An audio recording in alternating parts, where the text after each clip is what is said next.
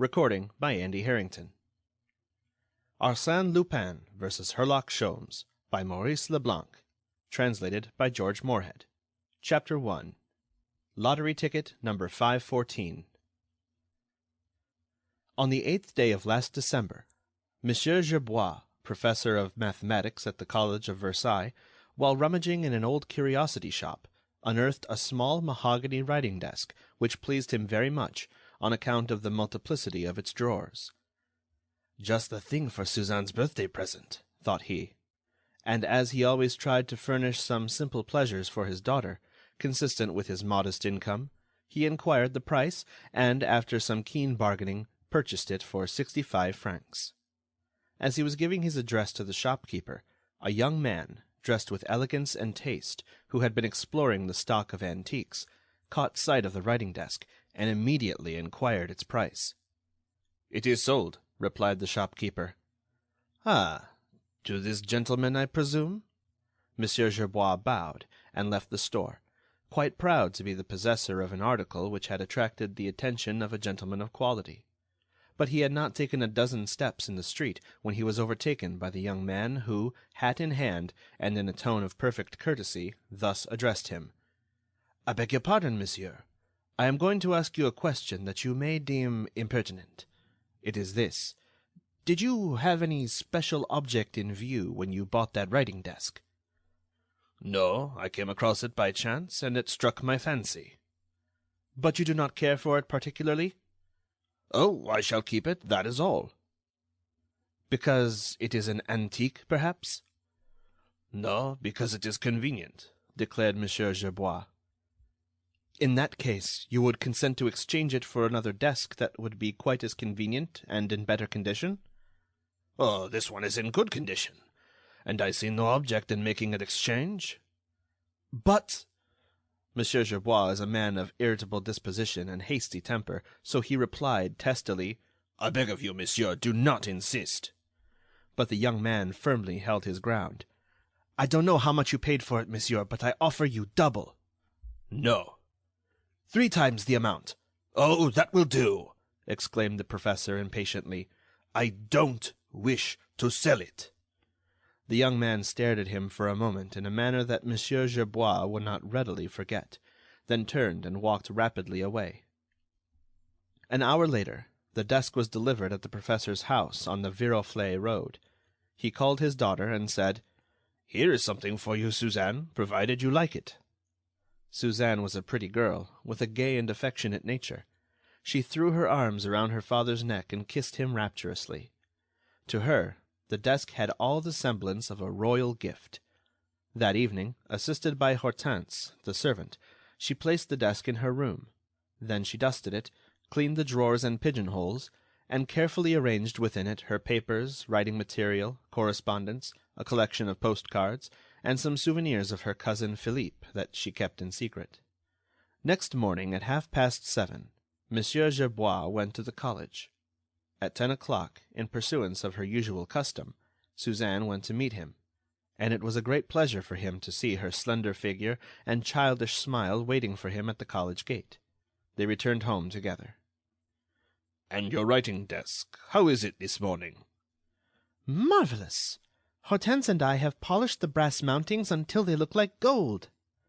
"So you are pleased with it?" "Pleased with it? Why, I don't see how I managed to get on without it for such a long time." As they were walking up the pathway to the house, Monsieur Gerbois said: "Shall we go and take a look at it before breakfast?" "Oh, yes, that's a splendid idea." She ascended the stairs ahead of her father, but, on arriving at the door of her room, she uttered a cry of surprise and dismay. "What's the matter?" stammered Monsieur Gerbois. "The writing desk is gone!" When the police were called in, they were astonished at the admirable simplicity of the means employed by the thief. During Suzanne's absence, the servant had gone to market, and while the house was left unguarded, a drayman, wearing a badge, some of the neighbors saw it, stopped his cart in front of the house and rang twice. Not knowing that Hortense was absent, the neighbors were not suspicious. Consequently, the man carried on his work in peace and tranquillity. Apart from the desk, not a thing in the house had been disturbed. Even Suzanne's purse, which she had left upon the writing desk, was found upon an adjacent table with its contents untouched. It was obvious that the thief had come with a set purpose, which rendered the crime even more mysterious, because why did he assume so great a risk for such a trifling object? The only clue the professor could furnish was the strange incident of the preceding evening. He declared, "The young man was greatly provoked at my refusal, and I had an idea that he threatened me as he went away." But the clue was a vague one. The shopkeeper could not throw any light on the affair. He did not know either of the gentlemen. As to the desk itself, he had purchased it for 40 francs at an executor's sale at Chevreuse, and believed he had resold it at its fair value. The police investigation disclosed nothing more. But Monsieur Gerbois entertained the idea that he had suffered an enormous loss. There must have been a fortune concealed in a secret drawer, and that was the reason the young man had resorted to crime. "My poor father, what would we have done with that fortune?" asked Suzanne. "My child, with such a fortune you could make a most advantageous marriage." Suzanne sighed bitterly. Her aspirations soared no higher than her cousin Philippe, who was indeed a most deplorable object. And life in the little house at Versailles was not so happy and contented as of yore. 2 months passed away. Then came a succession of startling events, a strange blending of good luck and dire misfortune. On the 1st day of February, at 5:30, Monsieur Gerbois entered the house, carrying an evening paper, took a seat, put on his spectacles, and commenced to read. As politics did not interest him, he turned to the inside of the paper. Immediately his attention was attracted by an article entitled, "Third Drawing of the Press Association Lottery.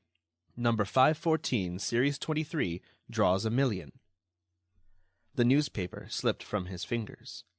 The walls swam before his eyes, and his heart ceased to beat. He held number 514, Series 23. He had purchased it from a friend to oblige him, without any thought of success, and behold, it was the lucky number. Quickly he took out his memorandum book. Yes, he was quite right. The number 514, Series 23 was written there on the inside of the cover. But the ticket? He rushed to his desk to find the envelope box in which he had placed the precious ticket, but the box was not there, and it suddenly occurred to him that it had not been there for several weeks. He heard footsteps on the gravel walk leading from the street. He called, "Suzanne! Suzanne!" She was returning from a walk. She entered hastily. He stammered in a choking voice, "Suzanne, the box of envelopes." "What box?" "The one I bought at the Louvre, one Saturday. It was at the end of that table." "Don't you remember, father? We put all those things away together." "When?" "The evening. You know, the same evening—" "But where? Tell me quick. Where?" "Where? Why, in the writing desk." "In the writing desk that was stolen?" "Yes." "Oh, mon Dieu! In the stolen desk!" He uttered the last sentence in a low voice, in a sort of stupor. Then he seized her hand, and in a still lower voice he said, "It contained $1 million, my child." "Ah, father, why didn't you tell me?" she murmured naively. $1 million, he repeated. "It contained the ticket that drew the grand prize in the press lottery." The colossal proportions of the disaster overwhelmed them, and for a long time they maintained a silence that they feared to break. At last Suzanne said, "But, father, they will pay you just the same." "How? On what proof?" "Must you have proof?" "Of course." "And you haven't any?" "It was in the box." "In the box that has disappeared?" "Yes, and now the thief will get the money." "Oh, that would be terrible, father. You must prevent it." For a moment he was silent. Then, in an outburst of energy, he leaped up, stamped on the floor, and exclaimed, "No, no, he shall not have that $1 million. He shall not have it. Why should he have it? Ah, clever as he is, he can do nothing. If he goes to claim the money, they will arrest him. Ah, now we will see, my fine fellow." What will you do, father?"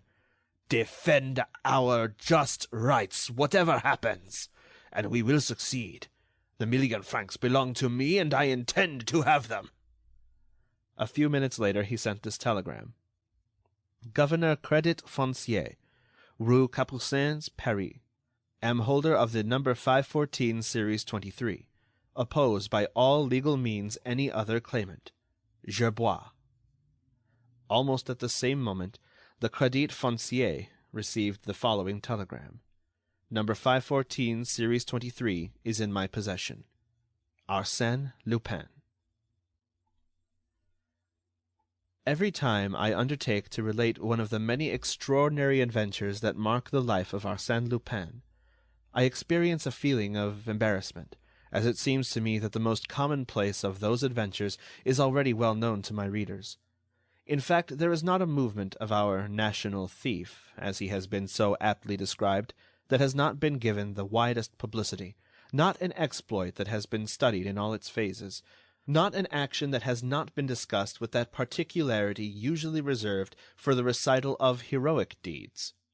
For instance, who does not know the strange history of the Blonde Lady, with those curious episodes which were proclaimed by the newspapers with heavy black headlines, as follows: "Lottery ticket number 514.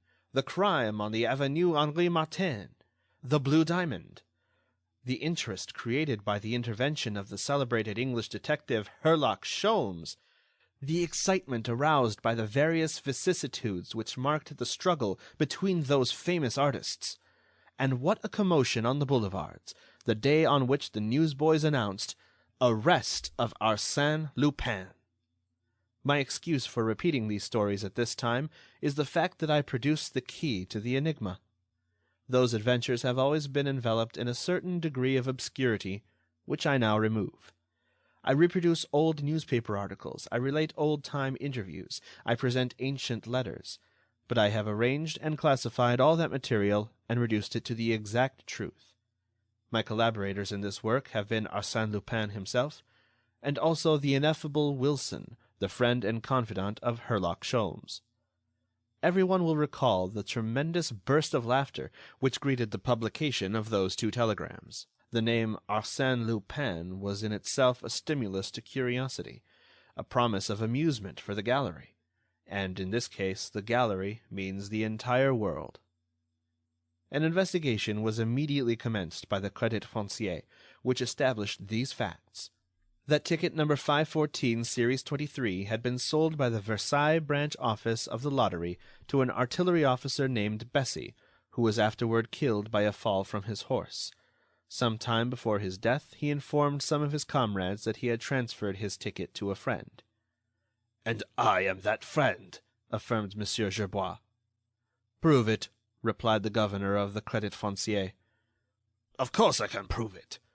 20 people can tell you that I was an intimate friend of Monsieur Bessy, and that we frequently met at the Café de la Place d'Armes. It was there one day I purchased the ticket from him for 20 francs, simply as an accommodation to him." "Have you any witnesses to that transaction?" "No." "Well, how do you expect to prove it?" "By a letter he wrote to me." "What letter?" "A letter that was pinned to the ticket." "Produce it." "It was stolen at the same time as the ticket." "Well, you must find it." It was soon learned that Arsène Lupin had the letter.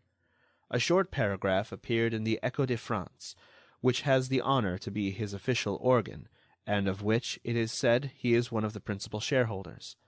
The paragraph announced that Arsène Lupin had placed in the hands of Monsieur Detinan, his advocate and legal adviser, the letter that Monsieur Bessy had written to him personally.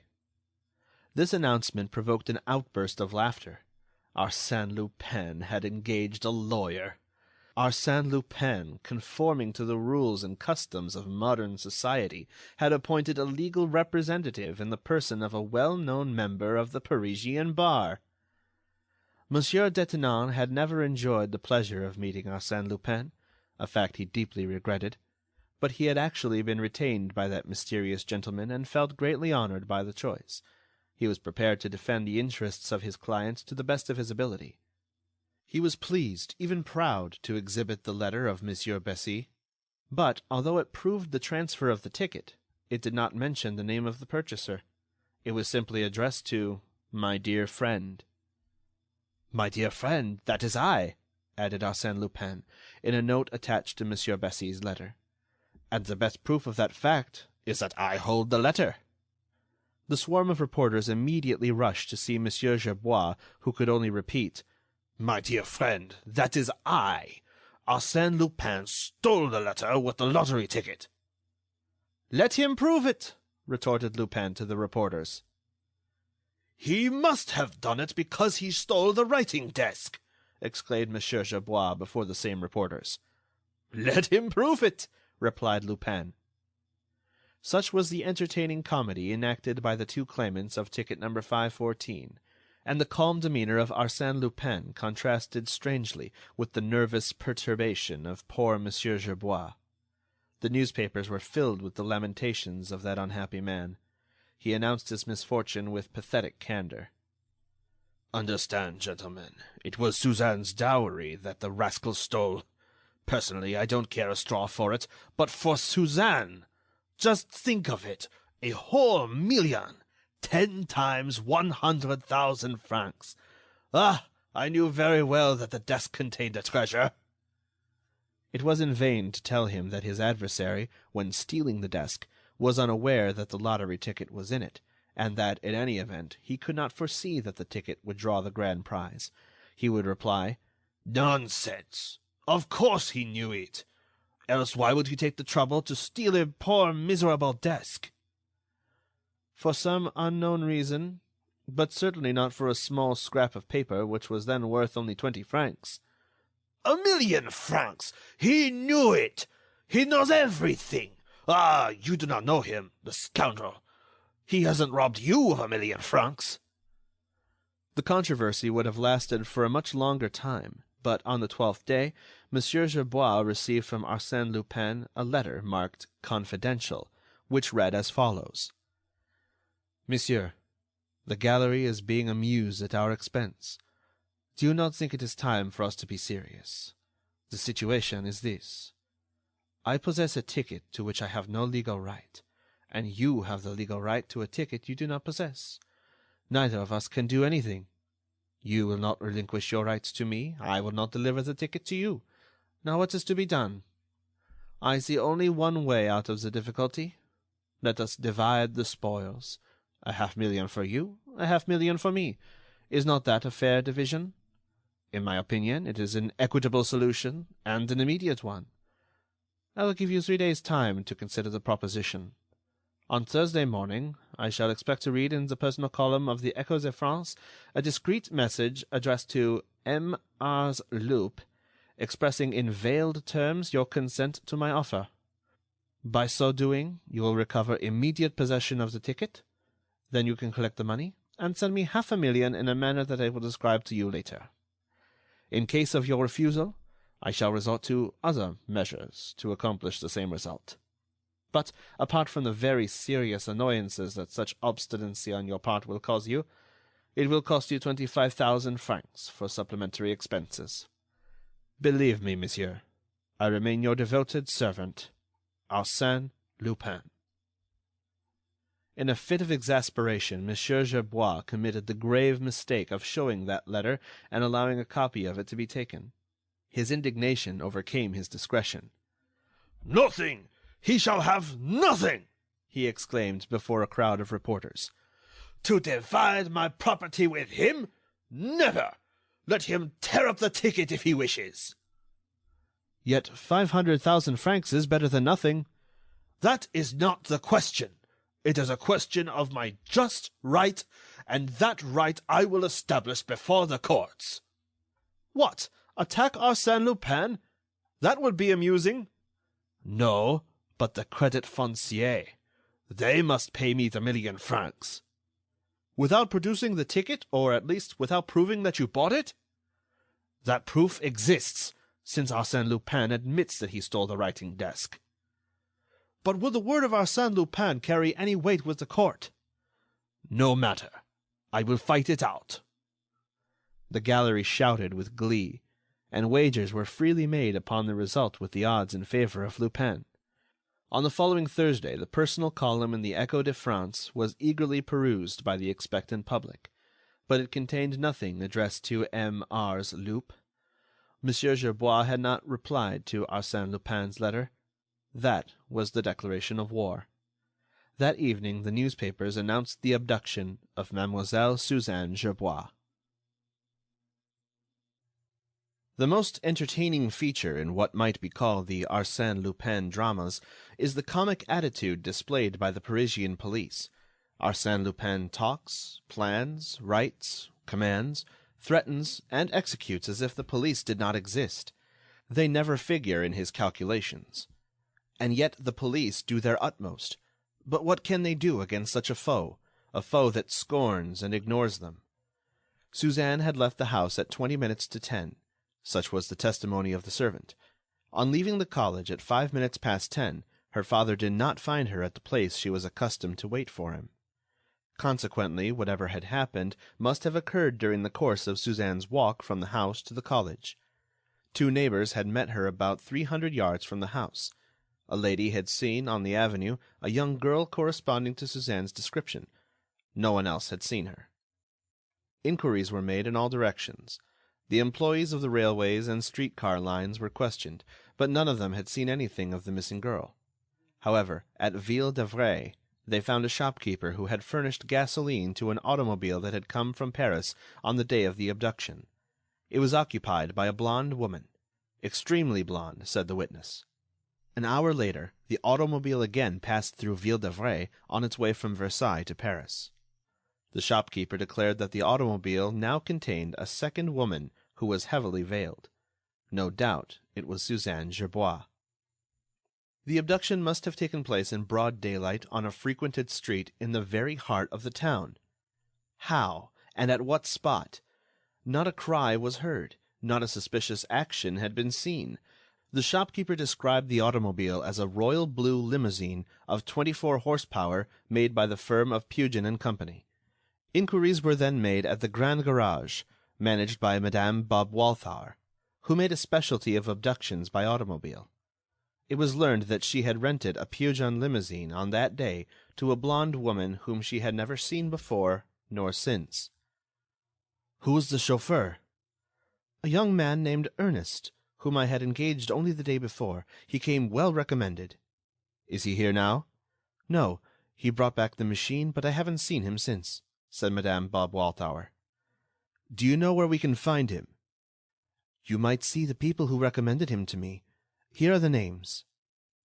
Upon inquiry it was learned that none of these people knew the man called Ernest. The recommendations were forged. Such was the fate of every clue followed by the police. It ended nowhere. The mystery remained unsolved. Monsieur Gerbois had not the strength or courage to wage such an unequal battle. The disappearance of his daughter crushed him. He capitulated to the enemy. A short announcement in the Echo de France proclaimed his unconditional surrender.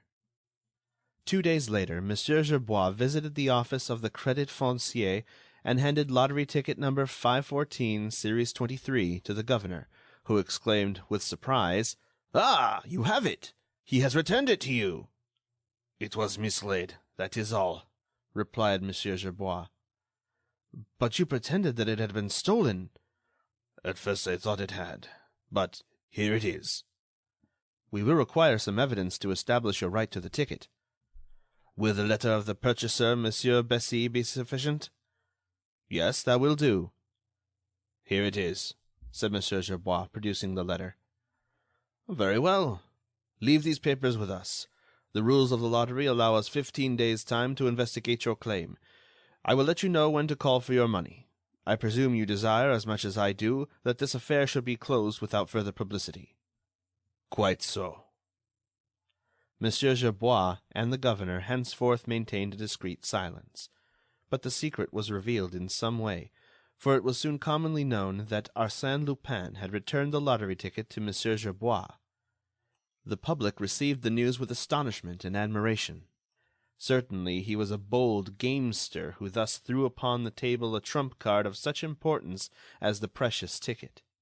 But it was true. He still retained a trump card of equal importance. However, if the young girl should escape? If the hostage held by Arsène Lupin should be rescued? The police thought they had discovered the weak spot of the enemy, and now redoubled their efforts.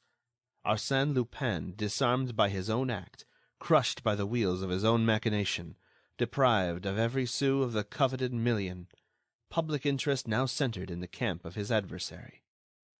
But it was necessary to find Suzanne, and they did not find her, nor did she escape. Consequently, it must be admitted, Arsène Lupin had won the first hand. But the game was not yet decided. The most difficult point remained. Mademoiselle Gerbois is in his possession, and he will hold her until he receives 500,000 francs. But how and where will such an exchange be made?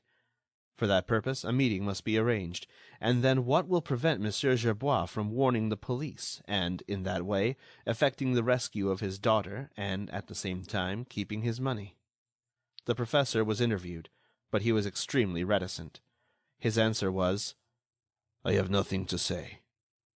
"And Mademoiselle Gerbois?" "The search is being continued." "But Arsène Lupin has written to you?" "No." "Do you swear to that?" "No." "Then it is true. What are his instructions?" "I have nothing to say." Then the interviewers attacked Monsieur Detinan, and found him equally discreet. "Monsieur Lupin is my client, and I cannot discuss his affairs," he replied, with an affected air of gravity. These mysteries served to irritate the gallery. Obviously, some secret negotiations were in progress. Arsène Lupin had arranged and tightened the meshes of his net, while the police maintained a close watch, day and night, over Monsieur Gerbois. And the three and only possible dénouements, the arrest, the triumph, or the ridiculous and pitiful abortion, were freely discussed. But the curiosity of the public was only partially satisfied, and it was reserved for these pages to reveal the exact truth of the affair. On Monday, March 12th, Monsieur Gerbois received a notice from the Crédit Foncier. On Wednesday, he took the 1 o'clock train for Paris. At 2 o'clock, 1,000 banknotes of 1,000 francs each were delivered to him. Whilst he was counting them one by one, in a state of nervous agitation, that money, which represented Suzanne's ransom, a carriage containing 2 men stopped at the curb a short distance from the bank. One of the men had gray hair and an unusually shrewd expression which formed a striking contrast to his shabby make-up. It was Detective Ganimard, the relentless enemy of Arsène Lupin. Ganimard said to his companion, Folenfant: "In 5 minutes we will see our clever friend Lupin. Is everything ready?" "Yes." "How many men have we?" 8. 2 of them on bicycles." "Enough, but not too many. On no account must Gerbois escape us. If he does, it is all up. He will meet Lupin at the appointed place, give 500,000 in exchange for the girl, and the game will be over." "But why doesn't Gerbois work with us? That would be the better way, and he could keep all the money himself." "Yes, but he is afraid that if he deceives the other, he will not get his daughter." "What other?" "Lupin." Ganimard pronounced the word in a solemn tone, somewhat timidly, as if he were speaking of some supernatural creature whose claws he already felt. "It is very strange," remarked Folenfant judiciously, "that we are obliged to protect this gentleman contrary to his own wishes." "Yes, but Lupin always turns the world upside down," said Ganimard mournfully. A moment later, Monsieur Gerbois appeared and started up the street. At the end of the Rue des Capucins, he turned into the boulevards, walking slowly, and stopping frequently to gaze at the shop windows. "Much too calm, too self-possessed," said Ganimard. "A man with 1,000,000 in his pocket would not have that air of tranquillity." "What is he doing?"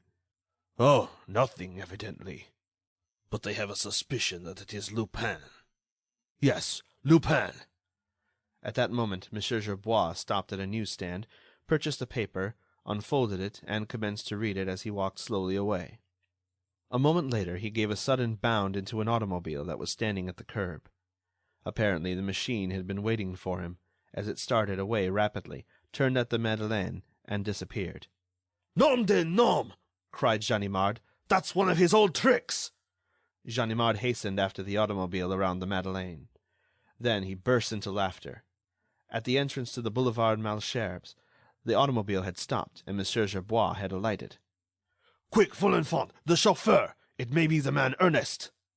Folenfant interviewed the chauffeur. His name was Gaston. He was an employee of the automobile cab company. 10 minutes ago a gentleman had engaged him and told him to wait near the newsstand for another gentleman. "And the second man, what address did he give?" asked Folenfant. "No address. Boulevard Malesherbes, Avenue de Messine, double pourboire. That is all." But during this time Monsieur Gerbois had leaped into the first passing carriage. "To the Concorde station, Metropolitan," he said to the driver. He left the underground at the Place du Palais Royal, ran to another carriage and ordered it to go to the Place de la Bourse. Then a second journey by the underground to the Avenue des Villiers, followed by a third carriage drive to number 25 Rue Clapeyron. Number 25 Rue Clapeyron is separated from the Boulevard des Batignolles by the house which occupies the angle formed by the two streets. He ascended to the first floor and rang. A gentleman opened the door. "Does Monsieur Detinan live here?" "Yes, that is my name. Are you Monsieur Gerbois?" "Yes." "I was expecting you. Step in." As Monsieur Gerbois entered the lawyer's office, the clock struck 3. He said: "I am prompt to the minute. Is he here?" "Not yet." Monsieur Gerbois took a seat, wiped his forehead, looked at his watch as if he did not know the time, and inquired anxiously: "Will he come?" "Well, monsieur," replied the lawyer, "that I do not know. I am quite as anxious and impatient as you are to find out. If he comes he will run a great risk, as this house has been closely watched for the last 2 weeks. They distrust me." "They suspect me, too. I am not sure whether the detectives lost sight of me or not on my way here." "But you were—" "It wouldn't be my fault," cried the professor quickly. "You cannot reproach me. I promised to obey his orders, and I followed them to the very letter. I drew the money at the time fixed by him, and I came here in the manner directed by him. I have faithfully performed my part of the agreement. Let him do his." After a short silence, he asked anxiously: "He will bring my daughter, won't he?" "I expect so." "But you have seen him?" "I? No, not yet. He made the appointment by letter, saying both of you would be here, and asking me to dismiss my servants before 3 o'clock and admit no one while you were here. If I would not consent to that arrangement, I was to notify him by a few words in the Echo de France, but I am only too happy to oblige Monsieur Lupin, and so I consented." "Ah, how will this end?" moaned Monsieur Gerbois. He took the banknotes from his pocket, placed them on the table and divided them into 2 equal parts. Then the 2 men sat there in silence. From time to time Monsieur Gerbois would listen. Did someone ring? His nervousness increased every minute, and Monsieur Detinan also displayed considerable anxiety. At last the lawyer lost his patience. He rose abruptly and said: "He will not come. We shouldn't expect it. It would be folly on his part. He would run too great a risk." And Monsieur Gerbois, despondent, his hands resting on the banknotes, stammered: "Oh, mon Dieu, I hope he will come. I would give the whole of that money to see my daughter again." The door opened. "Half of it will be sufficient, Monsieur Gerbois." These words were spoken by a well-dressed young man, who now entered the room and was immediately recognized by Monsieur Gerbois as the person who had wished to buy the desk from him at Versailles. He rushed toward him. "Where is my daughter? My Suzanne?" Arsène Lupin carefully closed the door, and, while slowly removing his gloves, said to the lawyer: "My dear maître, I am indebted to you very much for your kindness in consenting to defend my interests. I shall not forget it." Monsieur Detinan murmured: "But you did not ring. I did not hear the door." "Doors and bells are things that should work without being heard. I am here, and that is the important point." "My daughter! Suzanne! Where is she?" repeated the professor. "Mon Dieu, monsieur," said Lupin, "what's your hurry? Your daughter will be here in a moment." Lupin walked to and fro for a minute. Then, with the pompous air of an orator, he said: "Monsieur Gerbois, I congratulate you on the clever way in which you made the journey to this place." Then, perceiving the 2 piles of banknotes, he exclaimed: "Ah, I see. The million is here. We will not lose any time. Permit me." "One moment," said the lawyer, placing himself before the table. "Mademoiselle Gerbois has not yet arrived." "Well?" "Is not her presence indispensable?"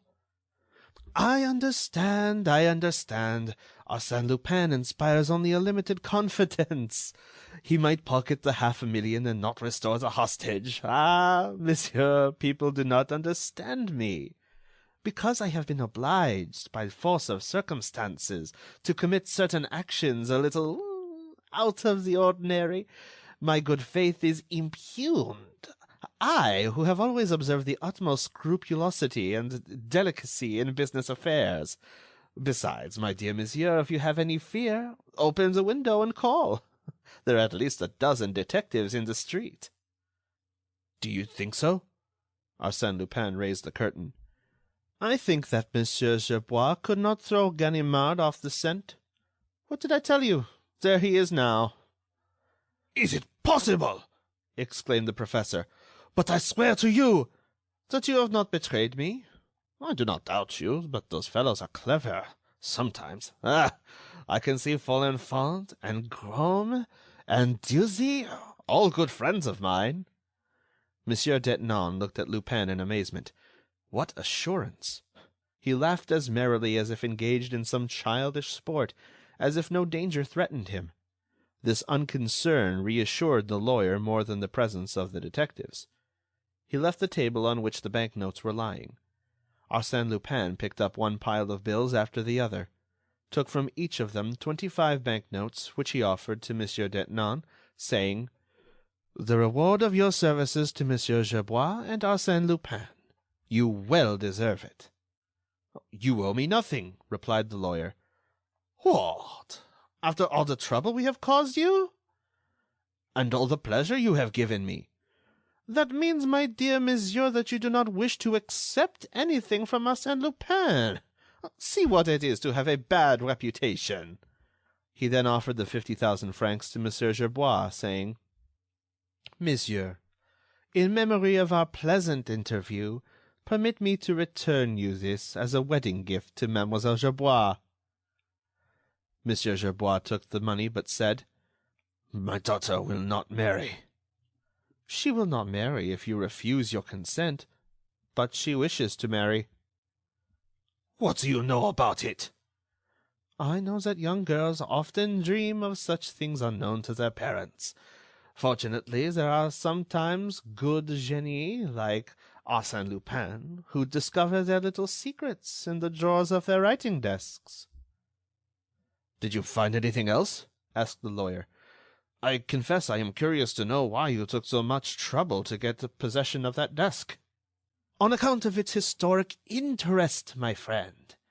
Although, despite the opinion of Monsieur Gerbois, the desk contained no treasure except the lottery ticket, and that was unknown to me.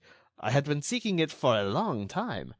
That writing desk of yew and mahogany was discovered in the little house in which Marie Walewska once lived in Boulogne, and on one of the drawers there is this inscription: 'Dedicated to Napoleon I, Emperor of the French, by his very faithful servant, Mancion.' And above it these words engraved with the point of a knife: 'To you, Marie.' Afterwards Napoleon had a similar desk made for the Empress Josephine, so that the secretary that was so much admired at the Malmaison was only an imperfect copy of the one that will henceforth form part of my collection." "Oh, if I had known when in the shop, I would gladly have given it up to you," said the professor.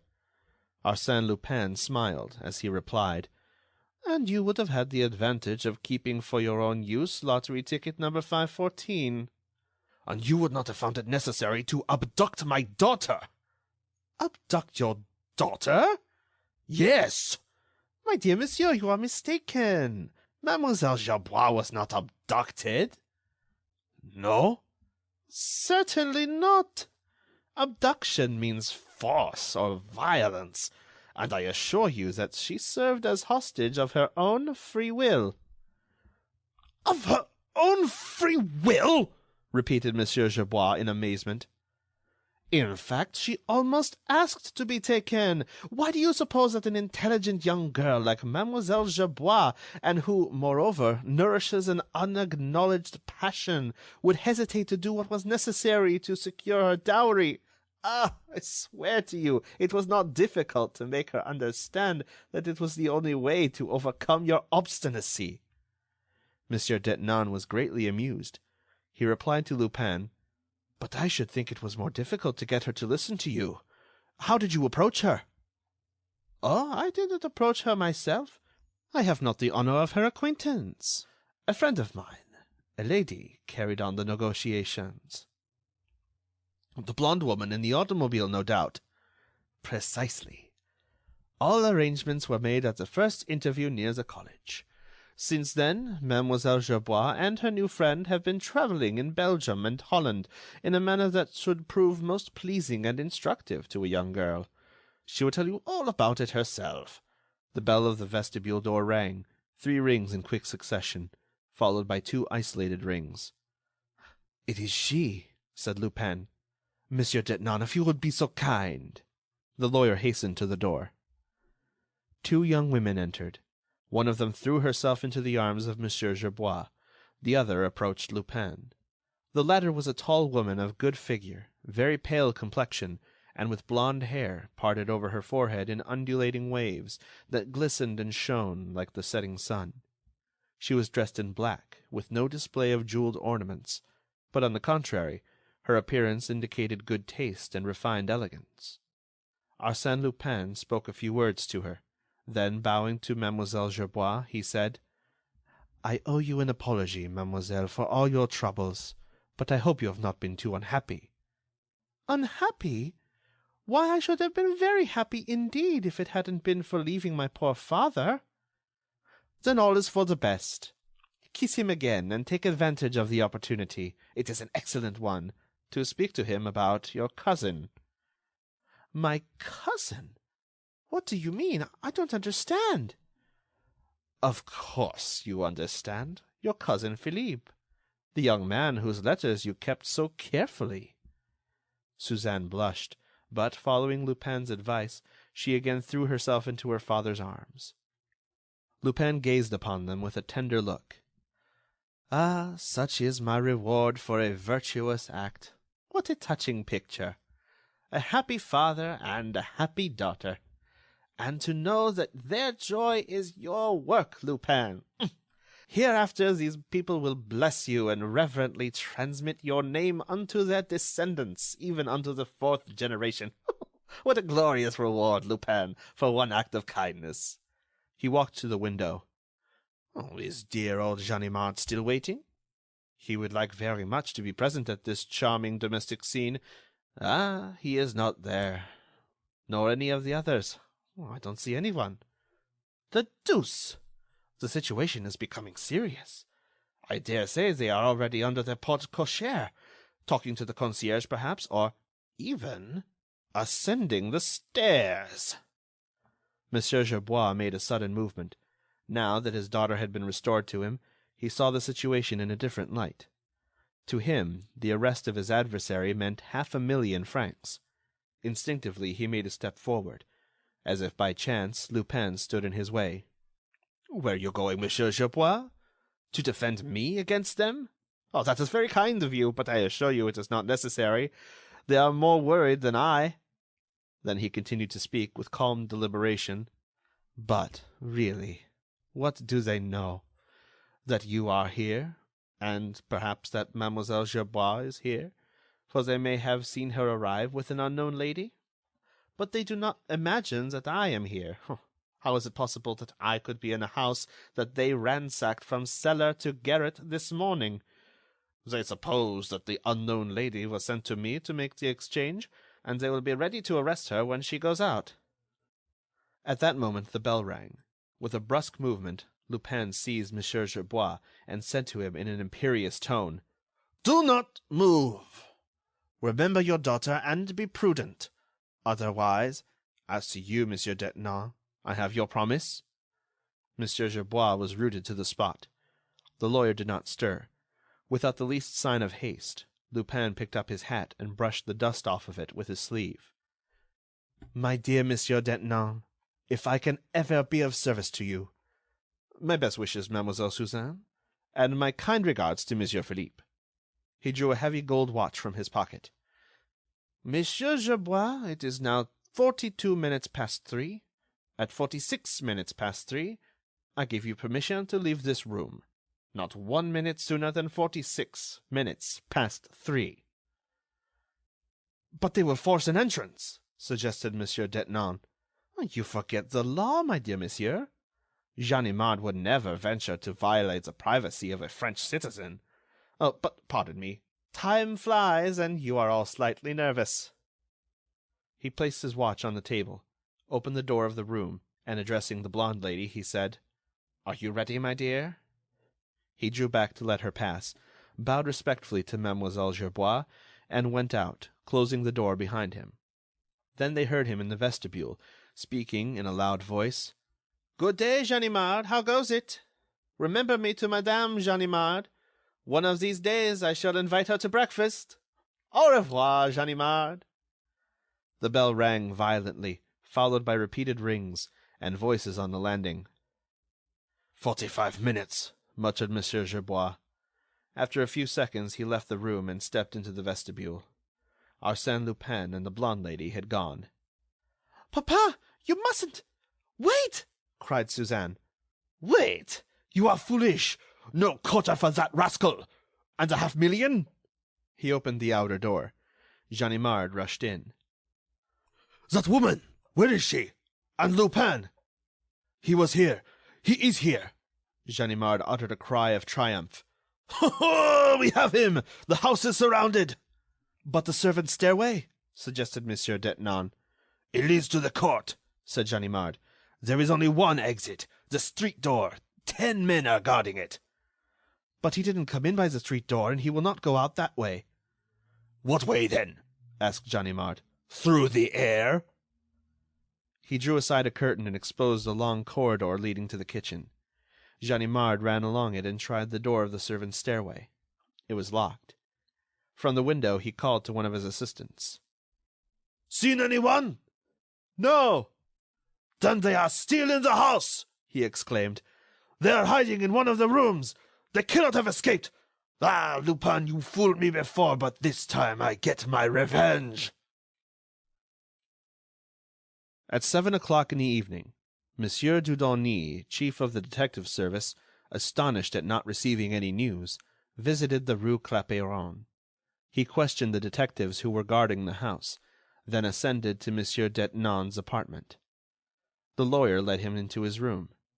There Monsieur Dudouis beheld a man, or rather 2 legs, kicking in the air, while the body to which they belonged was hidden in the depths of the chimney. "Ohé! Ohé!" gasped a stifled voice, and a more distant voice from on high replied, "Ohé! Ohé!" Monsieur Dudouis laughed and exclaimed, "Here, Ganimard, have you turned chimney-sweep?" The detective crawled out of the chimney. With his blackened face, his sooty clothes, and his feverish eyes, he was quite unrecognizable. "I am looking for him," he growled. "Who?" "Arsène Lupin and his friend." "Where do you suppose they are hiding in the chimney?" Ganimard arose, laid his sooty hand on the sleeve of his superior officer's coat, and exclaimed angrily: "Where do you think they are, chief? They must be somewhere. They are flesh and blood like you and me, and can't fade away like smoke."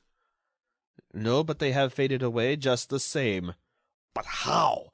How? The house is surrounded by our men. even on the roof. What about the adjoining house? There's no communication with it. And the apartments on the other floors? I know all the tenants. They have not seen anyone. Are you sure you know all of them? Yes! The concierge answers for them. Besides, as an extra precaution, I have placed a man in each apartment. They can't escape. If I don't get them tonight, I will get them tomorrow. I shall sleep here. He slept there, that night and the 2 following nights. 3 days and nights passed away without the discovery of the irrepressible Lupin or his female companion.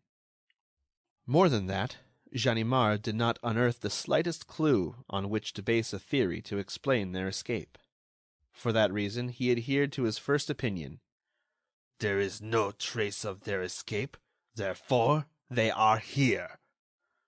It may be that, at the bottom of his heart, his conviction was less firmly established.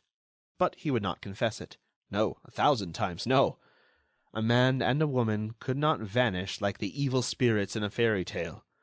And, without losing his courage, he continued his searches, as if he expected to find the fugitives concealed in some impenetrable retreat, or embodied in the stone walls of the house. End of Chapter 1.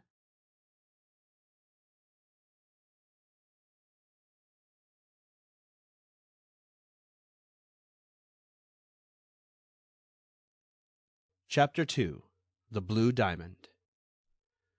On the evening of March 27, at number 134 Avenue Henri Martin, in the house that he had inherited from his brother 6 months before, the old General Baron d'Hautrec, ambassador at Berlin under the Second Empire, was asleep in a comfortable armchair, while his secretary was reading to him, and the Sister Auguste was warming his bed and preparing the night lamp.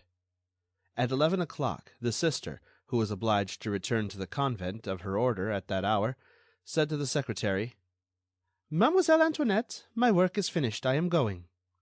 "Very well, sister." "Do not forget that the cook is away, and that you are alone in the house with the servant." "Have no fear for the baron. I sleep in the adjoining room and always leave the door open." The sister left the house. A few moments later, Charles, the servant, came to receive his orders. The baron was now awake, and spoke for himself. "The usual orders, Charles. See that the electric bell rings in your room, and, at the first alarm, run for the doctor. Now, Mademoiselle Antoinette, how far did we get in our reading?" "Is monsieur not going to bed now?" No, I will go later. Besides, I don't need anyone." 20 minutes later, he was sleeping again, and Antoinette crept away on tiptoe. At that moment, Charles was closing the shutters on the lower floor. In the kitchen, he bolted the door leading to the garden, and, in the vestibule, he not only locked the door but hooked the chain as well. Then he ascended to his room on the 3rd floor, went to bed, and was soon asleep. Probably an hour had passed, when he leaped from his bed in alarm. The bell was ringing. It rang for some time, 7 or 8 seconds perhaps, without intermission. "Well," muttered Charles, recovering his wits, "another of the baron's whims." He dressed himself quickly, descended the stairs, stopped in front of the door, and rapped, according to his custom. He received no reply. He opened the door and entered. "Ah, no light," he murmured. "What is that for?" Then, in a low voice, he called, "Mademoiselle?"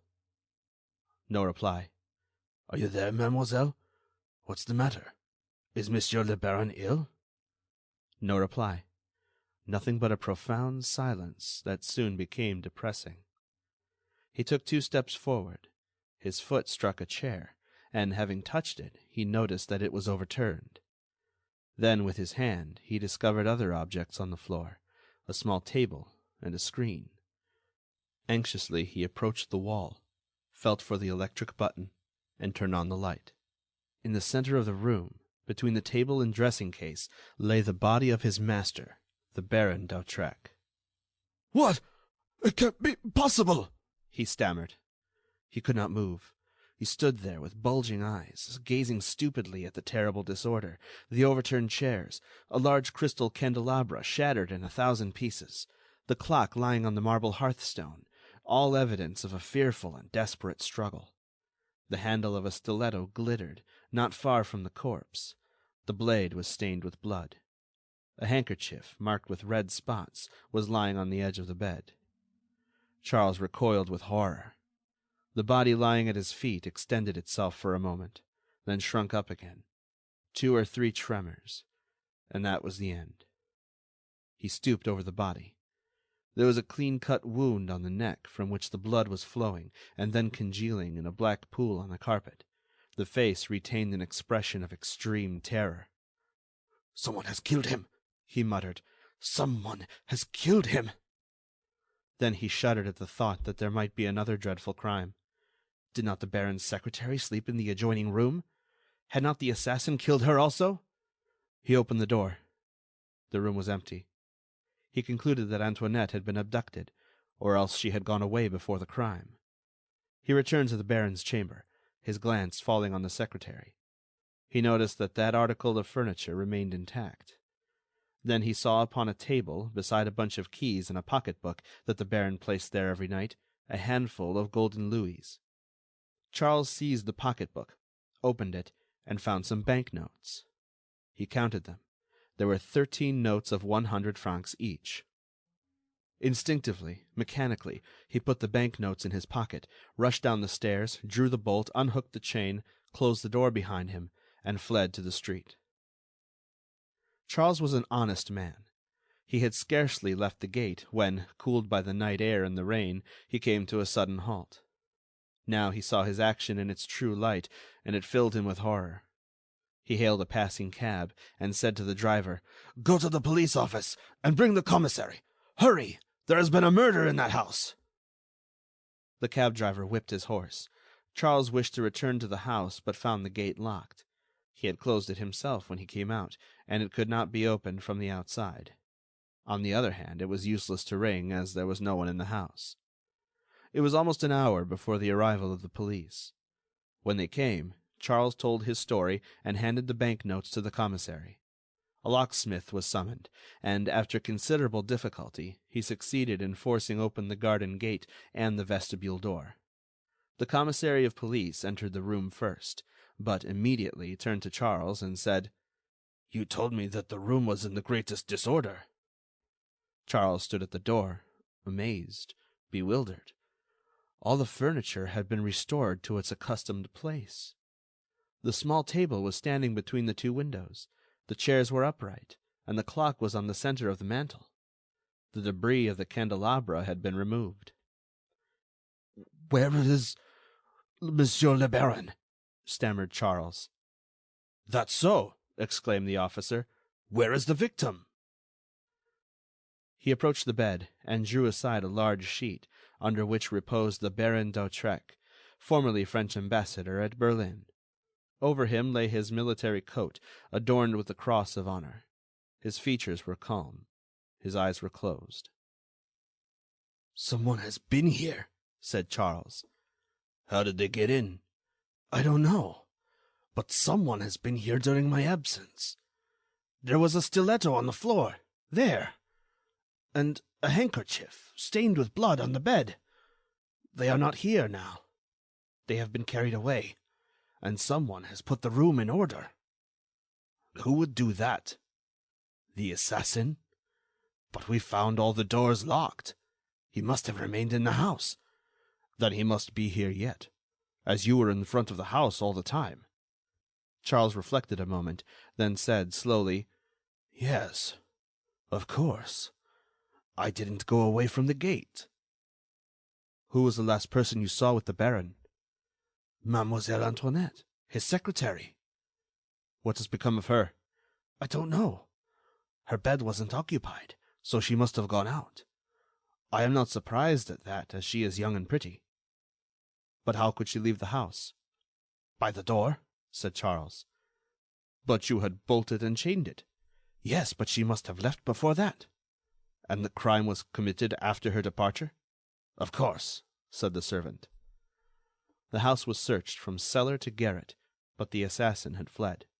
How, and when? Was it he or an accomplice who had returned to the scene of the crime and removed everything that might furnish a clue to his identity? Such were the questions the police were called upon to solve. The coroner came at 7 o'clock, and at 8 o'clock Monsieur Dudouis, the head of the detective service, arrived on the scene. They were followed by the procureur of the Republic and the investigating magistrate. In addition to these officials, the house was overrun with policemen, detectives, newspaper reporters, photographers, and relatives and acquaintances of the murdered man. A thorough search was made. They studied out the position of the corpse according to the information furnished by Charles. They questioned Sister Auguste when she arrived, but they discovered nothing new. Sister Auguste was astonished to learn of the disappearance of Antoinette Bréhat.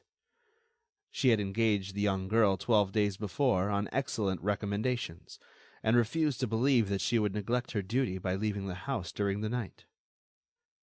"But you see, she hasn't returned yet," said the magistrate, "and we are still confronted with the question, what has become of her?"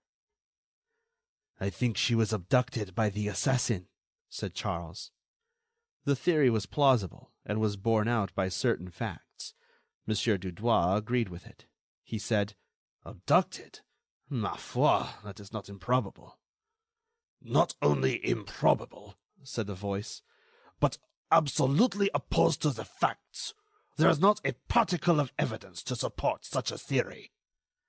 The voice was harsh, the accent sharp, and no one was surprised to learn that the speaker was Ganimard. In no one else would they tolerate such a domineering tone. "Ah, it is you, Ganimard!" exclaimed Monsieur Dudouis. "I had not seen you before." "I have been here since 2 o'clock." "So, you are interested in some things outside of lottery ticket number 514, the affair of the Rue Clapeyron, the blonde lady, and Arsène Lupin?" "Ha ha!" laughed the veteran detective. "I will not say that Lupin is a stranger to the present case. But let us forget the affair of the lottery ticket for a few moments, and try to unravel this new mystery." Ganimard is not one of those celebrated detectives whose methods will create a school, or whose name will be immortalized in the criminal annals of his country. He is devoid of those flashes of genius which characterize the work of Dupin, Lecoq, and Sherlock Holmes. Yet, it must be admitted, he possesses superior qualities of observation, sagacity, perseverance, and even intuition. His merit lies in his absolute independence.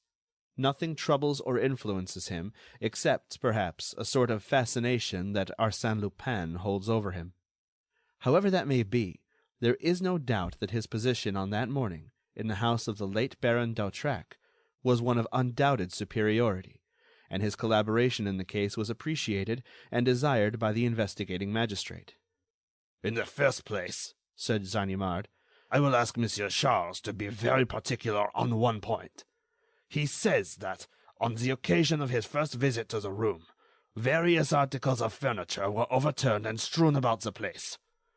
Now I ask him whether, on his second visit to the room, he found all those articles restored to their accustomed places. I mean, of course, correctly placed." "Yes, all in their proper places," replied Charles. "It is obvious, then, that the person who replaced them must have been familiar with the location of those articles." The logic of this remark was apparent to his hearers. Ganimard continued. "One more question, Monsieur Charles. You were awakened by the ringing of your bell. Now, who do you think rang it?" "Monsieur le Baron, of course." "When could he ring it?" "After the struggle, when he was dying." "Impossible! Because you found him lying unconscious at a point more than 4 meters from the bell button." "Then he must have rung during the struggle." "Impossible!" declared Ganimard, "since the ringing, as you have said, was continuous and uninterrupted, and lasted 7 or 8 seconds. Do you think his antagonist would have permitted him to ring the bell in that leisurely manner?" "Well, then it was before the attack." "Also quite impossible, since you have told us that the lapse of time between the ringing of the bell and your entrance to the room was not more than 3 minutes. Therefore, if the Baron rang before the attack, we are forced to the conclusion that the struggle, the murder, and the flight of the assassin all occurred within the short space of 3 minutes. I repeat, that is impossible." "And yet," said the magistrate, "someone rang. If it were not the Baron, who was it?" "The murderer." "For what purpose?" "I do not know. But the fact that he did ring proves that he knew that the bell communicated with the servant's room. Now, who would know that, except an inmate of the house?" Ganimard was drawing the meshes of his net closer and tighter. In a few clear and logical sentences he had unfolded and defined his theory of the crime, so that it seemed quite natural when the magistrate said: "As I understand it, Ganimard, you suspect the girl Antoinette Bréhat." "I do not suspect her. I accuse her." "You accuse her of being an accomplice?" "I accuse her of having killed Baron d'Hautrec." "Nonsense! What proof have you?" "The handful of hair I found in the right hand of the victim." He produced the hair. It was of a beautiful blonde color, and glittered like threads of gold. Charles looked at it and said: "That is Mademoiselle Antoinette's hair. There can be no doubt of it. And then, there is another thing. I believe that the knife, which I saw on my first visit to the room, belonged to her. She used it to cut the leaves of books." A long, dreadful silence followed, as if the crime had acquired an additional horror by reason of having been committed by a woman. At last the magistrate said: "Let us assume, until we are better informed, that the Baron was killed by Antoinette Bréhat.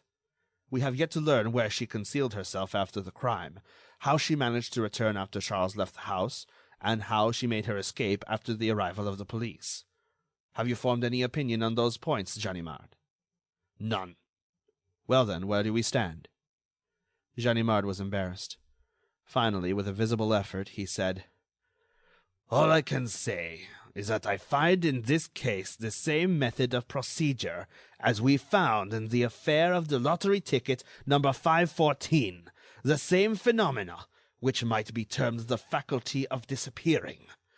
Antoinette Bréhat has appeared and disappeared in this house as mysteriously as Arsène Lupin entered the house of Monsieur Detinan and escaped therefrom in the company of the blonde lady." "Does that signify anything?" "It does to me. I can see a probable connection between those two strange incidents. Antoinette Bréhat was hired by Sister Auguste 12 days ago, that is to say, on the day after the blonde lady so cleverly slipped through my fingers. In the second place, the hair of the blonde lady was exactly of the same brilliant golden hue as the hair found in this case." "So that, in your opinion, Antoinette Bréhat is the blonde lady, precisely." "And that Lupin had a hand in both cases?" "Yes, that is my opinion." This statement was greeted with an outburst of laughter. It came from Monsieur Dudouis. "Lupin! Always Lupin! Lupin is into everything! Lupin is everywhere!" "Yes, Lupin is into everything of any consequence," replied Ganimard, vexed at the ridicule of his superior. "Well, so far as I see," observed Monsieur Dudouis, "you have not discovered any motive for this crime. The secretary was not broken into, nor the pocket-book carried away. Even a pile of gold was left upon the table." "Yes, that is so," exclaimed Ganimard. "But the famous diamond?" "What diamond?" "The blue diamond. The celebrated diamond which formed part of the royal crown of France, and which was given by the Duc d'Aumale to Leonide Lebrun, and at the death of Leonide Lebrun was purchased by the Baron d'Hautrec as a souvenir of the charming comedienne that he had loved so well. That is one of those things that an old Parisian, like I, does not forget." "It is obvious that if the blue diamond is not found, the motive for the crime is disclosed," said the magistrate. "But where should we search for it?" "On the Baron's finger," replied Charles. "He always wore the blue diamond on his left hand."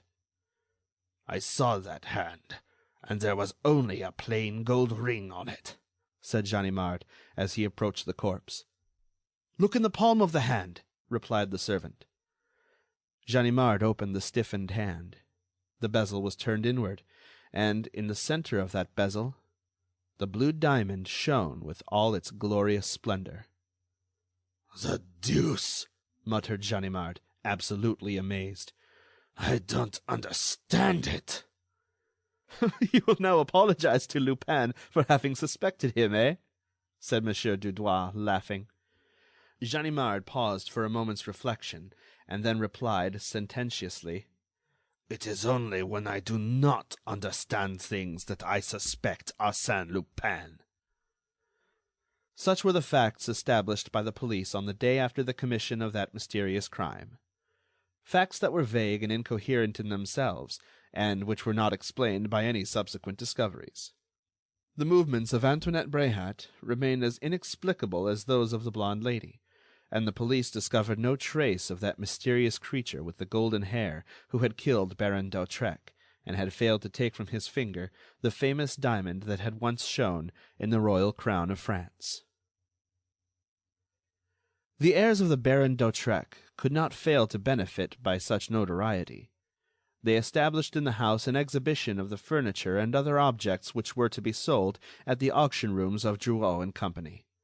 Modern furniture of indifferent taste, various objects of no artistic value, but in the center of the room, in a case of purple velvet, protected by a glass globe and guarded by 2 officers, was the famous blue diamond ring. A large magnificent diamond of incomparable purity, and of that indefinite blue which the clear water receives from an unclouded sky, of that blue which can be detected in the whiteness of linen. Some admired, some enthused, and some looked with horror on the chamber of the victim, on the spot where the corpse had lain, on the floor divested of its blood-stained carpet, and especially the walls, the unsurmountable walls over which the criminal must have passed. Some assured themselves that the marble mantel did not move. Others imagined gaping holes, mouths of tunnels, secret connections with the sewers and the catacombs. The sale of the blue diamond took place at the salesroom of Drouot and Company. The place was crowded to suffocation, and the bidding was carried to the verge of folly. The sale was attended by all those who usually appear at similar events in Paris, those who buy, and those who make a pretense of being able to buy. Bankers, brokers, artists, women of all classes, 2 cabinet ministers, an Italian tenor, an exiled king who, in order to maintain his credit, bid with much ostentation and in a loud voice as high as 100,000 francs. 100,000 francs!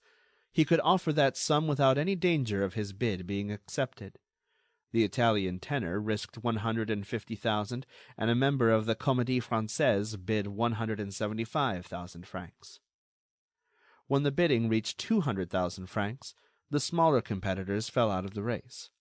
At 250,000, only 2 bidders remained in the field: Hirschman, the well-known capitalist, the king of gold mines, and the Countess de Crozon, the wealthy American, whose collection of diamonds and precious stones is famed throughout the world.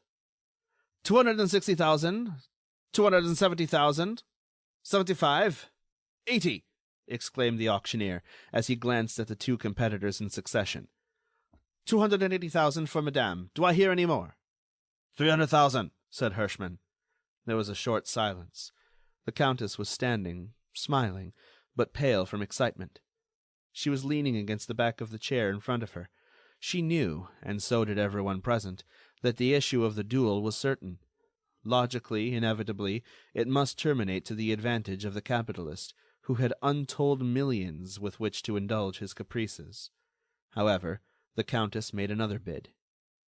305,000. Another silence. All eyes were now directed to the capitalist in the expectation that he would raise the bidding. But Hirschman was not paying any attention to the sale. His eyes were fixed on a sheet of paper which he held in his right hand, while the other hand held a torn envelope. 305,000, repeated the auctioneer. Once. Twice. For the last time, do I hear any more? Once. Twice. Am I offered any more? Last chance." Hirschman did not move. "Third and last time." "Sold!" exclaimed the auctioneer, as his hammer fell. 400,000! cried Hirschman, starting up as if the sound of the hammer had roused him from his stupor. Too late. The auctioneer's decision was irrevocable. Some of Hirschman's acquaintances pressed around him. What was the matter? Why did he not speak sooner? He laughed and said, "Ma foi, I simply forgot, in a moment of abstraction." "That is strange. You see, I just received a letter." "And that letter was sufficient to distract my attention? Yes, for a moment." Ganimard was there.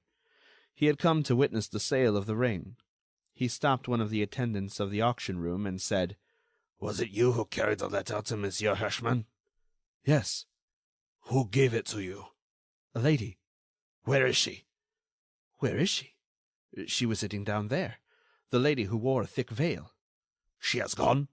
"Yes, just this moment." Ganimard hastened to the door, and saw the lady descending the stairs. He ran after her. A crush of people delayed him at the entrance. When he reached the sidewalk, she had disappeared. He returned to the auction room, accosted Hirschman, introduced himself, and inquired about the letter. Hirschman handed it to him. It was carelessly scribbled in pencil, in a handwriting unknown to the capitalist, and contained these few words: "The blue diamond brings misfortune. Remember the Baron d'Hautrec." The vicissitudes of the blue diamond were not yet at an end.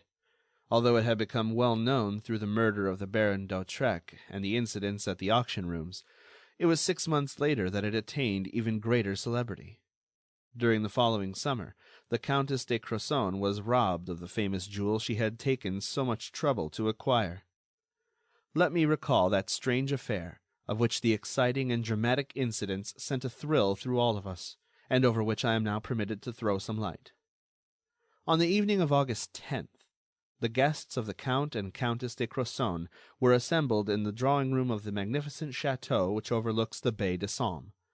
To entertain her friends, the Countess seated herself at the piano to play for them, after first placing her jewels on a small table near the piano, and, amongst them, was the ring of the Baron d'Hautrec. An hour later, the Count and the majority of the guests retired, including his 2 cousins and Madame de Réal, an intimate friend of the Countess. The latter remained in the drawing-room with Herr Bleichen, the Austrian consul, and his wife. They conversed for a time, and then the Countess extinguished the large lamp that stood on a table in the center of the room. At the same moment, Herr Bleichen extinguished the 2 piano lamps. There was a momentary darkness. Then the consul lighted a candle, and the 3 of them retired to their rooms. But as soon as she reached her apartment, the Countess remembered her jewels and sent her maid to get them. When the maid returned with the jewels, she placed them on the mantel without the Countess looking at them. Next day, Madame de Crozon found that one of her rings was missing. It was the blue diamond ring. She informed her husband, and, after talking it over, they reached the conclusion that the maid was above suspicion, and that the guilty party must be Herr Bleichen. The Count notified the commissary of police at Amiens, who commenced an investigation and, discreetly, exercised a strict surveillance over the Austrian consul to prevent his disposing of the ring. The château was surrounded by detectives day and night. 2 weeks passed without incident. Then Herr Bleichen announced his intended departure. That day a formal complaint was entered against him. The police made an official examination of his luggage.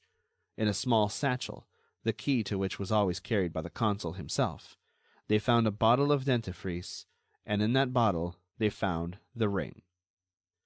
Madame Bleichen fainted. Her husband was placed under arrest. Everyone will remember the line of defense adopted by the accused man. He declared that the ring must have been placed there by the Count de Crozon as an act of revenge. He said, "The Count is brutal and makes his wife very unhappy. She consulted me, and I advised her to get a divorce.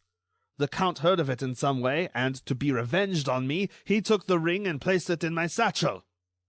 The Count and Countess persisted in pressing the charge. Between the explanation which they gave and that of the consul, both equally possible and equally probable, the public had to choose. No new fact was discovered to turn the scale in either direction.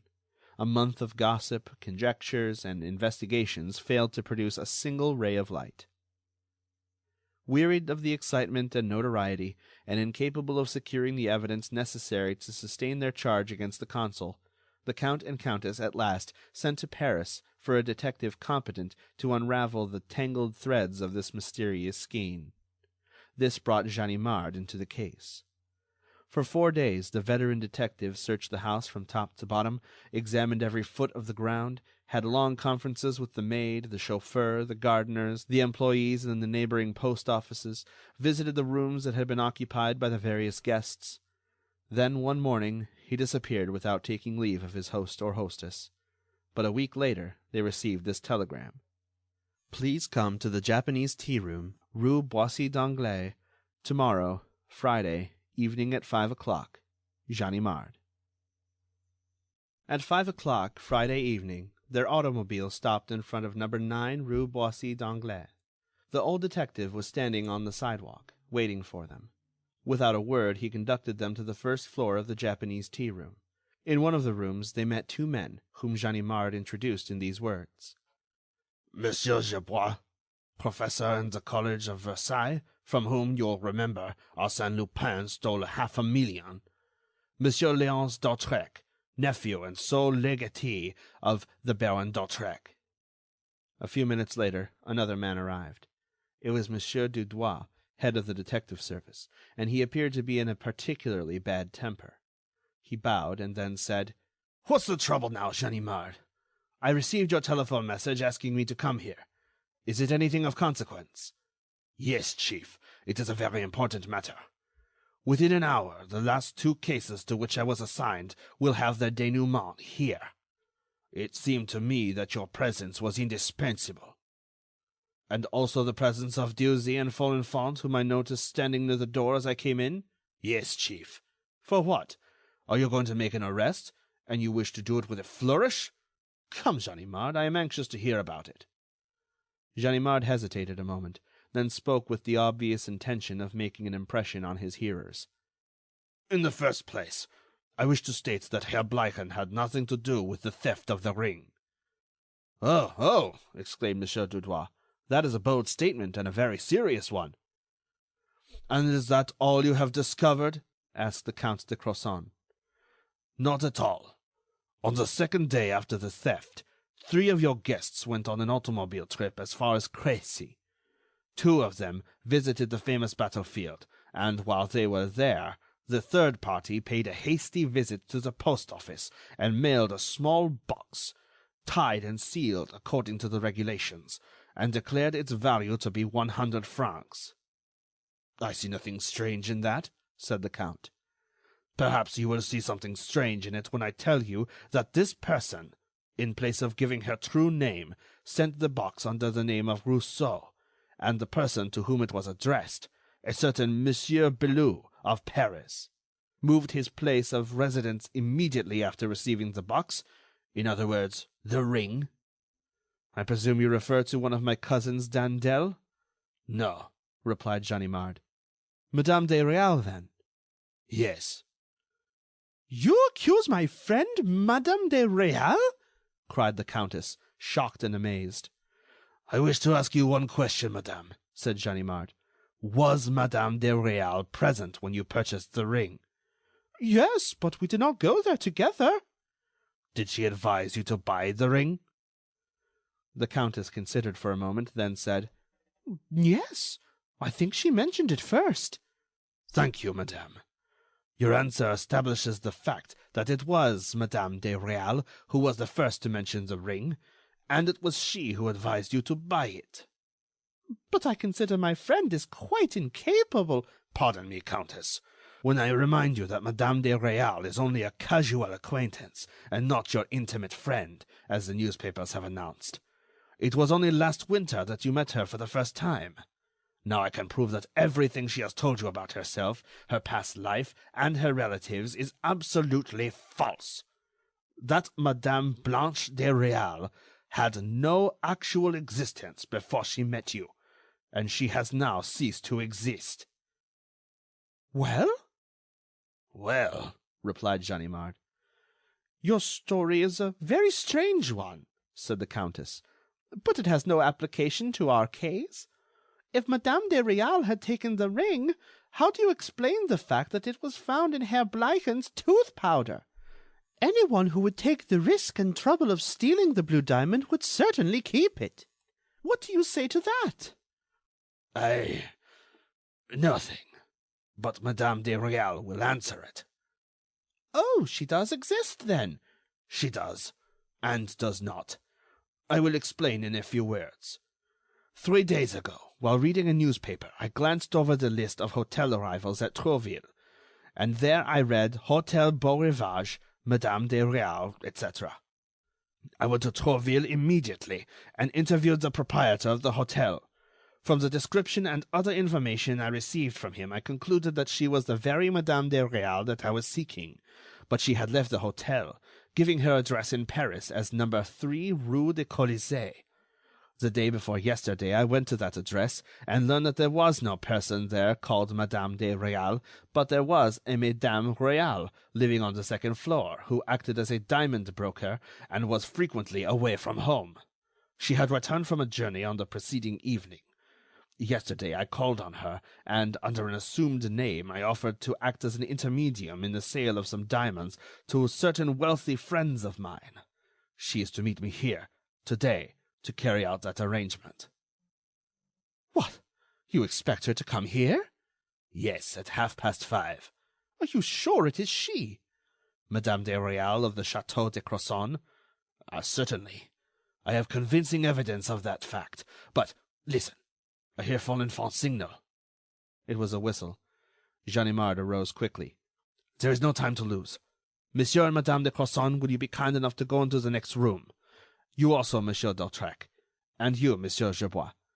The door will remain open, and when I give the signal, you will come out.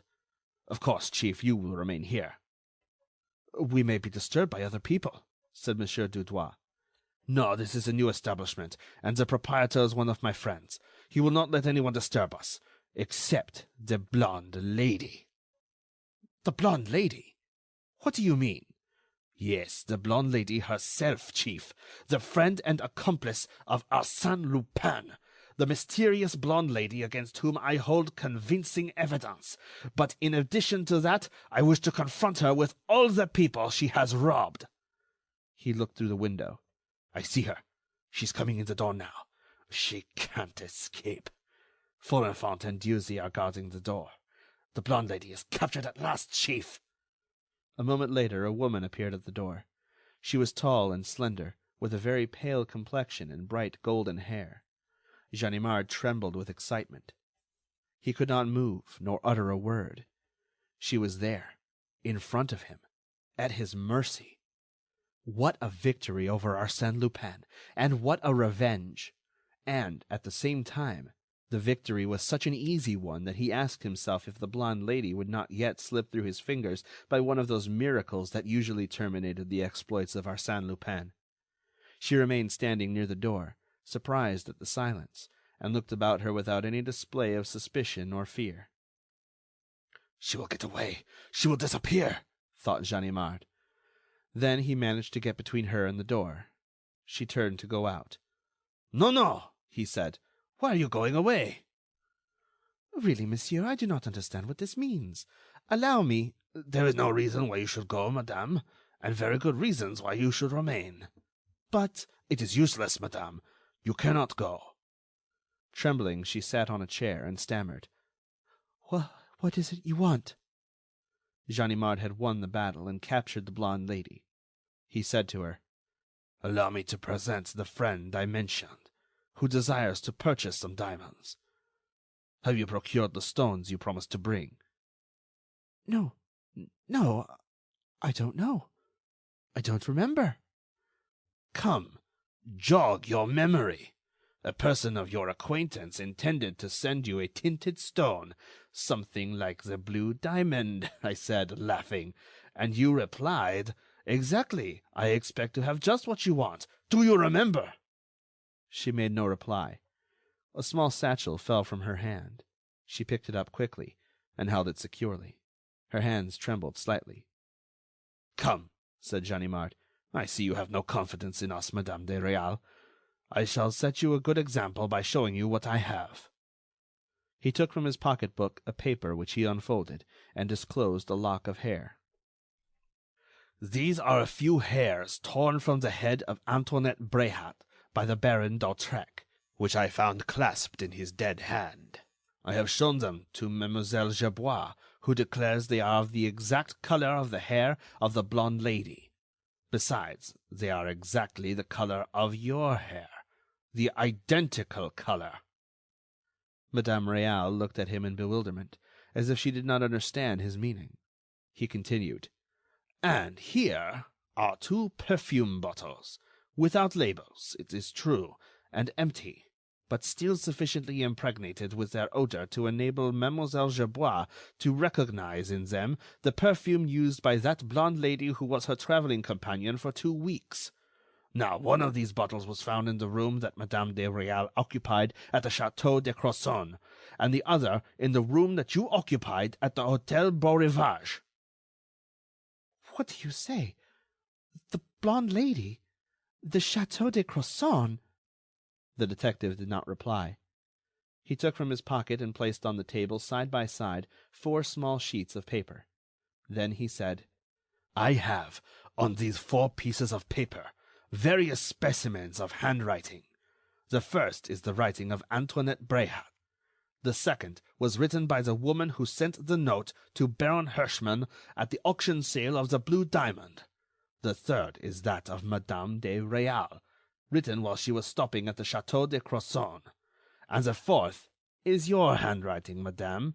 It is your name and address, which you gave to the porter of the Hôtel Beaurivage at Trouville. Now, compare the 4 handwritings. They are identical." "What absurdity is this? Really, monsieur, I do not understand. What does it mean?" "It means, madame," exclaimed Ganimard, "that the blonde lady, the friend and accomplice of Arsène Lupin, is none other than you, Madame Réal."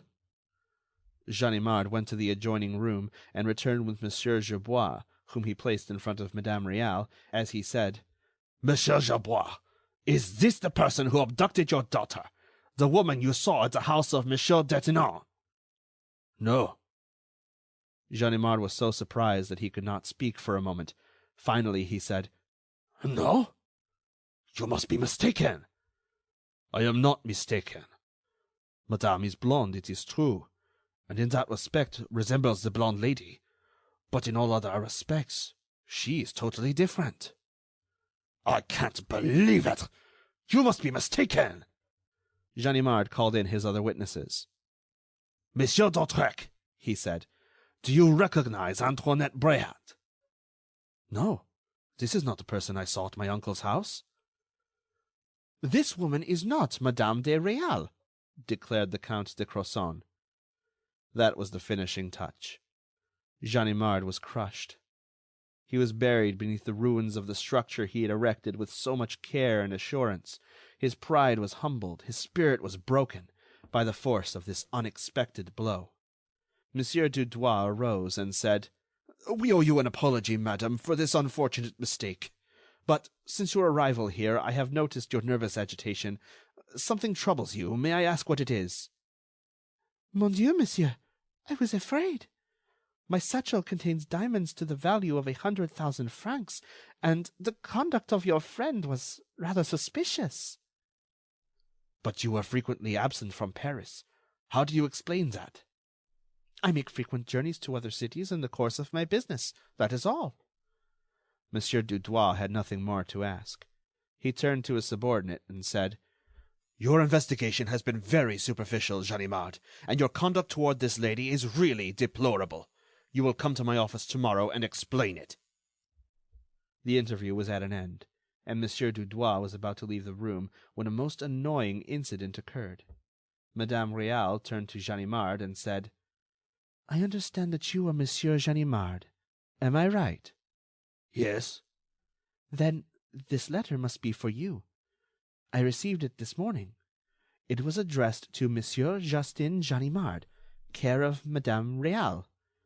I thought it was a joke, because I did not know you under that name. But it appears that your unknown correspondent knew of our rendezvous."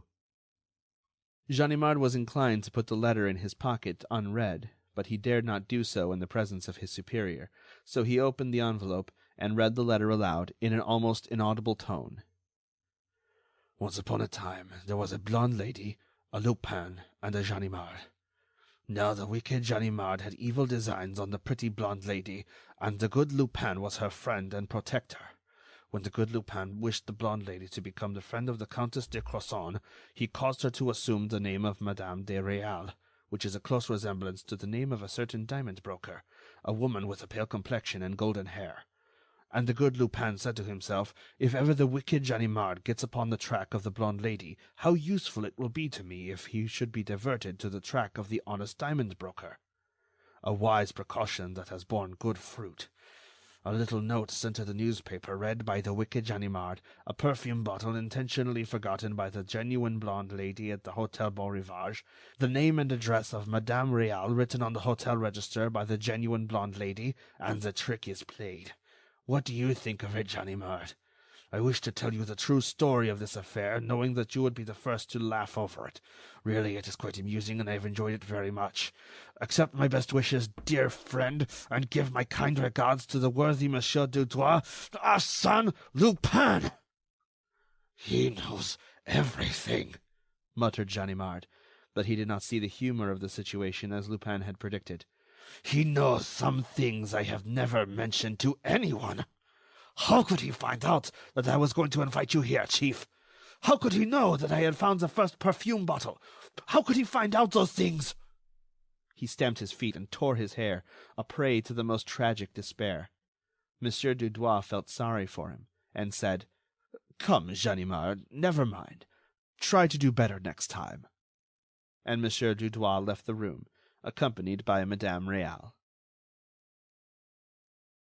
During the next 10 minutes, Ganimard read and reread the letter of Arsène Lupin.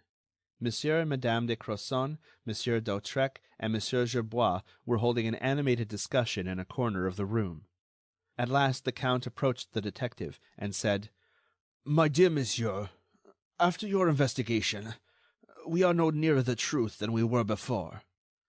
"Pardon me, but my investigation has established these facts: that the blonde lady is the mysterious heroine of these exploits, and that Arsène Lupin directed them." "Those facts do not solve the mystery. In fact, they render it more obscure. The blonde lady commits a murder in order to steal the blue diamond, and yet she does not steal it. Afterwards, she steals it and gets rid of it by secretly giving it to another person. How do you explain her strange conduct?" "I cannot explain it." "Of course, but perhaps someone else can." "Who?" The Count hesitated, so the Countess replied frankly, "There is only one man besides yourself who is competent to enter the arena with Arsène Lupin and overcome him. Have you any objection to our engaging the services of Herlock Sholmes in this case?" Ganimard was vexed at the question, but stammered a reply. "No, but I do not understand what—" "Let me explain. All this mystery annoys me. I wish to have it cleared up. Monsieur Gerbois and Monsieur d'Hautrec have the same desire, and we have agreed to send for the celebrated English detective." "You are right, madame," replied the detective, with a loyalty that did him credit. "You are right. Old Ganimard is not able to overcome Arsène Lupin. But will Herlock Sholmes succeed? I hope so, as I have the greatest admiration for him, but it is improbable." "Do you mean to say that he will not succeed?" "That is my opinion. I can foresee the result of a duel between Herlock Sholmes and Arsène Lupin. The Englishman will be defeated." "But, in any event, can we count on your assistance?" "Quite so, madame. I shall be pleased to render Monsieur Sholmes all possible assistance." "Do you know his address?" "Yes, 219 Parker Street." That evening, Monsieur and Madame de Crozon withdrew the charge they had made against Herr Bleichen, and a joint letter was addressed to Herlock Sholmes. End of chapter 2.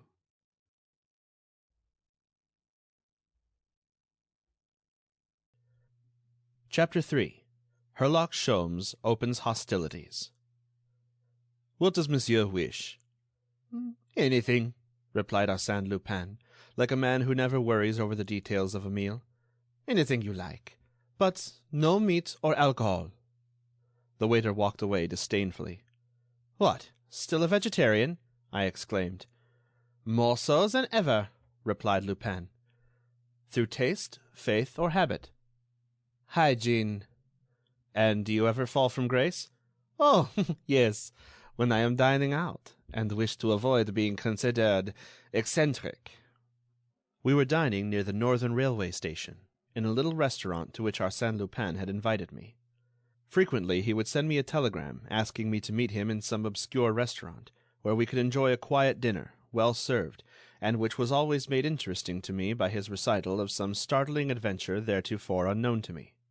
On that particular evening he appeared to be in a more lively mood than usual. He laughed and joked with careless animation, and with that delicate sarcasm that was habitual with him, a light and spontaneous sarcasm that was free from any tinge of malice. It was a pleasure to find him in that jovial mood, and I could not resist the desire to tell him so. Ah, yes, he exclaimed, there are days in which I find life as bright and gay as a spring morning. Then life seems to be an infinite treasure which I can never exhaust. And yet, God knows I lead a careless existence. Too much so, perhaps. Ah, but I tell you, the treasure is infinite. I can spend it with a lavish hand. I can cast my youth and strength to the four winds of heaven, and it is replaced by a still younger and greater force. Besides, my life is so pleasant. If I wish to do so, I might become, what shall I say, an orator, a manufacturer, a politician. But I assure you I shall never have such a desire. Arsène Lupin I am, Arsène Lupin I shall remain.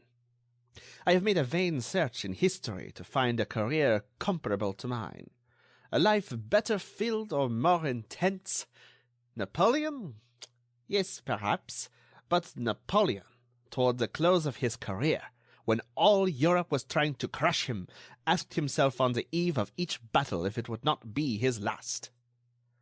Was he serious, or was he joking? He became more animated as he proceeded.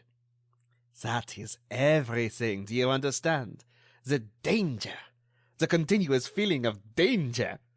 To breathe it as you breathe the air, to scent it in every breath of wind, to detect it in every unusual sound, and in the midst of the tempest, to remain calm and not to stumble. Otherwise, you are lost. There is only one sensation equal to it, that of the chauffeur in an automobile race. But that race lasts only a few hours. My race continues until death. What fantasy! I exclaimed. And you wish me to believe that you have no particular motive for your adoption of that exciting life. Come, he said with a smile. You are a clever psychologist. Work it out for yourself. He poured himself a glass of water, drank it, and said, Did you read Les Temps today? No. Herlock Sholmes crossed the Channel this afternoon, and arrived in Paris about 6 o'clock. The deuce! What is he coming for? A little journey he has undertaken at the request of the Count and Countess of Crozon, Monsieur Gerbois, and the nephew of Baron d'Hautrec. They met him at the Northern Railway Station, took him to meet Ganimard, and at this moment the 6 of them are holding a consultation. Despite a strong temptation to do so, I had never ventured to question Arsène Lupin concerning any action of his private life, unless he had first mentioned the subject to me. Up to that moment his name had not been mentioned, at least officially, in connection with the Blue Diamond.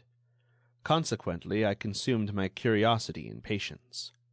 He continued, There's also in Les Temps an interview with my old friend Ganimard, according to whom a certain blonde lady, who should be my friend, must have murdered the Baron d'Hautrec and tried to rob Madame de Crozon of her famous ring. And what do you think?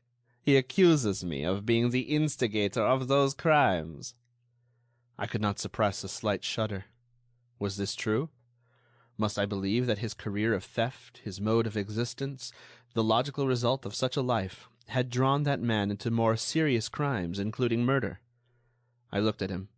He was so calm, and his eyes had such a frank expression.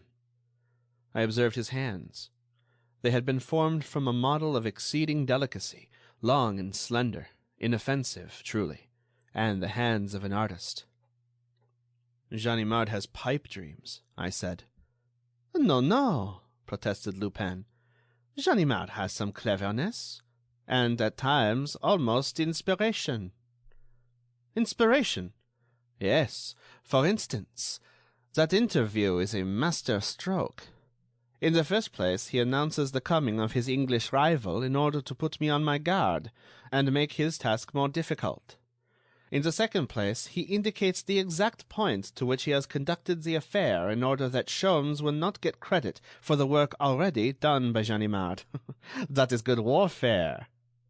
Whatever it may be, you have two adversaries to deal with, and such adversaries." "Oh, one of them doesn't count." "And the other?" "Sholmes? Oh, I confess he is a worthy foe, and that explains my present good humor. In the first place, it is a question of self-esteem. I am pleased to know that they consider me a subject worthy the attention of the celebrated English detective. In the next place, just imagine the pleasure a man such as I must experience in the thought of a duel with Herlock Sholmes. But I shall be obliged to strain every muscle. He is a clever fellow, and will contest every inch of the ground." "Then you consider him a strong opponent?" "I do. As a detective, I believe he has never had an equal. But I have one advantage over him. He is making the attack, and I am simply defending myself. My role is the easier one. Besides, I am familiar with his method of warfare, and he does not know mine. I am prepared to show him a few new tricks that will give him something to think about." He tapped the table with his fingers as he uttered the following sentences, with an air of keen delight. "Arsène Lupin against Herlock Sholmes. France against England. Trafalgar will be revenged at last. Ah, the rascal! He doesn't suspect that I am prepared. And a Lupin warned—" He stopped suddenly, seized with a fit of coughing, and hid his face in his napkin, as if something had stuck in his throat. "A bit of bread?" I inquired. "Drink some water." "No, it isn't that," he replied in a stifled voice. "Then what is it?" "The want of air." "Do you wish a window opened?" "No, I shall go out. Give me my hat and overcoat, quick. I must go." "What's the matter?" "The two gentlemen who came in just now. Look at the taller one. Now, when we go out, keep to my left, so he will not see me." "The one who is sitting behind you?" "Yes, I will explain it to you outside." "Who is it?" "Herlock Sholmes." He made a desperate effort to control himself, as if he were ashamed of his emotion, replaced his napkin, drank a glass of water, and, quite recovered, said to me, smiling: "It is strange, hey, that I should be affected so easily? But that unexpected sight—" "What have you to fear, since no one can recognize you on account of your many transformations? Every time I see you, it seems to me your face is changed. It's not at all familiar. I don't know why." "But he would recognize me," said Lupin. "He has seen me only once. But at that time he made a mental photograph of me. Not of my external appearance, but of my very soul. Not what I appear to be, but just what I am. Do you understand? And then, I did not expect to meet him here. Such a strange encounter, in this little restaurant." "Well, shall we go out?" "No, not now. said Lupin. "What are you going to do?" "The better way is to act frankly, to have confidence in him, trust him." "You will not speak to him?" "Why not? It will be to my advantage to do so, and find out what he knows, and perhaps what he thinks. At present I have the feeling that his gaze is on my neck and shoulders, and that he is trying to remember where he has seen them before." He reflected a moment. I observed a malicious smile at the corner of his mouth. Then, obedient, I think, to a whim of his impulsive nature, and not to the necessities of the situation, he arose, turned around, and, with a bow and a joyous air, he said: "By what lucky chance? Ah, I am delighted to see you. Permit me to introduce a friend of mine." For a moment the Englishman was disconcerted. Then he made a movement as if he would seize Arsène Lupin. The latter shook his head and said: "That would not be fair. Besides, the movement would be an awkward one and quite useless." The Englishman looked about him, as if in search of assistance. "No use," said Lupin. "Besides, are you quite sure you can place your hand on me? Come, now, show me that you are a real Englishman, and therefore a good sport." This advice seemed to commend itself to the detective, for he partially rose and said, very formally: "Monsieur Wilson, my friend and assistant. Monsieur Arsène Lupin." Wilson's amazement evoked a laugh. With bulging eyes and gaping mouth, he looked from one to the other, as if unable to comprehend the situation. Herlock Sholmes laughed and said: "Wilson, you should conceal your astonishment at an incident which is one of the most natural in the world." "Why do you not arrest him?" stammered Wilson. "Have you not observed, Wilson, that the gentleman is between me and the door, and only a few steps from the door? By the time I could move my little finger, he would be outside." "Don't let that make any difference," said Lupin, who now walked around the table and seated himself so that the Englishman was between him and the door, thus placing himself at the mercy of the foreigner. Wilson looked at Sholmes to find out if he had the right to admire this act of wanton courage. The Englishman's face was impenetrable, but, a moment later, he called: "Waiter!" When the waiter came, he ordered soda, beer, and whiskey. The treaty of peace was signed, until further orders. In a few moments the four men were conversing in an apparently friendly manner. Herlock Sholmes is a man such as you might meet every day in the business world. He is about 50 years of age, and looks as if he might have passed his life in an office, adding up columns of dull figures, or writing out formal statements of business accounts. There was nothing to distinguish him from the average citizen of London, except the appearance of his eyes, his terribly keen and penetrating eyes. But then he is Herlock Sholmes, which means that he has a wonderful combination of intuition, observation, clairvoyance, and ingenuity.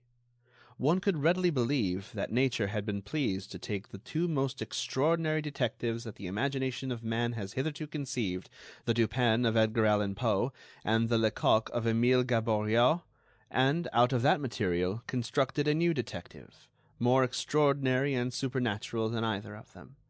And when a person reads the history of his exploits, which have made him famous throughout the entire world, he asks himself whether Herlock Sholmes is not a mythical personage, a fictitious hero born in the brain of a great novelist. Conan Doyle, for instance. When Arsène Lupin questioned him in regard to the length of his sojourn in France, he turned the conversation into its proper channel by saying: "That depends on you, monsieur." "Oh!" exclaimed Lupin, laughing. "If it depends on me, you can return to England tonight." "That is a little too soon, but I expect to return in the course of 8 or 9 days, 10 at the outside." "Are you in such a hurry?" "I have many cases to attend to, such as the robbery of the Anglo-Chinese Bank, the abduction of Lady Eccleston. But don't you think, Monsieur Lupin, that I can finish my business in Paris within a week?" "Certainly, if you confine your efforts to the case of the Blue Diamond. It is, moreover, the length of time that I require to make preparations for my safety, in case the solution of that affair should give you certain dangerous advantages over me." "And yet," said the Englishman, "I expect to close the business in 8 or 10 days." "And arrest me on the 11th, perhaps?" "No, the 10th is my limit." Lupin shook his head thoughtfully as he said, "That will be difficult, very difficult." "Difficult, perhaps, but possible, therefore certain." "Absolutely certain," said Wilson, as if he had clearly worked out the long series of operations which would conduct his collaborator to the desired result. "Of course," said Herlock Sholmes, "I do not hold all the trump cards, as these cases are already several months old, and I lack certain information and clues upon which I am accustomed to base my investigations." "Such as spots of mud and cigarette ashes," said Wilson, with an air of importance. "In addition to the remarkable conclusions formed by Monsieur Ganimard, I have obtained all the articles written on the subject, and have formed a few deductions of my own." "Some ideas which were suggested to us by analysis or hypothesis," added Wilson sententiously. "I wish to inquire," said Arsène Lupin in that deferential tone which he employed in speaking to Sholmes, "would I be indiscreet if I were to ask you what opinion you have formed about the case?"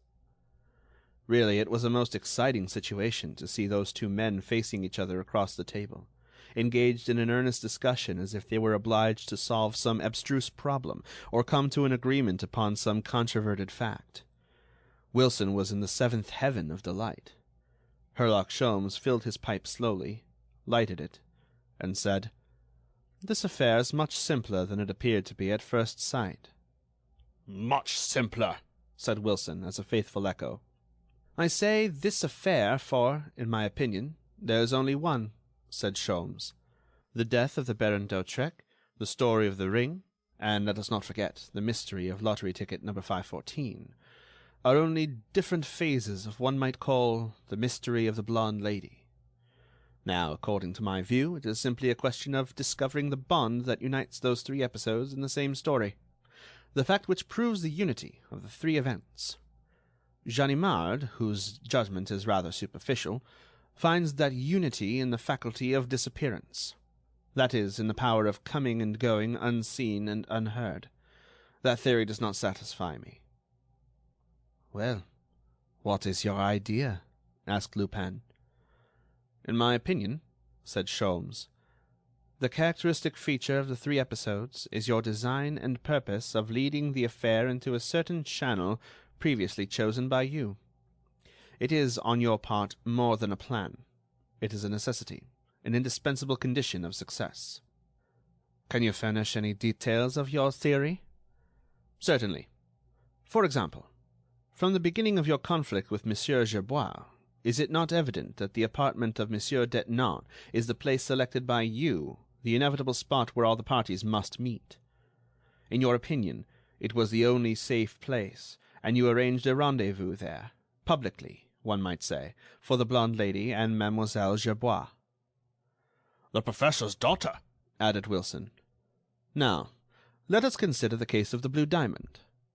Did you try to appropriate it while the Baron d'Hautrec possessed it? No. But the Baron takes his brother's house. 6 months later, we have the intervention of Antoinette Bréhat and the first attempt. The diamond escapes you, and the sale is widely advertised to take place at the Drouot auction rooms. Will it be a free and open sale? Is the richest amateur sure to carry off the jewel? No. Just as the banker Hirschman is on the point of buying the ring, a lady sends him a letter of warning, and it is the Countess de Crozon, prepared and influenced by the same lady, who becomes the purchaser of the diamond. Will the ring disappear at once? No. You lack the opportunity. Therefore, you must wait. At last, the Countess goes to her chateau. That is what you are waiting for. The ring disappears." "To reappear again in the tooth powder of Herr Bleichen," remarked Lupin. "Oh, such nonsense!" exclaimed Sholmes, striking the table with his fist. "Don't tell me such a fairy tale. I am too old a fox to be led away by a false scent." "What do you mean?" "What do I mean?" said Sholmes, then paused a moment as if he wished to arrange his effect. At last he said: "The blue diamond that was found in the tooth powder was false. You kept the genuine stone." Arsène Lupin remained silent for a moment. Then, with his eyes fixed on the Englishman, he replied calmly, "You are impertinent, monsieur." "Impertinent indeed," repeated Wilson, beaming with admiration. "Yes," said Lupin, "and yet, to do you credit, you have thrown a strong light on a very mysterious subject. Not a magistrate, not a special reporter who has been engaged on this case has come so near the truth. It is a marvelous display of intuition and logic." "Oh, a person has simply to use his brains," said Herlock Sholmes, nattered at the homage of the expert criminal. "And so few have any brains to use," replied Lupin. "And now that the field of conjectures has been narrowed down, and the rubbish cleared away, well now, I have simply to discover why the 3 episodes were enacted at 25 Rue Clapeyron, 134 Avenue Henri Martin, and within the walls of the Château de Crozon, and my work will be finished. What remains will be child's play. Don't you think so?" "Yes, I think you are right. In that case, Monsieur Lupin, am I wrong in saying that my business will be finished in 10 days?" "In 10 days you will know the whole truth," said Lupin. "And you will be arrested." "No." "No? In order that I may be arrested, there must occur such a series of improbable and unexpected misfortunes that I cannot admit the possibility of such an event. We have a saying in England that the unexpected always happens." They looked at each other for a moment, calmly and fearlessly, without any display of bravado or malice. They met as equals, in a contest of wit and skill, and this meeting was the formal crossing of swords, preliminary to the duel. "Ah!" exclaimed Lupin, "at last I shall have an adversary worthy of the name, one whose defeat will be the proudest achievement in my career." "Are you not afraid?" asked Wilson. "Almost, Monsieur Wilson," replied Lupin, rising from his chair, "and the proof is that I am about to make a hasty retreat. Then we will say 10 days, Monsieur Sholmes?" "Yes, 10 days. This is Sunday. A week from next Wednesday, at 8 o'clock in the evening, it will be all over." "And I shall be in prison?" "No doubt of it." "Not a pleasant outlook for a man who gets so much enjoyment out of life as I do. No cares, a lively interest in the affairs of the world, a justifiable contempt for the police, and the consoling sympathy of numerous friends and admirers. And now, behold, all that is about to be changed. It is the reverse side of the medal. After sunshine comes the rain. It is no longer a laughing matter. Adieu." "Hurry up," said Wilson, full of solicitude for a person in whom Herlock Sholmes had inspired so much respect. "Do not lose a minute." "Not a minute, Monsieur Wilson. But I wish to express my pleasure at having met you, and to tell you how much I envy the master on having such a valuable assistant as you seem to be." Then, after they had courteously saluted each other, like adversaries in a duel who entertain no feeling of malice but are obliged to fight by force of circumstances, Lupin seized me by the arm and drew me outside. "What do you think of it, dear boy? The strange events of this evening will form an interesting chapter in the memoirs you are now preparing for me." He closed the door of the restaurant behind us, and after taking a few steps, he stopped and said, "Do you smoke?" "No. Nor do you, it seems to me." "You are right. I don't." He lighted a cigarette with a wax match, which he shook several times in an effort to extinguish it. But he threw away the cigarette immediately, ran across the street, and joined 2 men who emerged from the shadows as if called by a signal. He conversed with them for a few minutes on the opposite sidewalk, and then returned to me. "I beg your pardon, but I fear that cursed Sholmes is going to give me trouble. But, I assure you, he is not yet through with Arsène Lupin. He will find out what kind of fuel I use to warm my blood. And now, au revoir.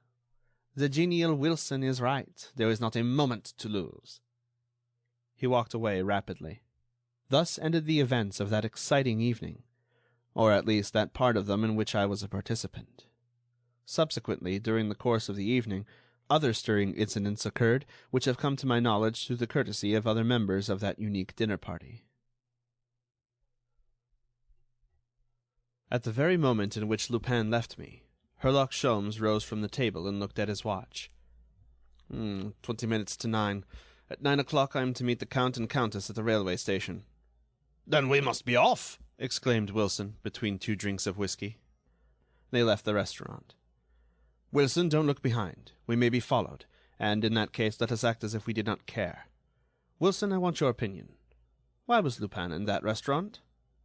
To get something to eat, replied Wilson, quickly. Wilson, I must congratulate you on the accuracy of your deduction. I couldn't have done better myself. Wilson blushed with pleasure, and Sholmes continued. To get something to eat. Very well. And after that, probably, to assure himself whether I am going to the Château de Crozon, as announced by Ganimard in his interview. I must go in order not to disappoint him, but in order to gain time on him, I shall not go. Ah, said Wilson, nonplussed. You, my friend, will walk down this street. Take a carriage, 2, 3 carriages. Return later, and get the valises that we left at the station, and make for the Élysée Palace at the gallop. And when I reach the Élysée Palace? Engage a room, go to sleep, and await my orders. Quite proud of the important role assigned to him, Wilson set out to perform his task. Herlock Sholmes proceeded to the railway station, bought a ticket, and repaired to the Amiens Express, in which the Count and Countess de Crozon were already installed. He bowed to them, lighted his pipe, and had a quiet smoke in the corridor. The train started. 10 minutes later he took a seat beside the Countess, and said to her, "Have you the ring here, madam?" "Yes." "Will you kindly let me see it?" He took it and examined it closely. Just as I suspected. It is a manufactured diamond." "A manufactured diamond?" "Yes, a new process which consists in submitting diamond dust to tremendous heat until it melts and is then molded into a single stone." "But my diamond is genuine." "Yes, your diamond is, but this is not yours."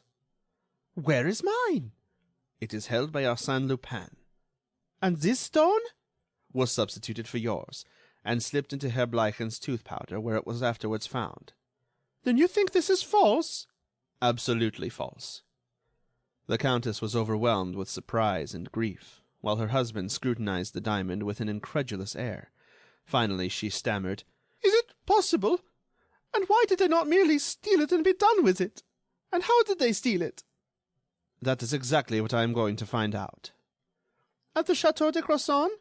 "No, I shall leave the train at Creil and return to Paris. It is there the game between me and Arsène Lupin must be played. In fact, the game is commenced already, and Lupin thinks I'm on my way to the château."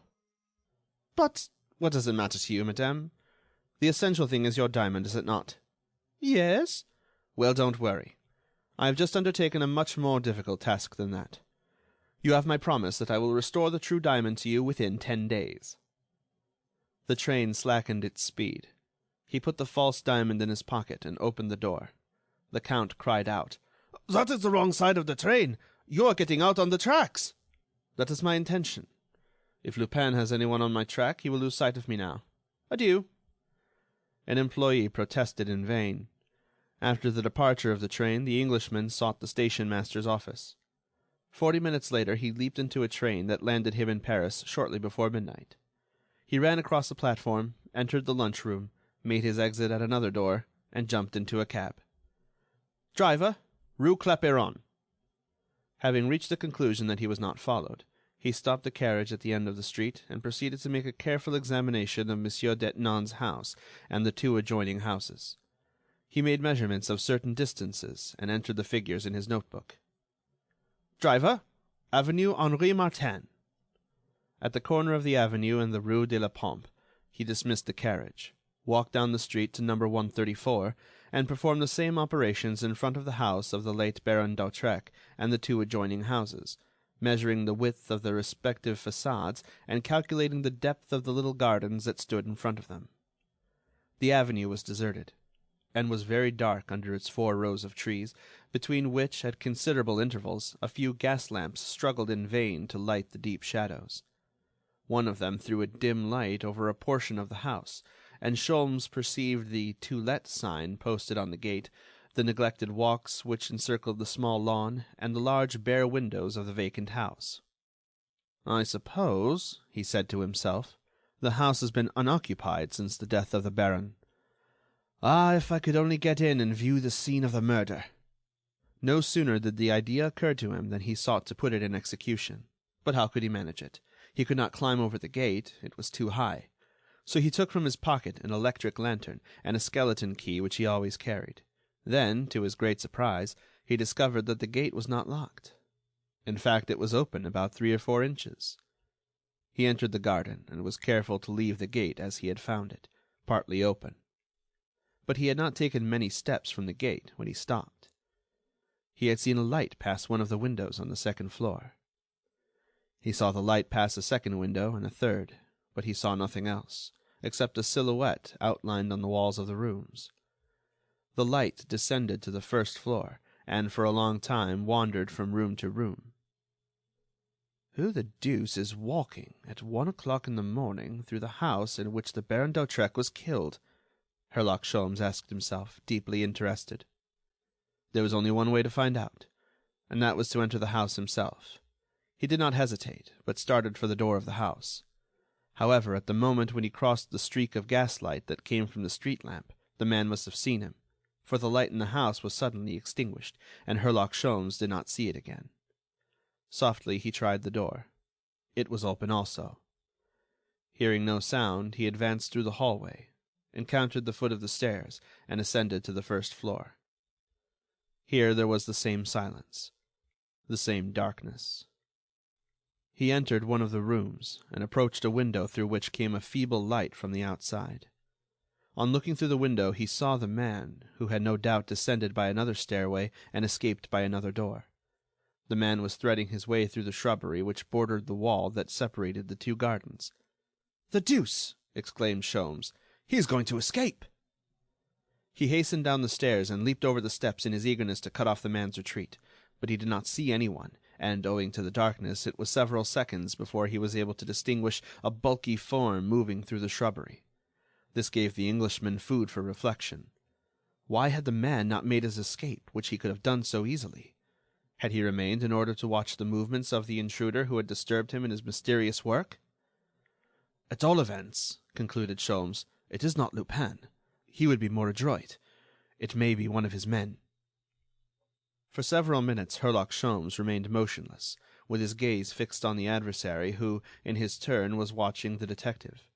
But as that adversary had become passive, and as the Englishman was not one to consume his time in idle waiting, he examined his revolver to see if it was in good working order, removed his knife from its sheath, and walked toward the enemy with that cool effrontery and scorn of danger for which he had become famous. He heard a clicking sound. It was his adversary preparing his revolver. Herlock Sholmes dashed boldly into the thicket and grappled with his foe.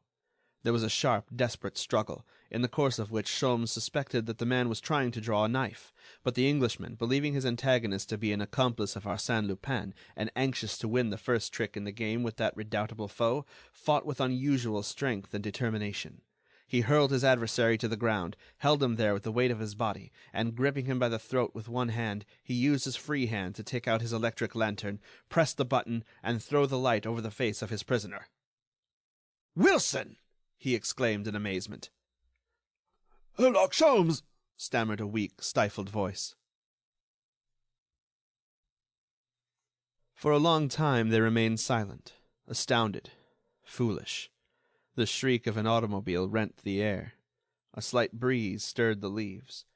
Suddenly Herlock Sholmes seized his friend by the shoulders and shook him violently as he cried, "What are you doing here? Tell me, what? Did I tell you to hide in the bushes and spy on me?" "Spy on you?" muttered Wilson. "Why, I didn't know it was you." "But what are you doing here? You ought to be in bed." "I was in bed." "You ought to be asleep." "I was asleep." "Well, what brought you here?" asked Sholmes. "Your letter." "My letter? I don't understand." Yes, a messenger brought it to me at the hotel. From me? Are you crazy? It is true, I swear it. Where is the letter? Wilson handed him a sheet of paper, which he read by the light of his lantern. It was as follows: Wilson, come at once to Avenue Henri Martin. The house is empty. Inspect the whole place and make an exact plan. Then return to hotel. Herlock Sholmes. I was measuring the rooms, said Wilson, when I saw a shadow in the garden. I had only one idea. That was to seize the shadow. The idea was excellent. But remember this, Wilson, whenever you receive a letter from me, be sure it is my handwriting and not a forgery. Ah! Exclaimed Wilson, as the truth dawned on him. Then the letter wasn't from you. No. Who sent it, then? Arsène Lupin. Why? For what purpose? Asked Wilson. I don't know, and that's what worries me. I don't understand why he took the trouble to disturb you. Of course, if he had sent me on such a foolish errand, I wouldn't be surprised. But what was his object in disturbing you? I must hurry back to the hotel. So must I, Wilson. They arrived at the gate. Wilson, who was ahead, took hold of it and pulled. You closed it? He said. No, I left it partly open. Sholmes tried the gate. Then, alarmed, he examined the lock. An oath escaped him. Good God! It is locked! Locked with a key! He shook the gate with all his strength. Then, realizing the futility of his efforts, he dropped his arms, discouraged, and muttered in a jerky manner, I can see it all now. It is Lupin. He foresaw that I would leave the train at Creil, and he prepared this neat little trap for me in case I should commence my investigation this evening. Moreover, he was kind enough to send me a companion to share my captivity. All done to make me lose a day, and perhaps also to teach me to mind my own business. Do you mean to say we are prisoners? Exactly. Herlock Sholmes and Wilson are the prisoners of Arsène Lupin. It is a bad beginning. But he laughs best who laughs last. Wilson seized Sholmes's arm and exclaimed, Look! Look up there! A light! A light shone through one of the windows of the first floor. Both of them ran to the house, and each ascended by the stairs he had used on coming out a short time before, and they met again at the entrance to the lighted chamber. A small piece of candle was burning in the center of the room.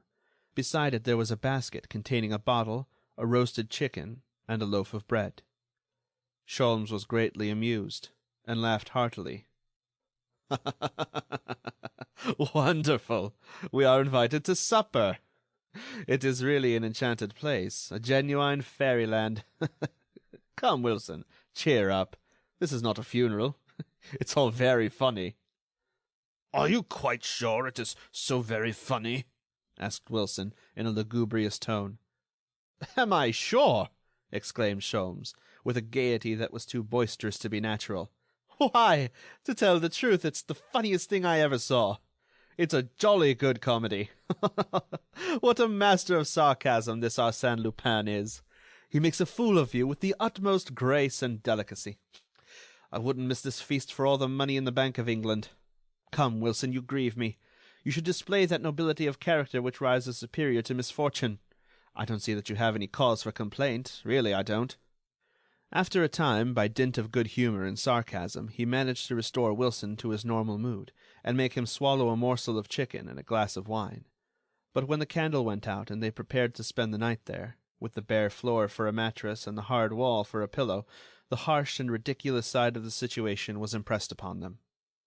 That particular incident will not form a pleasant page in the memoirs of the famous detective. Next morning Wilson awoke, stiff and cold. A slight noise attracted his attention. Herlock Sholmes was kneeling on the floor, critically examining some grains of sand and studying some chalk marks, now almost effaced, which formed certain figures and numbers, which figures he entered in his notebook. Accompanied by Wilson, who was deeply interested in the work, he examined each room, and found similar chalk marks in 2 other apartments. He noticed also 2 circles on the oaken panels, an arrow on a wainscot, and 4 figures on 4 steps of the stairs. At the end of an hour, Wilson said, The figures are correct, aren't they? I don't know, but at all events they mean something, replied Sholmes, who had forgotten the discomforts of the night in the joy created by his new discoveries. It is quite obvious, said Wilson. They represent the number of pieces in the floor. Ah. Yes, and the two circles indicate that the panels are false, as you can readily ascertain, and the arrow points in the direction in which the panels move. Herlock Sholmes looked at Wilson in astonishment. Ah, my dear friend, how do you know all that? Your clairvoyance makes my poor ability in that direction look quite insignificant. Oh, it is very simple, said Wilson, inflated with pride. I examined those marks last night, according to your instructions, or rather, according to the instructions of Arsène Lupin, since he wrote the letter you sent to me. At that moment Wilson faced a greater danger than he had during his struggle in the garden with Herlock Sholmes. The latter now felt a furious desire to strangle him. But, dominating his feelings, Sholmes made a grimace which was intended for a smile, and said, "Quite so, Wilson. You have done well, and your work shows commendable progress. But, tell me, have you exercised your powers of observation and analysis on any other points? I might profit by your deductions." "Oh, no, I went no farther." "That's a pity. Your debut was such a promising one. But since that is all, we may as well go." "Go? But how can we get out?" "The way all honest people go out, through the gate." "But it is locked." "It will be opened." "By whom?" "Please call the two policemen who are strolling down the avenue." "But—" "But what?" "It is very humiliating. What will be said when it becomes known that Herlock Sholmes and Wilson were the prisoners of Arsène Lupin?" "Of course, I understand they will roar with laughter," replied Herlock Sholmes, in a dry voice and with frowning features. "But we can't set up housekeeping in this place." "And you will not try to find another way out?" "No." "But the man who brought us the basket of provisions did not cross the garden, coming or going. There is some other way out. Let us look for it and not bother with the police." "Your argument is sound, but you forget that all the detectives in Paris have been trying to find it for the last 6 months, and that I searched the house from top to bottom while you were asleep. Ah, my dear Wilson, we have not been accustomed to pursue such game as Arsène Lupin. He leaves no trail behind him." At 11 o'clock, Herlock Sholmes and Wilson were liberated, and conducted to the nearest police station, where the commissary, after subjecting them to a severe examination, released them with an affectation of good-will that was quite exasperating. "I am very sorry, messieurs, that this unfortunate incident has occurred. You will have a very poor opinion of French hospitality. Mon Dieu, what a night you must have passed!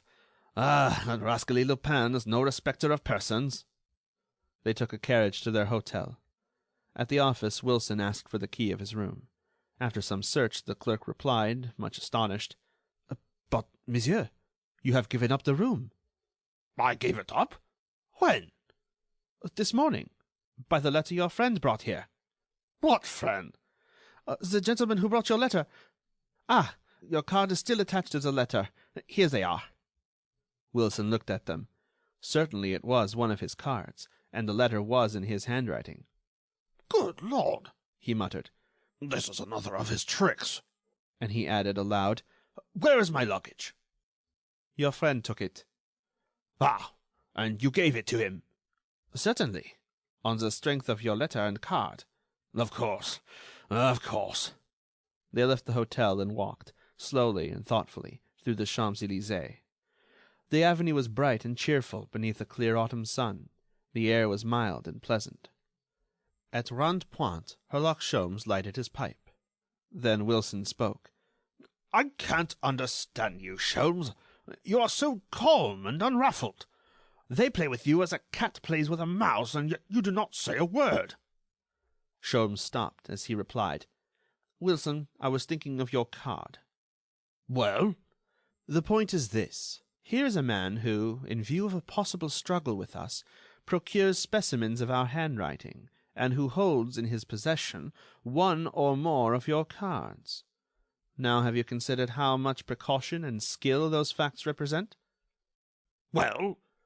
Well, Wilson, to overcome an enemy so well prepared and so thoroughly equipped requires the infinite shrewdness of a Herlock Sholmes. And yet, as you have seen, Wilson, I have lost the first round. At 6 o'clock, the Echo de France published the following article in its evening edition. This morning, Monsieur Thénard, commissary of police in the 16th district, released Herlock Sholmes and his friend Wilson, both of whom had been locked in the house of the late Baron d'Hautrec, where they spent a very pleasant night, thanks to the thoughtful care and attention of Arsène Lupin. In addition to their other troubles, these gentlemen have been robbed of their valises, and, in consequence thereof, they have entered a formal complaint against Arsène Lupin. Arsène Lupin, satisfied that he has given them a mild reproof, hopes these gentlemen will not force him to resort to more stringent measures.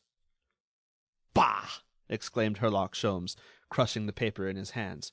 That is only child's play. And that is the only criticism I have to make of Arsène Lupin. He plays to the gallery. There is that much of the fakir in him. Ah, Sholmes, you are a wonderful man. You have such a command over your temper.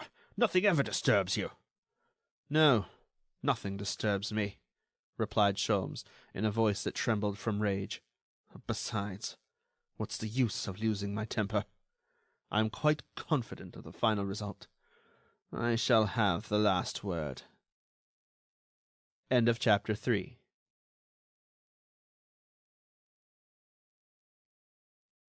Chapter 4. Light in the Darkness.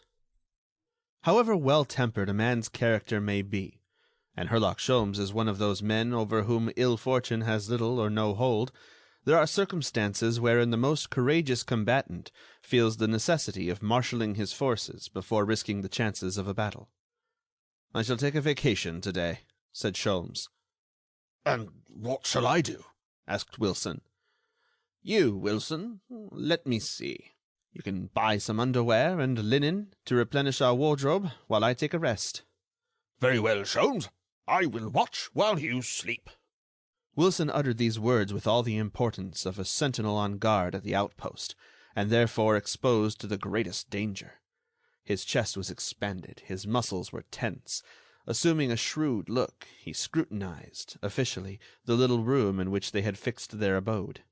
"Very well, Wilson, you can watch. I shall occupy myself in the preparation of a line of attack more appropriate to the methods of the enemy we are called upon to meet. Do you see, Wilson, we have been deceived in this fellow Lupin?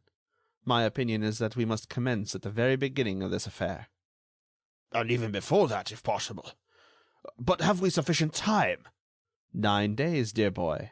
That is 5 too many." The Englishman spent the entire afternoon in smoking and sleeping. He did not enter upon his new plan of attack until the following day. Then he said, "Wilson, I am ready. Let us attack the enemy." "Lead on, Macduff!" exclaimed Wilson, full of martial ardor. "I wish to fight in the front rank. Oh, have no fear. I shall do credit to my king and country, for I am an Englishman." In the first place, Sholmes had 3 long and important interviews, with Monsieur d'Etnan, whose rooms he examined with the greatest care and precision, with Suzanne Gerbois, whom he questioned in regard to the blonde lady, and with Sister Auguste, who had retired to the convent of the Visitandines since the murder of Baron d'Hautrec. At each of these interviews Wilson had remained outside, and each time he asked, "Satisfactory?" "Quite so." "I was sure we were on the right track." They paid a visit to the 2 houses adjoining that of the late Baron d'Hautrec in the avenue Henri Martin. Then they visited the rue Clapeyron, and while he was examining the front of number 25, Sholmes said, "All these houses must be connected by secret passages, but I can't find them." For the first time in his life, Wilson doubted the omnipotence of his famous associate. Why did he now talk so much and accomplish so little? "Why?" exclaimed Sholmes in answer to Wilson's secret thought. "Because, with this fellow Lupin, a person has to work in the dark, and instead of deducting the truth from established facts, a man must extract it from his own brain, and afterward learn if it is supported by the facts in the case." "But what about the secret passages?" "They must exist. But even though I should discover them, and thus learn how Arsène Lupin made his entrance to the lawyer's house, and how the blonde lady escaped from the house of Baron d'Hautrec after the murder, what good would it do? How would it help me? How would it furnish me with a weapon of attack? "Let us attack him just the same," exclaimed Wilson, who had scarcely uttered these words when he jumped back with a cry of alarm. Something had fallen at their feet. It was a bag filled with sand which might have caused them serious injury if it had struck them. Sholmes looked up. Some men were working on a scaffolding attached to the balcony at the 5th floor of the house. He said, "We were lucky. One step more and that heavy bag would have fallen on our heads. I wonder if—" Moved by a sudden impulse, he rushed into the house, up the 5 flights of stairs, rang the bell, pushed his way into the apartment to the great surprise and alarm of the servant who came to the door, and made his way to the balcony in front of the house. But there was no one there. "Where are the workmen who were here a moment ago?" he asked the servant. "They have just gone." "Which way did they go?" "By the servants' stairs." Sholmes leaned out of the window. He saw 2 men leaving the house, carrying bicycles. They mounted them and quickly disappeared around the corner. "How long have they been working on the scaffolding?" "Those men? Only since this morning. It is their first day." Sholmes returned to the street and joined Wilson. Together they returned to the hotel, and thus the second day ended in a mournful silence. On the following day their program was almost similar. They sat together on a bench in the Avenue Henri Martin, much to Wilson's disgust, who did not find it amusing to spend long hours watching the house in which the tragedy had occurred. "What do you expect, Sholmes? That Arsène Lupin will walk out of the house?" "No." "That the blonde lady will make her appearance?" "No." "What then?" "I'm looking for something to occur, some slight incident that will furnish me with a clue to work on." "And if it does not occur?" "Then I must myself create the spark that will set fire to the powder." A solitary incident, and that of a disagreeable nature, broke the monotony of the forenoon. A gentleman was riding along the avenue when his horse suddenly turned aside in such a manner that it ran against the bench on which they were sitting, and struck Sholmes a slight blow on the shoulder. "Ha!" exclaimed Sholmes. "A little more and I would have had a broken shoulder." The gentleman struggled with his horse. The Englishman drew his revolver and pointed it, but Wilson seized his arm and said, "Don't be foolish! What are you going to do, kill the man?" "Leave me alone, Wilson, let go!" During the brief struggle between Sholmes and Wilson, the stranger rode away. "Now you can shoot," said Wilson triumphantly, when the horseman was at some distance. "Wilson, you're an idiot. Don't you understand that the man is an accomplice of Arsène Lupin?" Sholmes was trembling from rage. Wilson stammered pitifully. "What? That man? An accomplice?" "Yes, the same as the workman who tried to drop the bag of sand on us yesterday." "It can't be possible." "Possible or not, there was only one way to prove it." "By killing the man?" "No, by killing the horse. If you hadn't grabbed my arm, I should have captured one of Lupin's accomplices. Now do you understand the folly of your act?" Throughout the afternoon both men were morose. They did not speak a word to each other. At 5 o'clock they visited the Rue Clapeyron, but were careful to keep at a safe distance from the houses. However, 3 young men who were passing through the street, arm in arm, singing, ran against Sholmes and Wilson and refused to let them pass. Sholmes, who was in an ill humor, contested the right of way with them. After a brief struggle, Sholmes resorted to his fists. He struck one of the men a hard blow on the chest, another a blow in the face, and thus subdued 2 of his adversaries. Thereupon the 3 of them took to their heels and disappeared. "Ah!" exclaimed Sholmes. "That does me good. I needed a little exercise." But Wilson was leaning against the wall. Sholmes said, "What's the matter, old chap? You're quite pale." Wilson pointed to his left arm, which hung inert, and stammered, "I don't know what it is. My arm pains me." "Very much? Is it serious?" "Yes, I'm afraid so." He tried to raise his arm, but it was helpless. Sholmes felt it, gently at first, then in a rougher way, to see how badly it was hurt, he said.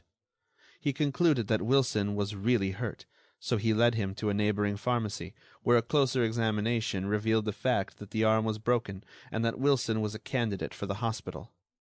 In the meantime, they bared his arm and applied some remedies to ease his suffering.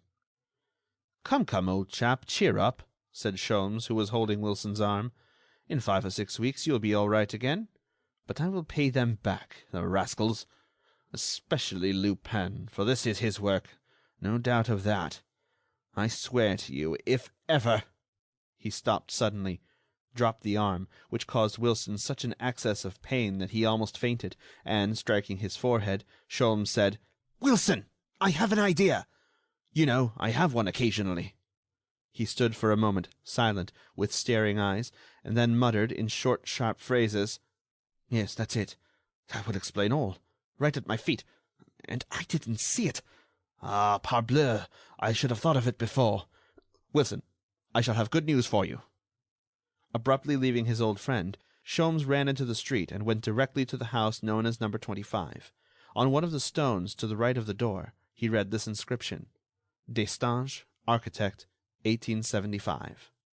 There was a similar inscription on the house numbered 23. Of course, there was nothing unusual in that, but what might be read on the houses in the Avenue Henri Martin? A carriage was passing. He engaged it and directed the driver to take him to number 134 Avenue Henri Martin. He was roused to a high pitch of excitement. He stood up in the carriage and urged the horse to greater speed. He offered extra pourboires to the driver. Quicker, quicker! How great was his anxiety as they turned from the Rue de la Pompe! Had he caught a glimpse of the truth at last? On one of the stones of the late baron's house he read the words, Destange, Architect, 1874. And a similar inscription appeared on the 2 adjoining houses. The reaction was such that he settled down in the seat of the carriage, trembling from joy. At last a tiny ray of light had penetrated the dark shadows which encompassed these mysterious crimes. In the vast sombre forest wherein 1,000 pathways crossed and recrossed, he had discovered the first clue to the track followed by the enemy. He entered a branch post office and obtained telephonic connection with the Château de Crozon. The Countess answered the telephone call. "Hello, is that you, madame?" "Monsieur Sholmes, isn't it? Everything going all right?" "Quite well, but I wish to ask you one question." "Hello?" "Yes, I hear you." "Tell me, when was the Château de Crozon built?" "It was destroyed by fire and rebuilt about 30 years ago." "Who built it, and in what year?" "There is an inscription on the front of the house which reads, Lucien Destange, Architect, 1877. "Thank you, madame, that is all. Goodbye." He went away murmuring, "Destange, Lucien Destange. That name has a familiar sound." He noticed a public reading room, entered, consulted a dictionary of modern biography, and copied the following information: Lucien Destange, born 1840, Grand Prix de Rome, officer of the Legion of Honor, author of several valuable books on architecture, etc. Then he returned to the pharmacy and found that Wilson had been taken to the hospital. There Sholmes found him with his arm in splints and shivering with fever. "Victory! Victory!" cried Sholmes. "I hold one end of the thread." "Of what thread?" "The one that leads to victory. I shall now be walking on solid ground, where there will be footprints, clues—" "Cigarette ashes?" asked Wilson, whose curiosity had overcome his pain. "And many other things. Just think, Wilson. I have found the mysterious link which unites the different adventures in which the blonde lady played a part. Why did Lupin select those 3 houses for the scenes of his exploits?" "Yes, why?" "Because those 3 houses were built by the same architect. That was an easy problem, eh? Of course. But who would have thought of it?" "No one but you." "And who, except I, knows that the same architect, by the use of analogous plans, has rendered it possible for a person to execute 3 distinct acts which, though miraculous in appearance, are in reality quite simple and easy?" "That was a stroke of good luck." "And it was time, dear boy, as I was becoming very impatient. You know this is our 4th day." "Out of 10. "Oh, after this—" Sholmes was excited, delighted, and gayer than usual. And when I think that these rascals might have attacked me in the street and broken my arm just as they did yours.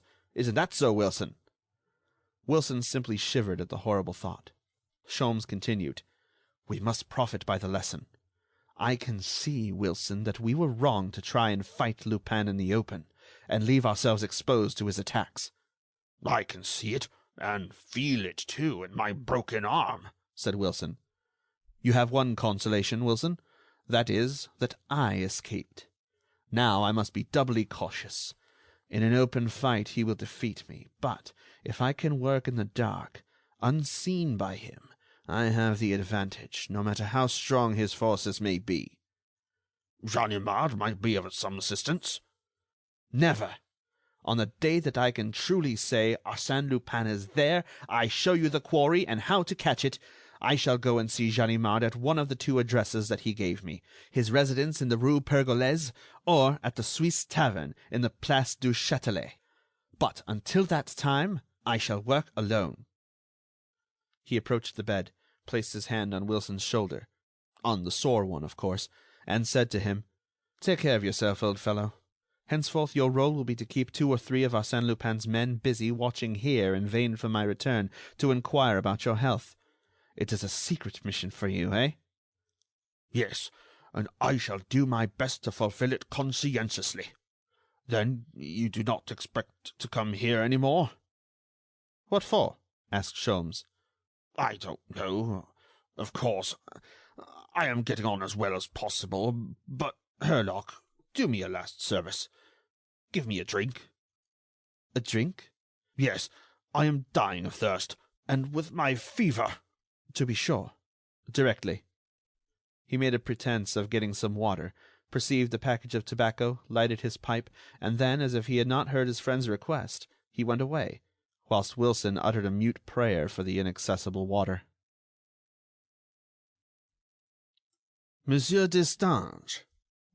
The servant eyed from head to foot the person to whom he had opened the door of the house, the magnificent house that stood at the corner of the Place Malesherbes and the Rue Montchanin. And at the sight of the man with grey hairs, badly shaved, dressed in a shabby black coat, with a body as ill-formed and ungracious as his face, he replied with the disdain which he thought the occasion warranted: "Monsieur Destange may or may not be at home. That depends. Has monsieur a card?" Monsieur did not have a card, but he had a letter of introduction, and, after the servant had taken the letter to Monsieur Destange, he was conducted into the presence of that gentleman, who was sitting in a large circular room, or rotunda, which occupied one of the wings of the house. It was a library, and contained a profusion of books and architectural drawings. When the stranger entered, the architect said to him: "You are Monsieur Stickmann?" "Yes, monsieur." "My secretary tells me that he is ill, and has sent you to continue the general catalogue of the books which he commenced under my direction, and more particularly the catalogue of German books. Are you familiar with that kind of work?" "Yes, monsieur, quite so," he replied, with a strong German accent. Under those circumstances the bargain was soon concluded, and Monsieur Destange commenced work with his new secretary. Herlock Sholmes had gained access to the house. In order to escape the vigilance of Arsène Lupin and gain admittance to the house occupied by Lucien Destange and his daughter Clotilde, the famous detective had been compelled to resort to a number of stratagems, and, under a variety of names, to ingratiate himself into the good graces and confidence of a number of persons, in short, to live, during 48 hours, a most complicated life. During that time he had acquired the following information. Monsieur Destange, having retired from active business on account of his failing health, now lived amongst the many books he had accumulated on the subject of architecture. He derived infinite pleasure in viewing and handling those dusty old volumes. His daughter Clotilde was considered eccentric. She passed her time in another part of the house and never went out. "Of course," Sholmes said to himself, as he wrote in a register the titles of the books which Monsieur Destange dictated to him, "all that is vague and incomplete, but it is quite a long step in advance. I shall surely solve one of these absorbing problems. Is Monsieur Destange associated with Arsène Lupin? Does he continue to see him? Are the papers relating to the construction of the 3 houses still in existence? Will those papers not furnish me with the location of other houses of similar construction, which Arsène Lupin and his associates will plunder in the future? Monsieur Destange, an accomplice of Arsène Lupin, that venerable man, an officer of the Legion of Honor, working in league with a burglar. Such an idea was absurd. Besides, if we concede that such a complicity exists, how could Monsieur Destange 30 years ago have possibly foreseen the thefts of Arsène Lupin, who was then an infant? No matter. The Englishman was implacable. With his marvelous scent and that instinct which never fails him, he felt that he was in the heart of some strange mystery. Ever since he first entered the house, he had been under the influence of that impression, and yet he could not define the grounds on which he based his suspicions. Up to the morning of the 2nd day he had not made any significant discovery. At 2 o'clock of that day he saw Clotilde Destange for the first time. She came to the library in search of a book. She was about 30 years of age, a brunette, slow and silent in her movements, with features imbued with that expression of indifference which is characteristic of people who live a secluded life. She exchanged a few words with her father, and then retired, without even looking at Sholmes. The afternoon dragged along monotonously. At 5 o'clock, Monsieur Destange announced his intention to go out. Sholmes was alone on the circular gallery that was constructed about 10 feet above the floor of the rotunda. It was almost dark. He was on the point of going out, when he heard a slight sound and, at the same time, experienced the feeling that there was someone in the room. Several minutes passed before he saw or heard anything more. Then he shuddered. A shadowy form emerged from the gloom, quite close to him, upon the balcony. It seemed incredible. How long had this mysterious visitor been there? Whence did he come? The strange man descended the steps and went directly to a large oaken cupboard. Sholmes was a keen observer of the man's movements. He watched him searching amongst the papers with which the cupboard was filled. What was he looking for? Then the door opened and Mademoiselle Destange entered, speaking to someone who was following her. "So you have decided not to go out, father? Then I will make a light. 1 second. Do not move." The strange man closed the cupboard and hid in the embrasure of a large window, drawing the curtains together. Did Mademoiselle Destange not see him? Did she not hear him? Calmly she turned on the electric lights. She and her father sat down close to each other. She opened a book she had brought with her, and commenced to read. After the lapse of a few minutes, she said, "Your secretary has gone?" "Yes, I don't see him." "Do you like him as well as you did at first?" she asked, as if she were not aware of the illness of the real secretary and his replacement by Stickman. "Oh, yes." Monsieur Destange's head bobbed from one side to the other. He was asleep. The girl resumed her reading. A moment later, one of the window curtains was pushed back, and the strange man emerged and glided along the wall toward the door, which obliged him to pass behind Monsieur Destange, but in front of Clotilde, and brought him into the light so that Herlock Sholmes obtained a good view of the man's face. It was Arsène Lupin. The Englishman was delighted. His forecast was verified. He had penetrated to the very heart of the mystery, and found Arsène Lupin to be the moving spirit in it. Clotilde had not yet displayed any knowledge of his presence, although it was quite improbable that any movement of the intruder had escaped her notice. Lupin had almost reached the door, and, in fact, his hand was already seeking the doorknob, when his coat brushed against a small table and knocked something to the floor. Monsieur Destange awoke with a start. Arsène Lupin was already standing in front of him, hat in hand, smiling. "Maxime Bermond!" exclaimed Monsieur Destange joyfully. "My dear Maxime, what lucky chance brings you here?" "The wish to see you and Mademoiselle Destange." "When did you return from your journey?" "Yesterday." "You must stay to dinner." "No, thank you. I am sorry, but I have an appointment to dine with some friends at a restaurant." "Come tomorrow, then. Clotilde, you must urge him to come tomorrow. Ah, my dear Maxime, I thought of you many times during your absence." "Really?" "Yes.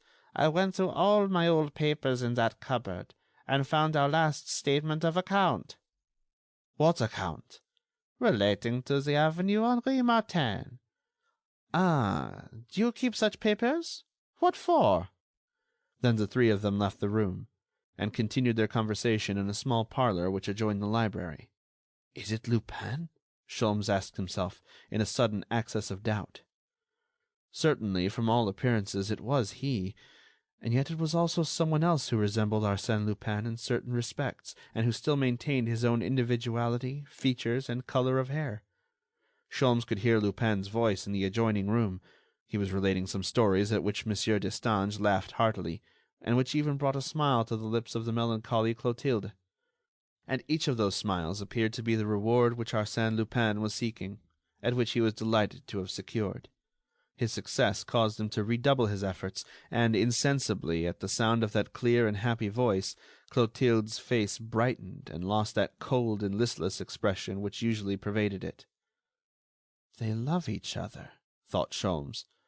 "But what the deuce can there be in common between Clotilde Destange and Maxime Bermond? Does she know that Maxime is none other than Arsène Lupin?" Until 7 o'clock Sholmes was an anxious listener, seeking to profit by the conversation. Then, with infinite precaution, he descended from the gallery, crept along the side of the room to the door in such a manner that the people in the adjoining room did not see him. When he reached the street, Sholmes satisfied himself that there was neither an automobile nor a cab waiting there. Then he slowly limped along the boulevard Malesherbes. He turned into an adjacent street, donned the overcoat which he had carried on his arm, altered the shape of his hat, assumed an upright carriage, and, thus transformed, returned to a place whence he could watch the door of Monsieur Destange's house. In a few minutes Arsène Lupin came out, and proceeded to walk toward the center of Paris by way of the rues de Constantinople and London. Herlock Sholmes followed at a distance of 100 paces. Exciting moments for the Englishman. He sniffed the air eagerly, like a hound following a fresh scent. It seemed to him a delightful thing thus to follow his adversary. It was no longer Herlock Sholmes who was being watched, but Arsène Lupin, the invisible Arsène Lupin. He held him, so to speak, within the grasp of his eye, by an imperceptible bond that nothing could break, and he was pleased to think that the quarry belonged to him. But he soon observed a suspicious circumstance.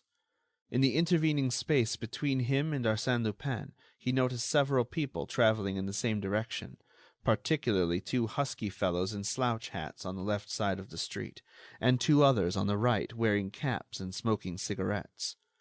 Of course, their presence in that vicinity may have been the result of chance, but Sholmes was more astonished when he observed that the 4 men stopped when Lupin entered a tobacco shop, and still more surprised when the 4 men started again after Lupin emerged from the shop, each keeping to his own side of the street. "Curse it!" muttered Sholmes. "He is being followed." He was annoyed at the idea that others were on the trail of Arsène Lupin, that someone might deprive him, not of the glory, he cared little for that, but of the immense pleasure of capturing single-handed the most formidable enemy he had ever met. And he felt that he was not mistaken.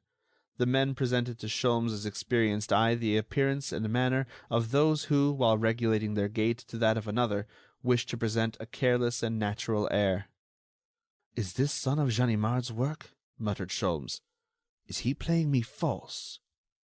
He felt inclined to speak to one of the men with a view of acting in concert with him, but as they were now approaching the boulevard the crowd was becoming denser, and he was afraid he might lose sight of Lupin. So he quickened his pace and turned into the boulevard just in time to see Lupin ascending the steps of the Hungarian restaurant at the corner of the Rue de Helder. The door of the restaurant was open, so that Sholmes, while sitting on a bench on the other side of the boulevard, could see Lupin take a seat at a table, luxuriously appointed and decorated with flowers, at which 3 gentlemen and 2 ladies of elegant appearance were already seated, and who extended to Lupin a hearty greeting. Sholmes now looked about for the 4 men and perceived them amongst a crowd of people who were listening to a gypsy orchestra that was playing in a neighboring café. It was a curious thing that they were paying no attention to Arsène Lupin, but seemed to be friendly with the people around them. One of them took a cigarette from his pocket and approached a gentleman who wore a frock coat and silk hat. The gentleman offered the other his cigar for a light, and Sholmes had the impression that they talked to each other much longer than the occasion demanded. Finally, the gentleman approached the Hungarian restaurant, entered, and looked around. When he caught sight of Lupin, he advanced and spoke to him for a moment, then took a seat at an adjoining table. Sholmes now recognized this gentleman as the horseman who had tried to run him down in the Avenue Henri Martin. Then Sholmes understood that these men were not tracking Arsène Lupin. They were a part of his band. They were watching over his safety. They were his bodyguard, his satellites, his vigilant escort. Wherever danger threatened Lupin, these confederates were at hand to avert it, ready to defend him. The four men were accomplices. The gentleman in the frock coat was an accomplice. These facts furnished the Englishman with food for reflection. Would he ever succeed in capturing that inaccessible individual? What unlimited power was possessed by such an organization, directed by such a chief? He tore a leaf from his notebook, wrote a few lines in pencil, which he placed in an envelope, and said to a boy about 15 years of age who was sitting on the bench beside him, "Here, my boy, take a carriage and deliver this letter to the cashier of the Swiss Tavern, Place du Châtelet. Be quick." He gave him a 5-franc piece. The boy disappeared. A half-hour passed away. The crowd had grown larger, and Sholmes perceived only at intervals the accomplices of Arsène Lupin. Then someone brushed against him and whispered in his ear, "Well, what is it, Monsieur Sholmes?" "Ah, it is you, Ganimard." "Yes, I received your note at the tavern. What's the matter?" "He is there." "What do you mean?" "There, in the restaurant. Lean to the right. Do you see him now?" "No." "He is pouring a glass of champagne for the lady." "That is not Lupin." "Yes, it is." "But I tell you—" "Ah, yet it may be. It looks a great deal like him," said Ganimard naively. "And the others? Accomplices?" "No. The lady sitting beside him is Lady Cliveden. The other is the Duchess de Cleves. The gentleman sitting opposite Lupin is the Spanish ambassador to London." Ganimard took a step forward. Sholmes retained him. "Be prudent. You are alone." "So is he." "No. He has a number of men on the boulevard mounting guard. And inside the restaurant, that gentleman—" "And I, when I take Arsène Lupin by the collar and announce his name, I shall have the entire room on my side and all the waiters." "I should prefer to have a few policemen." "But, Monsieur Sholmes, we have no choice. We must catch him when we can." He was right. Sholmes knew it. It was better to take advantage of the opportunity and make the attempt. Sholmes simply gave this advice to Ganimard: "Conceal your identity as long as possible." Sholmes glided behind a newspaper kiosk, whence he could still watch Lupin, who was leaning toward Lady Cliveden, talking and smiling. Ganimard crossed the street, hands in his pockets, as if he were going down the boulevard. But when he reached the opposite sidewalk, he turned quickly and bounded up the steps of the restaurant. There was a shrill whistle. Ganimard ran against the head waiter, who had suddenly planted himself in the doorway and now pushed Ganimard back with a show of indignation, as if he were an intruder whose presence would bring disgrace upon the restaurant. Ganimard was surprised. At the same moment the gentleman in the frock coat came out. He took the part of the detective and entered into an exciting argument with the waiter. Both of them hung on to Ganimard, one pushing him in, the other pushing him out in such a manner that, despite all his efforts and despite his furious protestations, the unfortunate detective soon found himself on the sidewalk. The struggling men were surrounded by a crowd. Two policemen, attracted by the noise, tried to force their way through the crowd, but encountered a mysterious resistance and could make no headway through the opposing backs and pressing shoulders of the mob. But suddenly, as if by magic, the crowd parted and the passage to the restaurant was clear. The head waiter, recognizing his mistake, was profuse in his apologies. The gentleman in the frock coat ceased his efforts on behalf of the detective. The crowd dispersed, the policemen passed on, and Ganimard hastened to the table at which the 6 guests were sitting. But now there were only 5. He looked around. The only exit was the door. "The person who was sitting here," he cried to the 5 astonished guests. "Where is he?" "Monsieur Destro?" "No, Arsène Lupin." A waiter approached and said, "The gentleman went upstairs." Ganimard rushed up in the hope of finding him. The upper floor of the restaurant contained private dining rooms and had a private stairway leading to the boulevard. "No use looking for him now," muttered Ganimard. "He is far away by this time."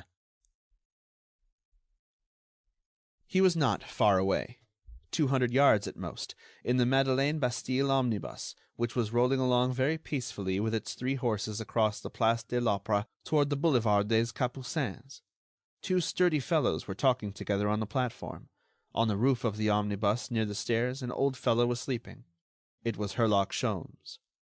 With bobbing head, rocked by the movement of the vehicle, the Englishman said to himself, "If Wilson could see me now, how proud he would be of his collaborator. Bah! It was easy to foresee that the game was lost as soon as the man whistled. Nothing could be done but watch the exits and see that our man did not escape. Really, Lupin makes life exciting and interesting." At the terminal point, Herlock Sholmes, by leaning over, saw Arsène Lupin leaving the omnibus, and as he passed in front of the men who formed his bodyguard, Sholmes heard him say, "À l'Étoile." "À l'Étoile, exactly, a rendezvous. I shall be there," thought Sholmes. "I will follow the 2 men." Lupin took an automobile, but the men walked the entire distance, followed by Sholmes. They stopped at a narrow house, No. 40 Rue Chalgrin, and rang the bell. Sholmes took his position in the shadow of a doorway, whence he could watch the house in question. A man opened one of the windows of the ground floor and closed the shutters, but the shutters did not reach to the top of the window. The impost was clear.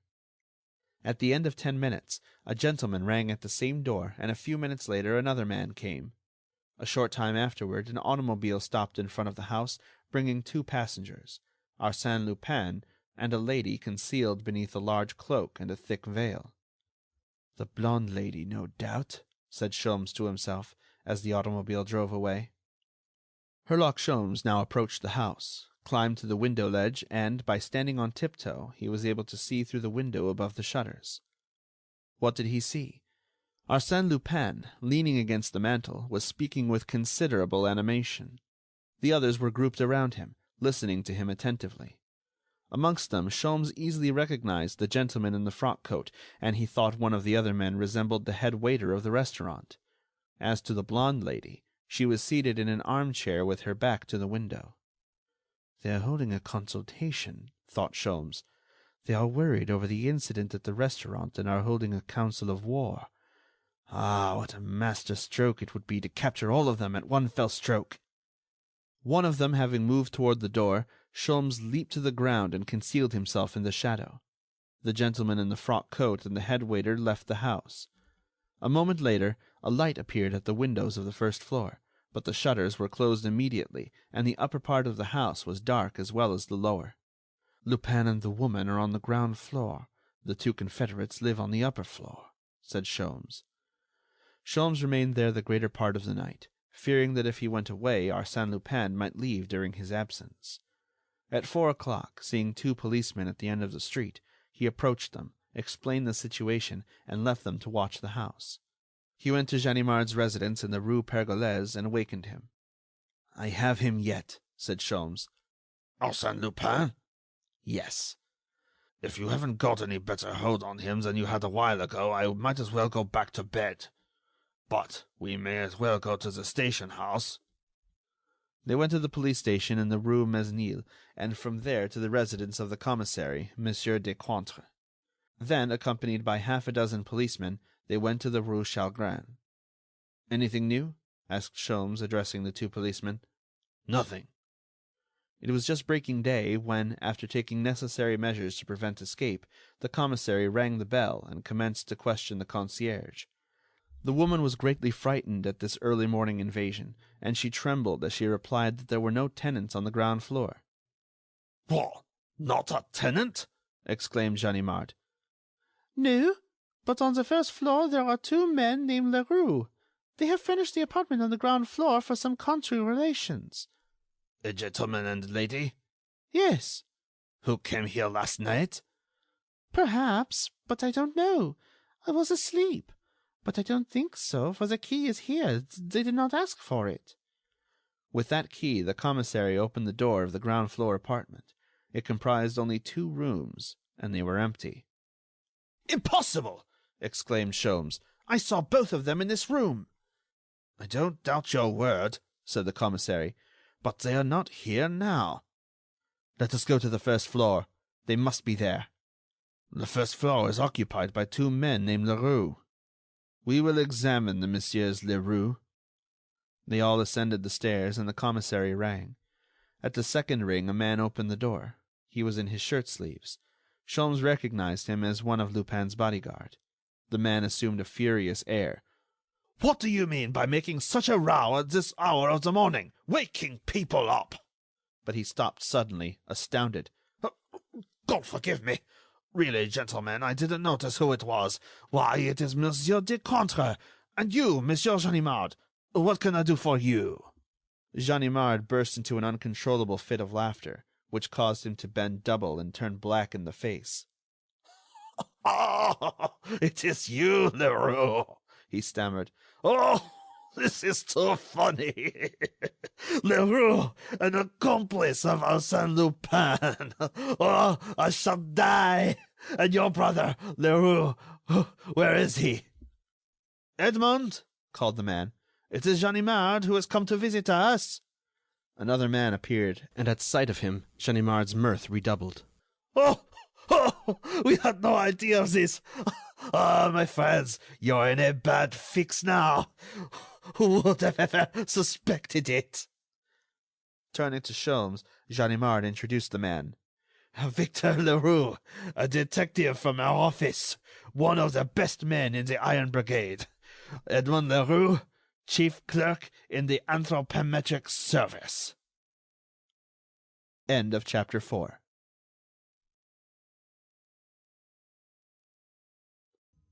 Chapter 5.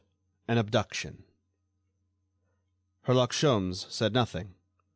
To protest, to accuse the two men, that would be useless. In the absence of evidence which he did not possess and had no time to seek, no one would believe him. Moreover, he was stifled with rage, but would not display his feelings before the triumphant Ganimard. So he bowed respectfully to the brothers Leroux, guardians of society, and retired.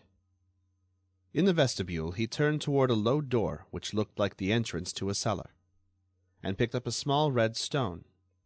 It was a garnet. When he reached the street, he turned and read on the front of the house this inscription: Lucien Destange, architect, 1877. The adjoining house, number 42, bore the same inscription. Always the double passage. Numbers 40 and 42 have a secret means of communication. Why didn't I think of that? I should have remained with the two policemen. He met the policemen near the corner and said to them, "Two people came out of house number 42 during my absence, didn't they?" "Yes, a gentleman and lady." Ganimard approached. Sholmes took his arm, and as they walked down the street, he said, "Monsieur Ganimard, you have had a good laugh and will no doubt forgive me for the trouble I have caused you." "Oh, there's no harm done. But it was a good joke." "I admit that, but the best jokes have only a short life, and this one can't last much longer." "I hope not." "This is now the 7th day, and I can remain only 3 days more, then I must return to London." "Oh." "I wish to ask you to be in readiness, as I may call on you at any hour on Tuesday or Wednesday night." "For an expedition of the same kind as we had tonight?" "Yes, monsieur, the very same." "With what result?" "The capture of Arsène Lupin," replied Sholmes. "Do you think so?" "I swear it, on my honor, monsieur." Sholmes bade Ganimard good-bye, and went to the nearest hotel for a few hours' sleep, after which, refreshed and with renewed confidence in himself, he returned to the Rue Chalgrin, slipped 2 louis into the hand of the concierge, assured himself that the brothers Leroux had gone out, learned that the house belonged to a Monsieur Harringon, and, provided with a candle, descended to the cellar through the low door near which he had found the garnet. At the bottom of the stairs he found another exactly like it. "I am not mistaken," he thought. "This is the means of communication. Let me see if my skeleton key will open the cellar reserved for the tenant of the ground floor. Yes, it will. Now I will examine those cases of wine.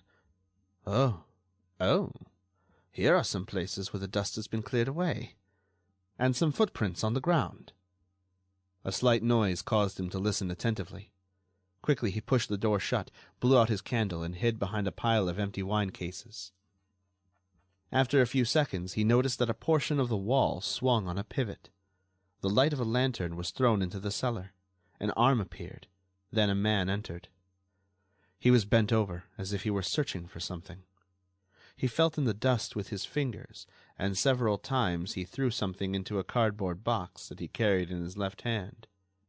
Afterward he obliterated the traces of his footsteps, as well as the footprints left by Lupin and the blonde lady, and he was about to leave the cellar by the same way he had entered, when he uttered a harsh cry and fell to the ground.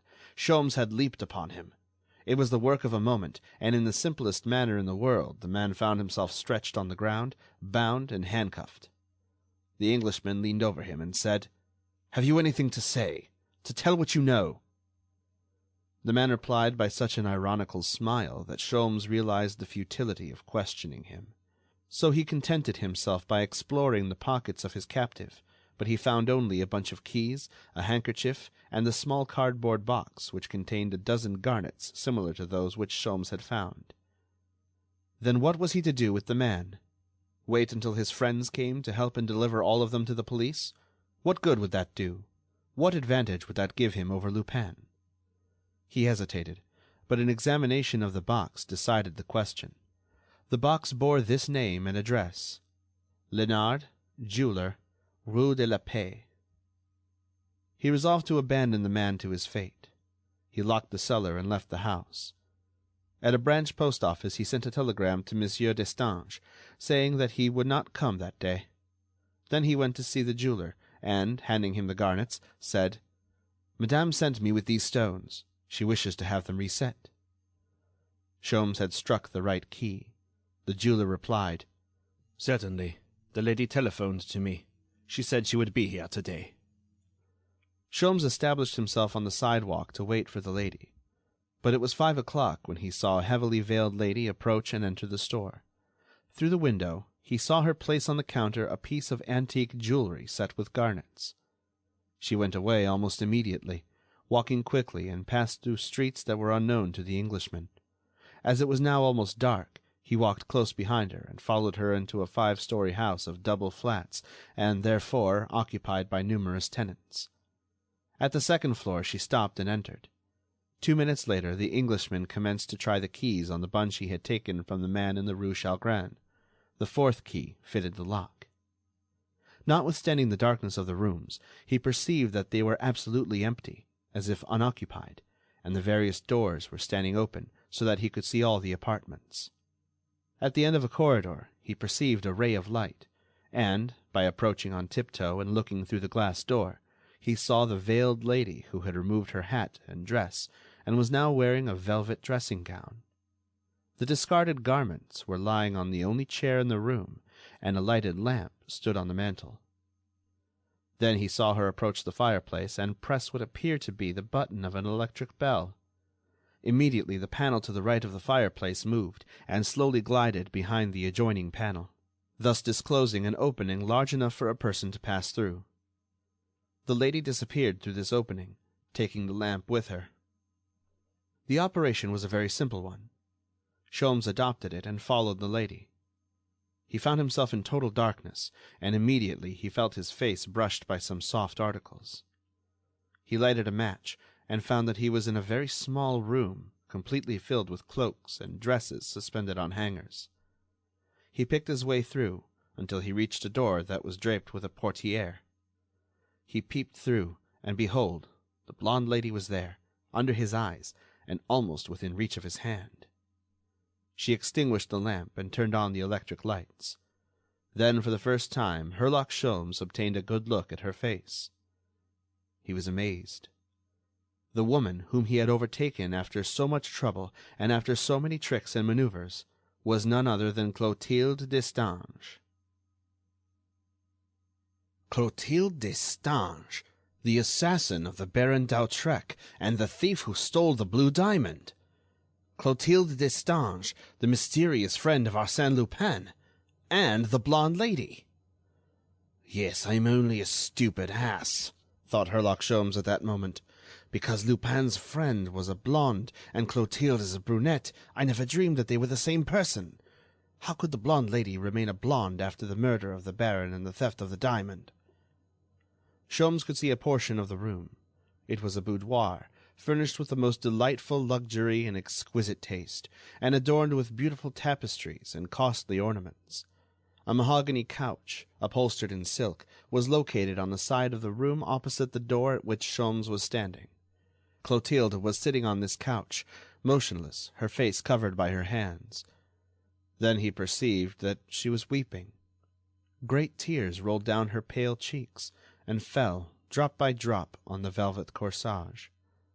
The tears came thick and fast, as if their source were inexhaustible. A door silently opened behind her, and Arsène Lupin entered. He looked at her for a long time without making his presence known. Then he approached her, knelt at her feet, pressed her head to his breast, folded her in his arms, and his actions indicated an infinite measure of love and sympathy. For a time not a word was uttered, but her tears became less abundant. "I was so anxious to make you happy," he murmured. "I am happy." "No, you are crying. Your tears break my heart, Clotilde." The caressing and sympathetic tone of his voice soothed her, and she listened to him with an eager desire for hope and happiness. Her features were softened by a smile, and yet how sad a smile! He continued to speak in a tone of tender entreaty. "You should not be unhappy, Clotilde. You have no cause to be."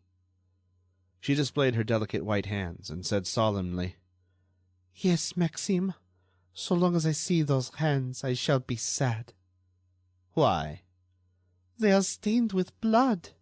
"Hush! Do not think of that," exclaimed Lupin. "The dead is past and gone. Do not resurrect it." And he kissed the long, delicate hand, while she regarded him with a brighter smile, as if each kiss effaced a portion of that dreadful memory. "You must love me, Maxime, you must, because no woman will ever love you as I do. For your sake I have done many things, not at your order or request, but in obedience to your secret desires. I have done things at which my will and conscience revolted, but there was some unknown power that I could not resist. What I did involuntarily, mechanically, because it helped you, because you wished it. And I am ready to do it again tomorrow, and always." "Ah, Clotilde," he said bitterly, "why did I draw you into my adventurous life? I should have remained the Maxime Bermond that you loved 5 years ago, and not have let you know the other man that I am." She replied in a low voice, "I love the other man also, and I have nothing to regret." "Yes, you regret your past life, the free and happy life you once enjoyed." "I have no regrets when you are here," she said passionately. "All faults and crimes disappear when I see you. When you are away, I may suffer and weep and be horrified at what I have done, but when you come it is all forgotten. Your love wipes it all away, and I am happy again. Oh, but you must love me." "I do not love you on compulsion, Clotilde. I love you simply because I love you." "Are you sure of it?" "I am just as sure of my own love as I am of yours. Only my life is a very active and exciting one, and I cannot spend as much time with you as I would like, just now." "What is it? Some new danger? Tell me." "Oh, nothing serious. Only—" "Only what?" she asked. "Well, he is on our track." "Who? Herlock Sholmes?" "Yes.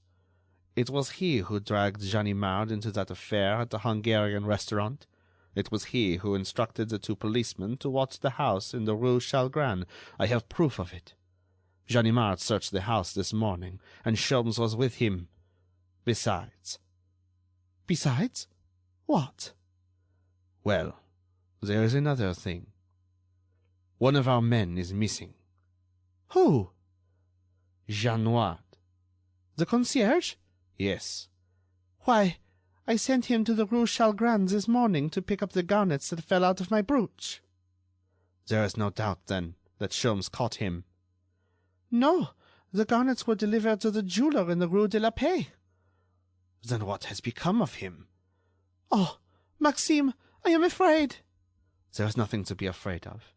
But I confess the situation is very serious. What does he know? Where does he hide himself?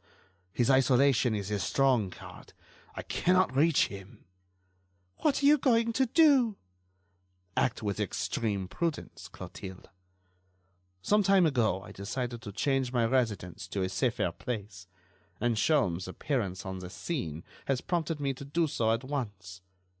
When a man like that is on your track, you must be prepared for the worst. Well, I am making my preparations. Day after tomorrow, Wednesday, I shall move. At noon it will be finished. At 2 o'clock I shall leave the place, after removing the last trace of our residence there, which will be no small matter. Until then... Well? Until then we must not see each other, and no one must see you, Clotilde. Do not go out.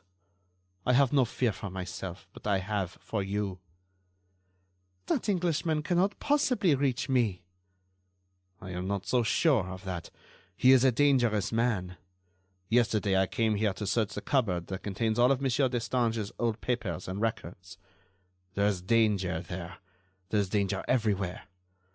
I feel that he is watching us, that he is drawing his net around us closer and closer. It is one of those intuitions which never deceive me. In that case, Maxime, go, and think no more of my tears. I shall be brave, and wait patiently until the danger is past. Adieu, Maxime. They held one another for some time in a last fond embrace, and it was she that gently pushed him outside. Sholmes could hear the sound of their voices in the distance. Emboldened by the necessities of the situation and the urgent need of bringing his investigation to a speedy termination, Sholmes proceeded to make an examination of the house in which he now found himself. He passed through Clotilde's boudoir into a corridor, at the end of which there was a stairway leading to the lower floor. He was about to descend this stairway when he heard voices below, which caused him to change his route. He followed the corridor, which was a circular one, and discovered another stairway, which he descended and found himself amidst surroundings that bore a familiar appearance. He passed through a door that stood partly open and entered a large circular room. It was Monsieur Destange's library. "Ah, splendid!" he exclaimed. "Now I understand everything. The boudoir of Mademoiselle Clotilde, the blonde lady, communicates with a room in the adjoining house, and that house does not front on the Place Malesherbes, but upon an adjacent street, the Rue Montchanin, if I remember the name correctly. And I now understand how Clotilde Destange can meet her lover and at the same time create the impression that she never leaves the house. And I understand also how Arsène Lupin was enabled to make his mysterious entrance to the gallery last night. Ah, there must be another connection between the library and the adjoining room. One more house full of ways that are dark. And no doubt Lucien Destange was the architect, as usual. I should take advantage of this opportunity to examine the contents of the cupboard and perhaps learn the location of other houses with secret passages constructed by Monsieur Destange." Sholmes ascended to the gallery and concealed himself behind some draperies, where he remained until late in the evening. At last a servant came and turned off the electric lights. An hour later the Englishman, by the light of his lantern, made his way to the cupboard. As he had surmised, it contained the architect's old papers, plans, specifications, and books of account. It also contained a series of registers, arranged according to date, and Sholmes, having selected those of the most recent dates, searched in the indexes for the name Harmingeat. He found it in one of the registers with a reference to page 63. Turning to that page, he read, Harringon, 40 Rue Chalgrin. This was followed by a detailed account of the work done in and about the installation of a furnace in the house. And in the margin of the book, someone had written these words, See account, M.B. "Ah, I thought so," said Sholmes. "The account M.B. is the one I want. I shall learn from it the actual residence of Monsieur Lupin." It was morning before he found that important account. It comprised 16 pages, one of which was a copy of the page on which was described the work done for Monsieur Harringon of the Rue Chalgrin. Another page described the work performed for Monsieur Vatinel as the owner of the house at number 25 Rue Clapeyron. Another page was reserved for the Baron d'Hautrec, 134 Avenue Henri Martin. Another was devoted to the Château de Crozon, and the 11 other pages to various owners of houses in Paris. Sholmes made a list of those 11 names and addresses, after which he returned the books to their proper places, opened a window, jumped out onto the deserted street, and closed the shutters behind him. When he reached his room at the hotel, he lighted his pipe with all the solemnity with which he was wont to characterize that act, and amidst clouds of smoke he studied the deductions that might be drawn from the account of M.B., or rather from the account of Maxime Bermond, alias Arsène Lupin. At 8 o'clock he sent the following message to Ganimard. I expect to pass through the Rue Pergolese this forenoon, and will inform you of a person whose arrest is of the highest importance.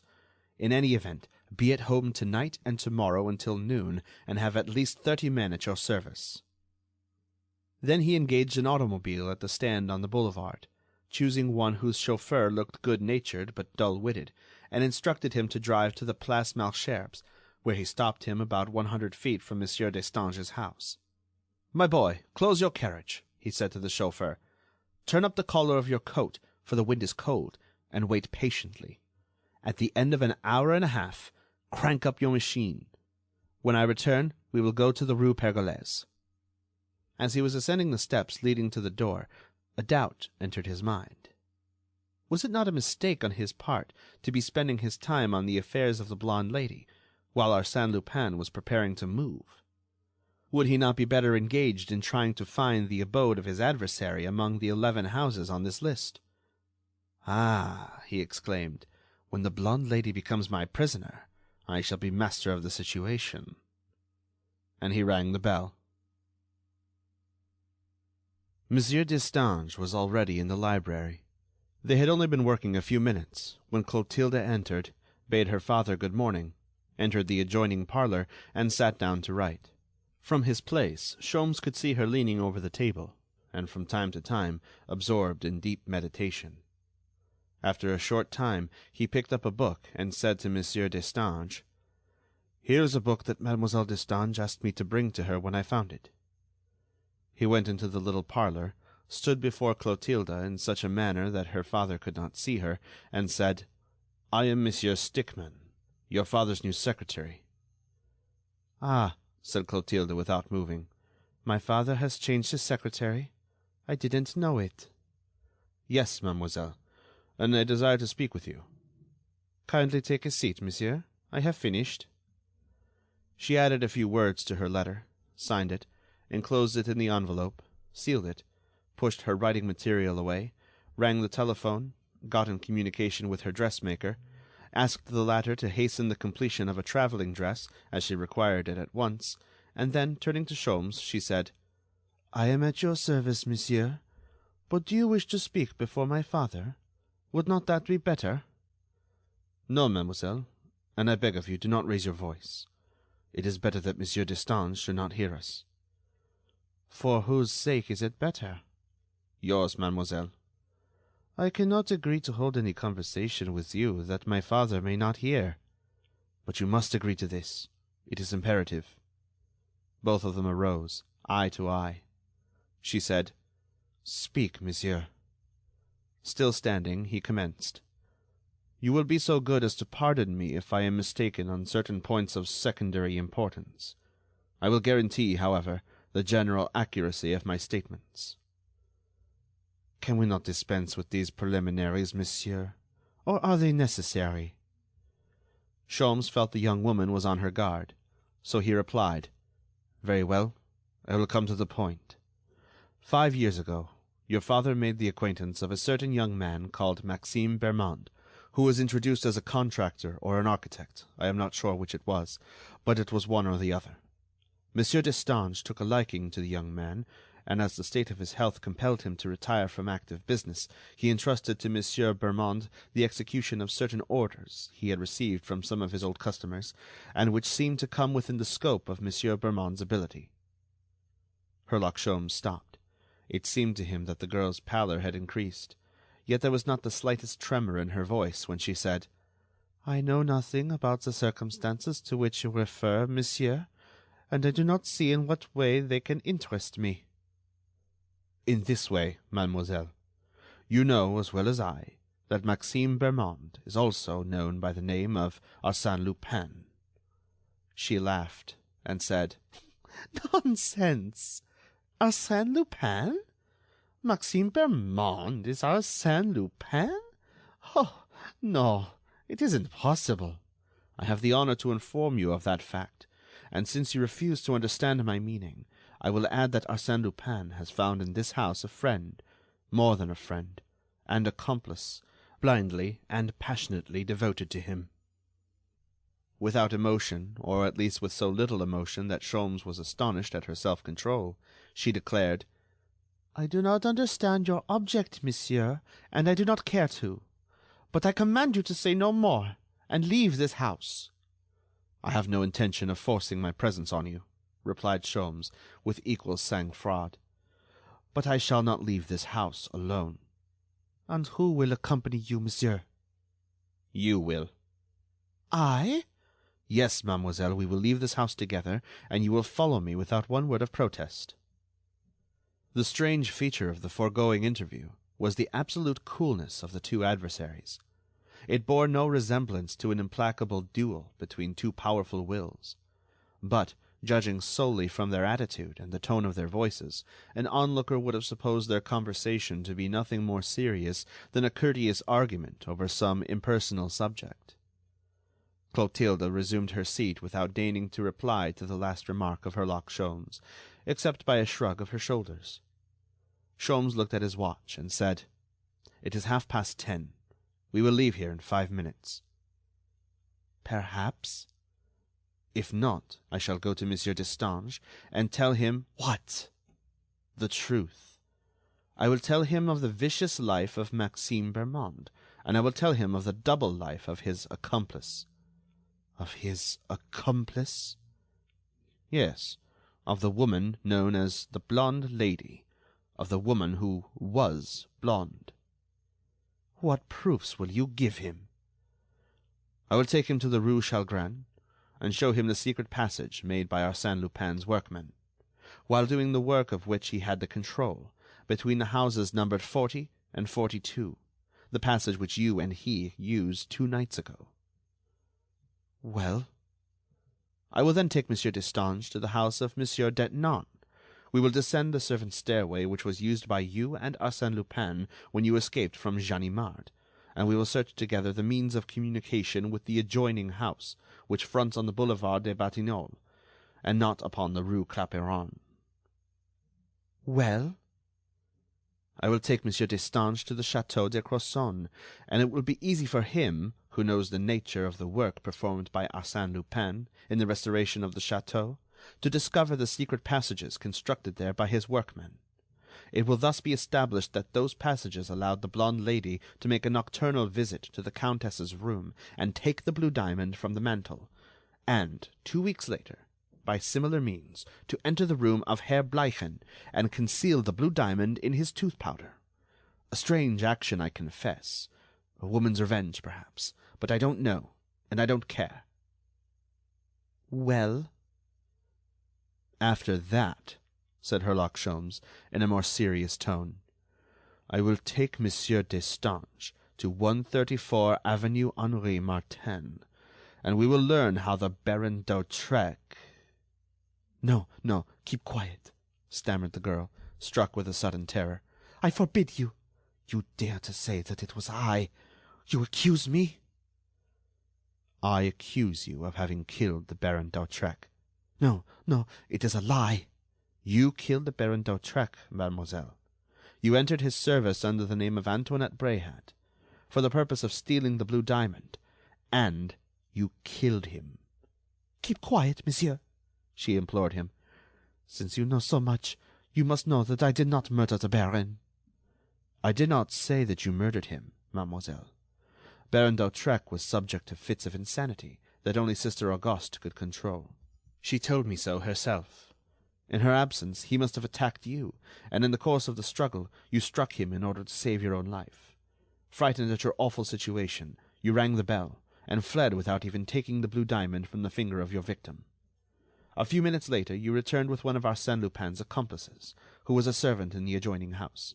You placed the Baron on the bed, you put the room in order, but you were afraid to take the blue diamond. Now, I have told you what happened on that night. I repeat, you did not murder the Baron, and yet it was your hand that struck the blow. She had crossed them over her forehead, those long, delicate white hands, and kept them thus for a long time. At last, loosening her fingers, she said in a voice rent by anguish, "And you intend to tell all that to my father?" "Yes, and I will tell him that I have secured as witnesses Mademoiselle Gerbois, who will recognize the blonde lady, Sister Auguste, who will recognize Antoinette Bréhat, and the Countess de Crozon, who will recognize Madame de Réal. That is what I shall tell him." "You will not dare," she said, recovering her self-possession in the face of an immediate peril. He arose and made a step toward the library. Clotilde stopped him. "One moment, monsieur." She paused, reflected a moment, and then, perfect mistress of herself, said, "You are Herlock Sholmes?" "Yes." "What do you want of me?" "What do I want? I am fighting a duel with Arsène Lupin, and I must win. The contest is now drawing to a climax, and I have an idea that a hostage as precious as you will give me an important advantage over my adversary. Therefore, you will follow me, mademoiselle. I will entrust you to one of my friends. As soon as the duel is ended, you will be set at liberty." "Is that all?" "That is all. I do not belong to the police service of this country, and consequently I do not consider that I am under any obligation to cause your arrest." She appeared to have come to a decision, yet she required a momentary respite. She closed her eyes, the better to concentrate her thoughts. Sholmes looked at her in surprise. She was now so tranquil, and apparently indifferent to the dangers which threatened her. Sholmes thought, "Does she believe that she is in danger? Probably not, since Lupin protects her.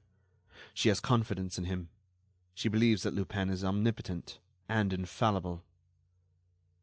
"Mademoiselle," he said, "I told you that we would leave here in 5 minutes. That time has almost expired." "Will you permit me to go to my room, monsieur, to get some necessary articles?" "Certainly, mademoiselle, and I will wait for you in the Rue Montchanin. Janois, the concierge, is a friend of mine." "Ah, you know," she said, visibly alarmed. "I know many things." "Very well. I will ring for the maid." The maid brought her hat and jacket. Then Sholmes said, "You must give Monsieur Destange some reason for our departure, and, if possible, let your excuse serve for an absence of several days." "That shall not be necessary. I shall be back very soon." They exchanged defiant glances and an ironic smile. "What faith you have in him," said Sholmes. "Absolute." "He does everything well, doesn't he? He succeeds in everything he undertakes, and whatever he does receives your approval and cooperation." "I love him," she said, with a touch of passion in her voice. "And you think that he will save you?" She shrugged her shoulders, and, approaching her father, she said, "I am going to deprive you of Monsieur Stickman. We are going to the National Library." You will return for luncheon? Perhaps. No, I think not. But don't be uneasy. Then she said to Sholmes in a firm voice, "I am at your service, monsieur." "Absolutely?" "Quite so. I warn you that if you attempt to escape, I shall call the police and have you arrested. Do not forget that the blonde lady is on parole." "I give you my word of honor that I shall not attempt to escape." "I believe you. Now, let us go." They left the house together, as he had predicted. The automobile was standing where Sholmes had left it. As they approached it, Sholmes could hear the rumbling of the motor. He opened the door, asked Clotilde to enter, and took a seat beside her. The machine started at once, gained the exterior boulevards, the Avenue Hoche and the Avenue de la Grande Armée. Sholmes was considering his plans. He thought, "Ganimard is at home. I will leave the girl in his care. Shall I tell him who she is? No, he would take her to prison at once, and that would spoil everything. When I am alone, I can consult my list of addresses taken from the account M.B. and run them down. Tonight, or tomorrow morning at the latest, I shall go to Ganimard, as I agreed, and deliver into his hands Arsène Lupin and all his band." He rubbed his hand, gleefully, at the thought that his duel with Lupin was drawing to a close, and he could not see any serious obstacle in the way of his success. And, yielding to an irrepressible desire to give vent to his feelings, an unusual desire on his part, he exclaimed, "Excuse me, mademoiselle, if I am unable to conceal my satisfaction and delight. The battle has been a difficult one, and my success is, therefore, more enjoyable." "A legitimate success, monsieur, of which you have a just right to be proud." "Thank you. But where are we going? The chauffeur must have misunderstood my directions." At that moment they were leaving Paris by the Gate de Neuilly. That was strange, as the Rue Pergolese is not outside the fortifications. Sholmes lowered the glass and said, "Chauffeur, you have made a mistake. Rue Pergolese." The man made no reply. Sholmes repeated in a louder voice, "I told you to go to the Rue Pergolese." Still the man did not reply. "Ah, but you are deaf, my friend. Or is he doing it on purpose? We are very much out of our way. Rue Pergolese. Turn back at once. Rue Pergolese." The chauffeur made no sign of having heard the order. The Englishman fretted with impatience. He looked at Clotilde. A mysterious smile played upon her lips. "Why do you laugh?" he said. "It is an awkward mistake, but it won't help you." "Of course not," she replied. Then an idea occurred to him. He rose and made a careful scrutiny of the chauffeur. His shoulders were not so broad, his bearing was not so stiff and mechanical. A cold perspiration covered his forehead, and his hands clenched with sudden fear, as his mind was seized with the conviction that the chauffeur was Arsène Lupin. "Well, Monsieur Sholmes, what do you think of our little ride?" "Delightful, monsieur. Really delightful," replied Sholmes. Never in his life had he experienced so much difficulty in uttering a few simple words without a tremor, or without betraying his feelings in his voice. But quickly, by a sort of reaction, a flood of hatred and rage burst its bounds, overcame his self-control, and, brusquely drawing his revolver, he pointed it at Mademoiselle Destange. "Lupin, stop this minute, this second, or I fire at Mademoiselle." "I advise you to aim at the cheek if you wish to hit the temple," replied Lupin, without turning his head. "Maxime, don't go so fast," said Clotilde. "The pavement is slippery, and I am very timid." She was smiling. Her eyes were fixed on the pavement, over which the carriage was traveling at enormous speed. "Let him stop! Let him stop!" said Sholmes to her, wild with rage. "I warn you that I am desperate." The barrel of the revolver brushed the waving locks of her hair. She replied, calmly, "Maxime is so imprudent. He is going so fast. I am really afraid of some accident." Sholmes returned the weapon to his pocket and seized the handle of the door, as if to alight, despite the absurdity of such an act. Clotilde said to him, "Be careful, monsieur. There is an automobile behind us." He leaned over. There was an automobile close behind, a large machine of formidable aspect, with its sharp prow and blood-red body, and holding 4 men clad in fur coats. "Ah, I am well guarded," thought Sholmes. "I may as well be patient." He folded his arms across his chest, with that proud air of submission so frequently assumed by heroes when fate has turned against them. And while they crossed the river Seine and rushed through Suresnes, Rueil, and Chatou, motionless and resigned, controlling his actions and his passions, he tried to explain to his own satisfaction by what miracle Arsène Lupin had substituted himself for the chauffeur. It was quite improbable that the honest-looking fellow he had selected on the boulevard that morning was an accomplice placed there in advance. And yet Arsène Lupin had received a warning in some way, and it must have been after he, Sholmes, had approached Clotilde in the house, because no one could have suspected his project prior to that time. Since then Sholmes had not allowed Clotilde out of his sight. Then an idea struck him. The telephone communication desired by Clotilde and her conversation with the dressmaker. Now it was all quite clear to him. Even before he had spoken to her, simply upon his request to speak to her as the new secretary of Monsieur Destange, she had scented the danger, surmised the name and purpose of the visitor, and calmly, naturally, as if she were performing a commonplace action of her everyday life, she had called Arsène Lupin to her assistance by some preconcerted signal. How Arsène Lupin had come and caused himself to be substituted for the chauffeur were matters of trifling importance. That which affected Sholmes, even to the point of appeasing his fury, was the recollection of that incident whereby an ordinary woman, a sweetheart it is true, mastering her nerves, controlling her features, and subjugating the expression of her eyes, had completely deceived the astute detective Herlock Sholmes. How difficult to overcome an adversary who is aided by such confederates, and who, by the mere force of his authority, inspires in a woman so much courage and strength. They crossed the Seine and climbed the hill at Saint-Germain, but some 500 meters beyond that town, the automobile slackened its speed. The other automobile advanced, and the two stopped side by side. There was no one else in the neighborhood. "Monsieur Sholmes," said Lupin, "kindly exchange to the other machine. Ours is really a very slow one." "Indeed," said Sholmes, calmly, convinced that he had no choice. "Also, permit me to loan you a fur coat, as we will travel quite fast, and the air is cool. And accept a couple of sandwiches, as we cannot tell when we will dine." The 4 men alighted from the other automobile. One of them approached, and, as he raised his goggles, Sholmes recognized in him the gentleman in the frock coat that he had seen at the Hungarian restaurant. Lupin said to him, "You will return this machine to the chauffeur from whom I hired it. He is waiting in the first wine shop to the right as you go up the Rue Legendre. You will give him the balance of the 1,000 francs I promised him.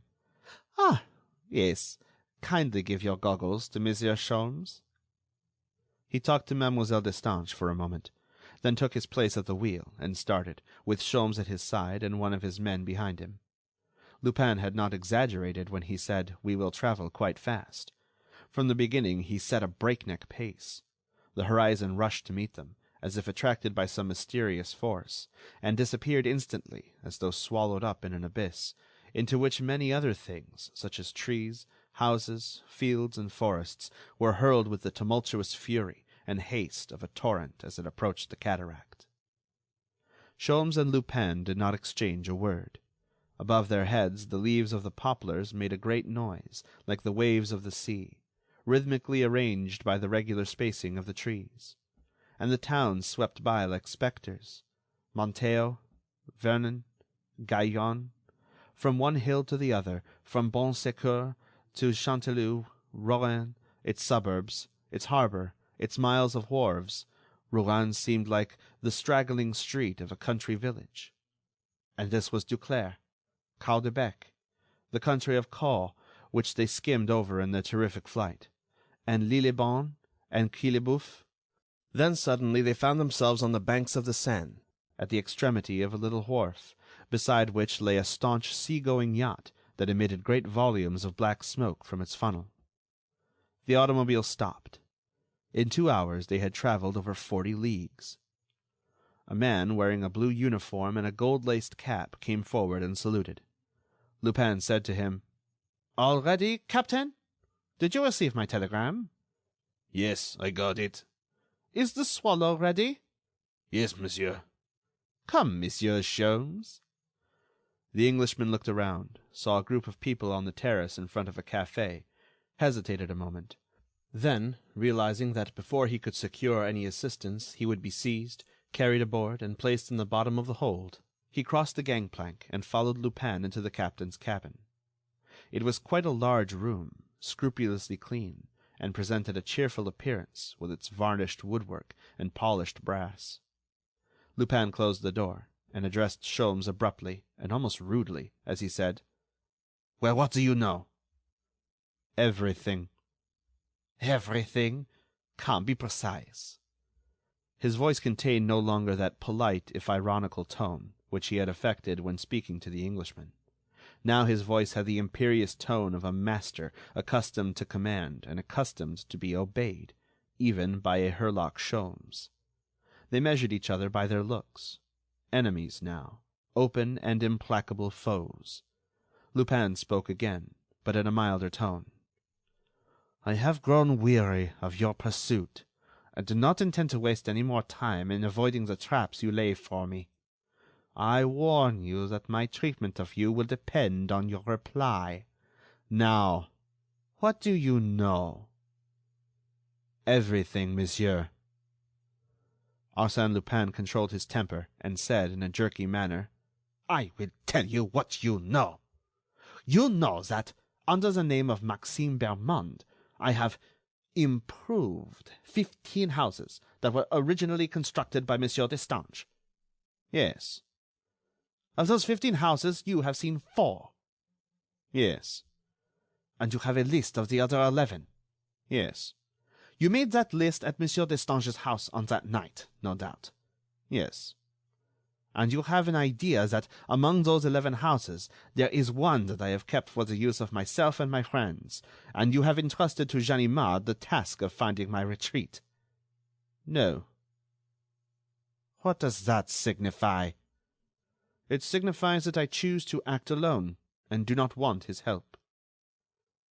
"Then I have nothing to fear, since you are in my hands." "You have nothing to fear as long as I remain in your hands." "You mean that you will not remain?" "Yes." Arsène Lupin approached the Englishman, and, placing his hand on the latter's shoulder, said, "Listen, monsieur. I am not in a humor to argue with you, and unfortunately for you, you are not in a position to choose. So let us finish our business." "Very well." "You are going to give me your word of honor that you will not try to escape from this boat until you arrive in English waters." "I give you my word of honor that I shall escape if I have an opportunity," replied the indomitable Sholmes. "But, sapristi, you know quite well that at a word from me you would soon be rendered helpless. All these men will obey me blindly. At a sign from me they would place you in irons." "Irons can be broken." "And throw you overboard 10 miles from shore." "I can swim." "I hadn't thought of that," said Lupin with a laugh. "Excuse me, master, and let us finish. You will agree that I must take the measures necessary to protect myself and my friends." "Certainly, but they will be useless." "And yet you do not wish me to take them." "It is your duty." "Very well, then." Lupin opened the door and called the captain and 2 sailors. The latter seized the Englishman, bound him hand and foot, and tied him to the captain's bunk. "That will do," said Lupin. "It was only on account of your obstinacy and the unusual gravity of the situation that I ventured to offer you this indignity." The sailors retired. Lupin said to the captain, "Let one of the crew remain here to look after Monsieur Sholmes, and you can give him as much of your own company as possible. Treat him with all due respect and consideration. He is not a prisoner, but a guest. What time have you, captain?" 5 minutes after 2. Lupin consulted his watch, and then looked at the clock that was attached to the wall of the cabin. 5 minutes past 2 is right. How long will it take you to reach Southampton? 9 hours, easy going. Make it 11. You must not land there until after the departure of the midnight boat, which reaches Havre at 8 o'clock in the morning. Do you understand, Captain? Let me repeat, as it would be very dangerous for all of us to permit Monsieur to return to France by that boat. You must not reach Southampton before 1 o'clock in the morning. I understand. Au revoir, master. Next year, in this world, or in the next. Until tomorrow, replied Sholmes.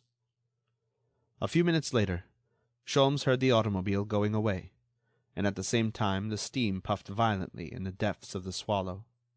The boat had started for England. About 3 o'clock the vessel left the mouth of the river and plunged into the open sea. At that moment Sholmes was lying on the captain's bunk, sound asleep. Next morning, it being the 10th and last day of the duel between Sholmes and Lupin, the Echo de France published this interesting bit of news. Yesterday, a judgment of ejectment was entered in the case of Arsène Lupin against Herlock Sholmes, the English detective.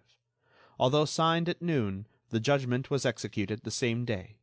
At 1 o'clock this morning, Sholmes was landed at Southampton. End of chapter 5.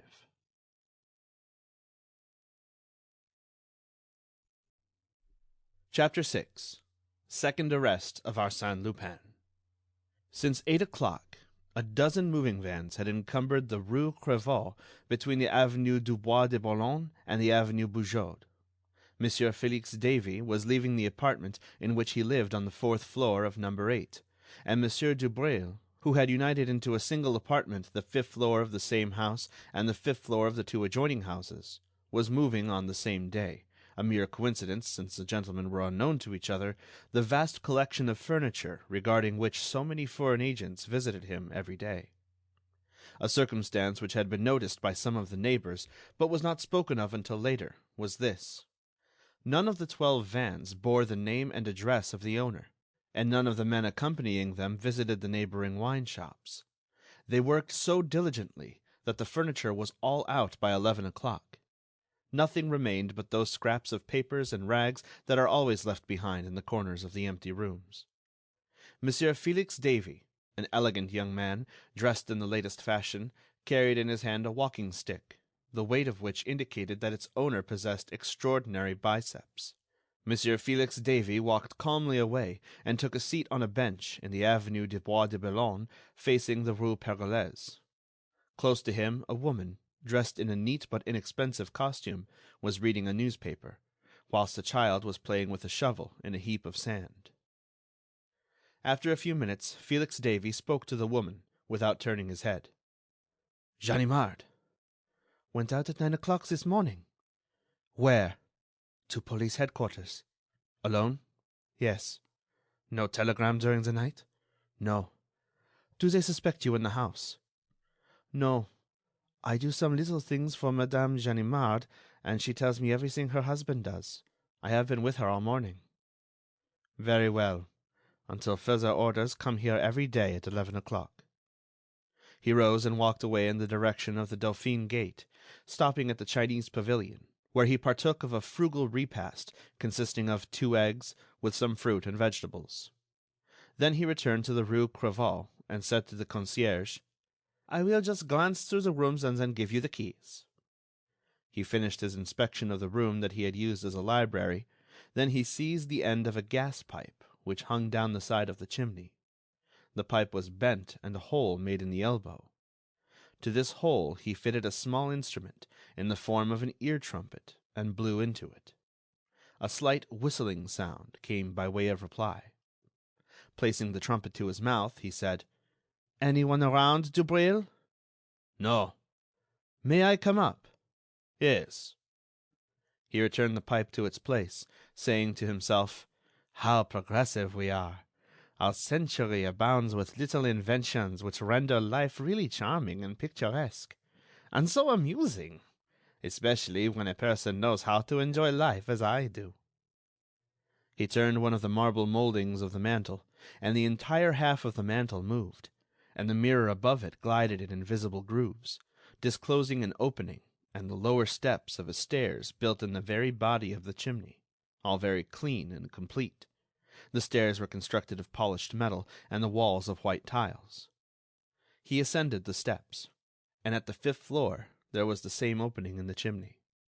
Monsieur Dubreuil was waiting for him. "Have you finished in your rooms?" "Yes." "Everything cleared out?" "Yes." "And the people?" "Only the 3 men on guard." "Very well. Come on." They ascended to the upper floor by the same means, one after the other, and there found 3 men, one of whom was looking through the window. "Anything new?" "Nothing, governor." "All quiet in the street?" "Yes." "In 10 minutes I will be ready to leave. You will go also. But in the meantime, if you see the least suspicious movement in the street, warn me." "I have my finger on the alarm bell all the time." "Dubreuil, did you tell the moving men not to touch the wire of that bell?" "Certainly. It is working all right." "That is all I want to know." The 2 gentlemen then descended to the apartment of Felix Davey, and the latter, after adjusting the marble mantel, exclaimed joyfully: "Dubreuil, I should like to see the man who is able to discover all the ingenious devices, warning bells, networks of electric wires and acoustic tubes, invisible passages, moving floors, and hidden stairways. A real fairyland." "What fame for Arsène Lupin!" "A fame I could well dispense with. It's a pity to be compelled to leave a place so well equipped and commence all over again, Dubreuil. And on a new model, of course, for it would never do to duplicate this. Curse Herlock Sholmes." "Has he returned to Paris?" "How could he? There has been only 1 boat from Southampton, and it left there at midnight. Only 1 train from Havre, leaving there at 8 o'clock this morning, and due in Paris at 11:15. As he could not catch the midnight boat at Southampton, and the instructions to the captain on that point were explicit, he cannot reach France until this evening via Newhaven and Dieppe." "Do you think he will come back?" "Yes. He never gives up. He will return to Paris, but it will be too late. We will be far away." "And Mademoiselle Destange?" "I am to see her in an hour." "At her house?" "Oh, no, she will not return there for several days. But you, Dubreuil, you must hurry. The loading of our goods will take a long time, and you should be there to look after them." "Are you sure that we are not being watched?" "By whom? I am not afraid of anyone but Sholmes." Dubreuil retired. Felix Davey made a last tour of the apartment, picked up 2 or 3 torn letters, then, noticing a piece of chalk, he took it and, on the dark paper of the drawing-room, drew a large frame, and wrote within it the following: "Arsène Lupin, gentleman burglar, lived here for 5 years, at the beginning of the 20th century." This little pleasantry seemed to please him very much. He looked at it for a moment, whistling a lively air, then said to himself, "Now that I have placed myself in touch with the historians of future generations, I can go. You must hurry, Herlock Sholmes, as I shall leave my present abode in 3 minutes, and your defeat will be an accomplished fact. 2 minutes more. Oh, you are keeping me waiting, Monsieur Sholmes. 1 minute more. Are you not coming? Well, then, I proclaim your downfall and my apotheosis. And now I make my escape. Farewell, kingdom of Arsène Lupin. I shall never see you again. Farewell to the 55 rooms of the 6 apartments over which I reigned. Farewell, my own royal bedchamber." His outburst of joy was interrupted by the sharp ringing of a bell, which stopped twice, started again, and then ceased. It was the alarm bell. What was wrong? What unforeseen danger? Ganimard? No, that was impossible. He was on the point of returning to his library and making his escape, but first he went to the window. There was no one in the street. Was the enemy already in the house? He listened, and thought he could discern certain confused sounds. He hesitated no longer. He ran to his library, and as he crossed the threshold, he heard the noise of a key being inserted in the lock of the vestibule door. "The deuce," he murmured. "I have no time to lose. The house may be surrounded. The servants' stairway... impossible. Fortunately, there is the chimney." He pushed the molding. It did not move. He made a greater effort. Still, it refused to move. At the same time, he had the impression that the door below opened and that he could hear footsteps. "Good God!" he cried. "I am lost if this cursed mechanism—" He pushed with all his strength. Nothing moved. Nothing. By some incredible accident, by some evil stroke of fortune, the mechanism, which had worked only a few moments ago, would not work now. He was furious. The block of marble remained immovable. He uttered frightful imprecations on the senseless stone. Was his escape to be prevented by that stupid obstacle? He struck the marble wildly, madly. He hammered it. He cursed it. "Ah, what's the matter, Monsieur Lupin? You seem to be displeased about something." Lupin turned around. Herlock Sholmes stood before him. Herlock Sholmes. Lupin gazed at him with squinting eyes, as if his sight were defective and misleading. Herlock Sholmes in Paris!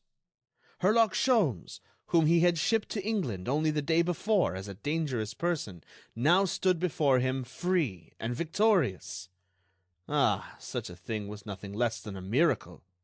It was contrary to all natural laws. It was the culmination of all that is illogical and abnormal. Herlock Sholmes here, before his face. And when the Englishman spoke, his words were tinged with that keen sarcasm and mocking politeness with which his adversary had so often lashed him. He said, "Monsieur Lupin, in the first place, I have the honor to inform you that at this time and place I blot from my memory forever all thoughts of the miserable night that you forced me to endure in the house of Baron d'Hautrec, of the injury done to my friend Wilson, of my abduction in the automobile, and of the voyage I took yesterday under your orders, bound to a very uncomfortable couch. But the joy of this moment effaces all those bitter memories. I forgive everything. I forget everything. I wipe out the debt. I am paid, and royally paid." Lupin made no reply, so the Englishman continued. "Don't you think so yourself?" He appeared to insist as if demanding an acquiescence, as a sort of receipt in regard to the part. After a moment's reflection, during which the Englishman felt that he was scrutinized to the very depth of his soul, Lupin declared, "I presume, monsieur, that your conduct is based upon serious motives?" "Very serious." "The fact that you have escaped from my captain and his crew is only a secondary incident of our struggle. But the fact that you are here before me alone, understand, alone, face to face with Arsène Lupin, leads me to think that your revenge is as complete as possible." "As complete as possible." "This house? Surrounded. The two adjoining houses? Surrounded. The apartment above this? The 3 apartments on the 5th floor that were formerly occupied by Monsieur Dubreuil are surrounded. So that you are captured, Monsieur Lupin. Absolutely captured." The feelings that Sholmes had experienced during his trip in the automobile were now suffered by Lupin. The same concentrated fury, the same revolt, and also, let us admit, the same loyalty of submission to force of circumstances, equally brave in victory or defeat. "Our accounts are squared, monsieur," said Lupin frankly. The Englishman was pleased with that confession. After a short silence, Lupin, now quite self-possessed, said smiling, "And I am not sorry. It becomes monotonous to win all the time. Yesterday I had only to stretch out my hand to finish you forever. Today I belong to you. The game is yours." Lupin laughed heartily, and then continued: "At last the gallery will be entertained. Lupin in prison. How will he get out? In prison! What an adventure! Ah, Sholmes, life is just one damned thing after another."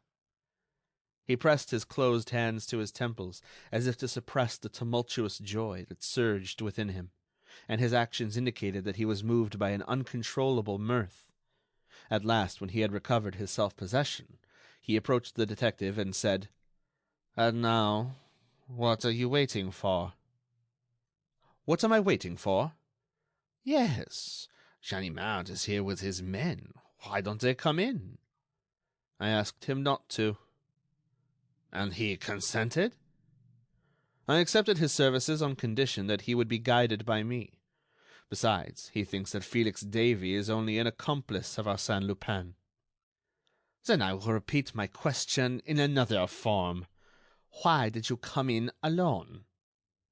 "Because I wish to speak to you alone." "Ah! You have something to say to me." That idea seemed to please Lupin immensely. There are certain circumstances in which words are preferable to deeds. "Monsieur Sholmes, I am sorry I cannot offer you an easy chair. How would you like that broken box? Or perhaps you would prefer the window ledge. I'm sure a glass of beer would be welcome, light or dark. But sit down, please." "Thank you. We can talk as well standing up." "Very well, proceed." "I will be brief. The object of my sojourn in France was not to accomplish your arrest. If I have been led to pursue you, it was because I saw no other way to achieve my real object." "Which was?" "To recover the blue diamond." "The blue diamond?" "Certainly, since the one found in Herr Bleichen's tooth powder was only an imitation." "Quite right. The genuine diamond was taken by the blonde lady. I made an exact duplicate of it, and then, as I had designs on other jewels belonging to the Countess, and as the consul Herr Bleichen was already under suspicion, the aforesaid blonde lady, in order to avert suspicion, slipped the false stone into the aforesaid consul's luggage." "While you kept the genuine diamond?" "Of course." "That diamond. I want it." "I am very sorry, but it is impossible." "I have promised it to the Countess de Crozon. I must have it." "How will you get it, since it is in my possession?" "That is precisely the reason. Because it is in your possession." "Oh, I am to give it to you?" "Yes." "Voluntarily?" "I will buy it." "Ah!" exclaimed Lupin, in an excess of mirth. "You are certainly an Englishman. You treat this as a matter of business." "It is a matter of business." "Well, what is your offer?" "The liberty of Mademoiselle Destange." "Her liberty? I didn't know she was under arrest." "I will give Monsieur Ganimard the necessary information. When deprived of your protection, she can readily be taken." Lupin laughed again and said: "Oh, my dear monsieur, you are offering me something you do not possess. Mademoiselle Destange is in a place of safety and has nothing to fear. You must make me another offer." The Englishman hesitated, visibly embarrassed and vexed. Then, placing his hand on the shoulder of his adversary, he said: "And if I should propose to you—" "My liberty?" "No. But I can leave the room to consult with Ganimard." "And leave me alone?" "Yes." "Ah, mon Dieu, what good would that be? The cursed mechanism would not work," said Lupin, at the same time savagely pushing the molding of the mantel. He stifled a cry of surprise. This time fortune favored him. The block of marble moved. It was his salvation, his hope of escape. In that event, why submit to the conditions imposed by Sholmes? He paced up and down the room, as if he were considering his reply. Then, in his turn, he placed his hand on the shoulder of his adversary and said: All things considered, Monsieur Sholmes, I prefer to do my own business in my own way. But, no, I don't require anyone's assistance. When Ganimard gets his hand on you, it'll be all over. You can't escape from them. Who knows? Come, that is foolish. Every door and window is guarded. Except one. Which? The one I will choose. Mere words. Your arrest is as good as made. Oh, no, not at all. Well, I shall keep the blue diamond. Sholmes looked at his watch and said, It is now 10 minutes to 3. At 3 o'clock I shall call Ganimard. Well, then, we have 10 minutes to chat. And to satisfy my curiosity, Monsieur Sholmes, I should like to know how you procured my address and my name of Felix Davey. Although his adversary's easy manner caused Sholmes some anxiety, he was willing to give Lupin the desired information, since it reflected credit on his professional astuteness. So he replied, Your address? I got it from the blonde lady. Clotilde? Herself. Do you remember yesterday morning, when I wished to take her away in the automobile, she telephoned to her dressmaker? Well? Well, I understood later that you were the dressmaker. And last night, on the boat, by exercising my memory, and my memory is something I have good reason to be proud of, I was able to recollect the last 2 figures of your telephone number, 73. Then, as I possessed a list of the houses you had improved, it was an easy matter, on my arrival in Paris at 11 o'clock this morning, to search in the telephone directory and find there the name and address of Felix Davey. Having obtained that information, I asked the aid of Monsieur Ganimard. Admirable. I congratulate you. But how did you manage to catch the 8 o'clock train at Havre? How did you escape from the Swallow? I did not escape. But you ordered the captain not to reach Southampton before 1 o'clock.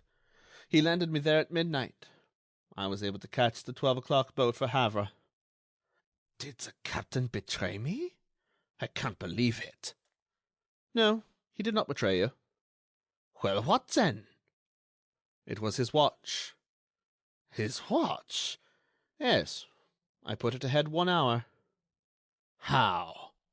In the usual way, by turning the hands. We were sitting side by side, talking, and I was telling him some funny stories. Why, he never saw me do it. Bravo! A very clever trick. I shall not forget it. But the clock that was hanging on the wall of the cabin?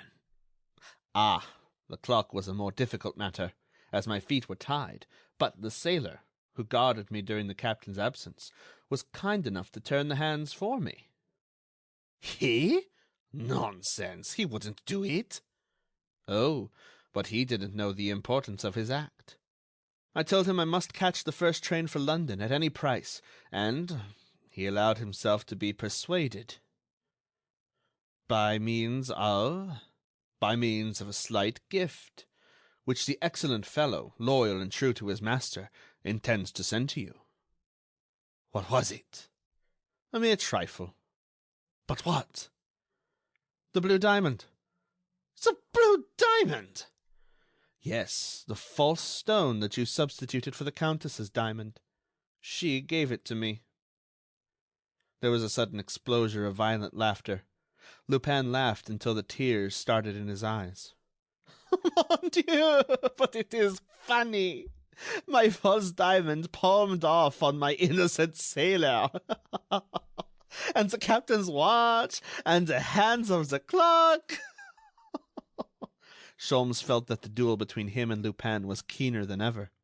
His marvelous instinct warned him that, behind his adversary's display of mirth, there was a shrewd intellect debating the ways and means to escape. Gradually Lupin approached the Englishman, who recoiled and, unconsciously, slipped his hand into his watch pocket. "It is 3 o'clock, Monsieur Lupin." 3 o'clock already. What a pity! We were enjoying our chat so much. I'm waiting for your answer. My answer? Mon Dieu, but you are particular. And so this is the last move in our little game, and the stake is my liberty. Or the blue diamond. Very well. It's your play. What are you going to do? I play the king, said Sholmes, as he fired his revolver. And I the ace, replied Lupin, as he struck at Sholmes with his fist. Sholmes had fired into the air, as a signal to Ganimard, whose assistance he required, but Lupin's fist had caught Sholmes in the mouth and caused him to double up with pain. Lupin rushed to the fireplace and set the marble slab in motion. Too late. The door opened. Surrender, Lupin, or I fire! Ganimard, doubtless stationed closer than Lupin had thought. Ganimard was there, with his revolver turned on Lupin.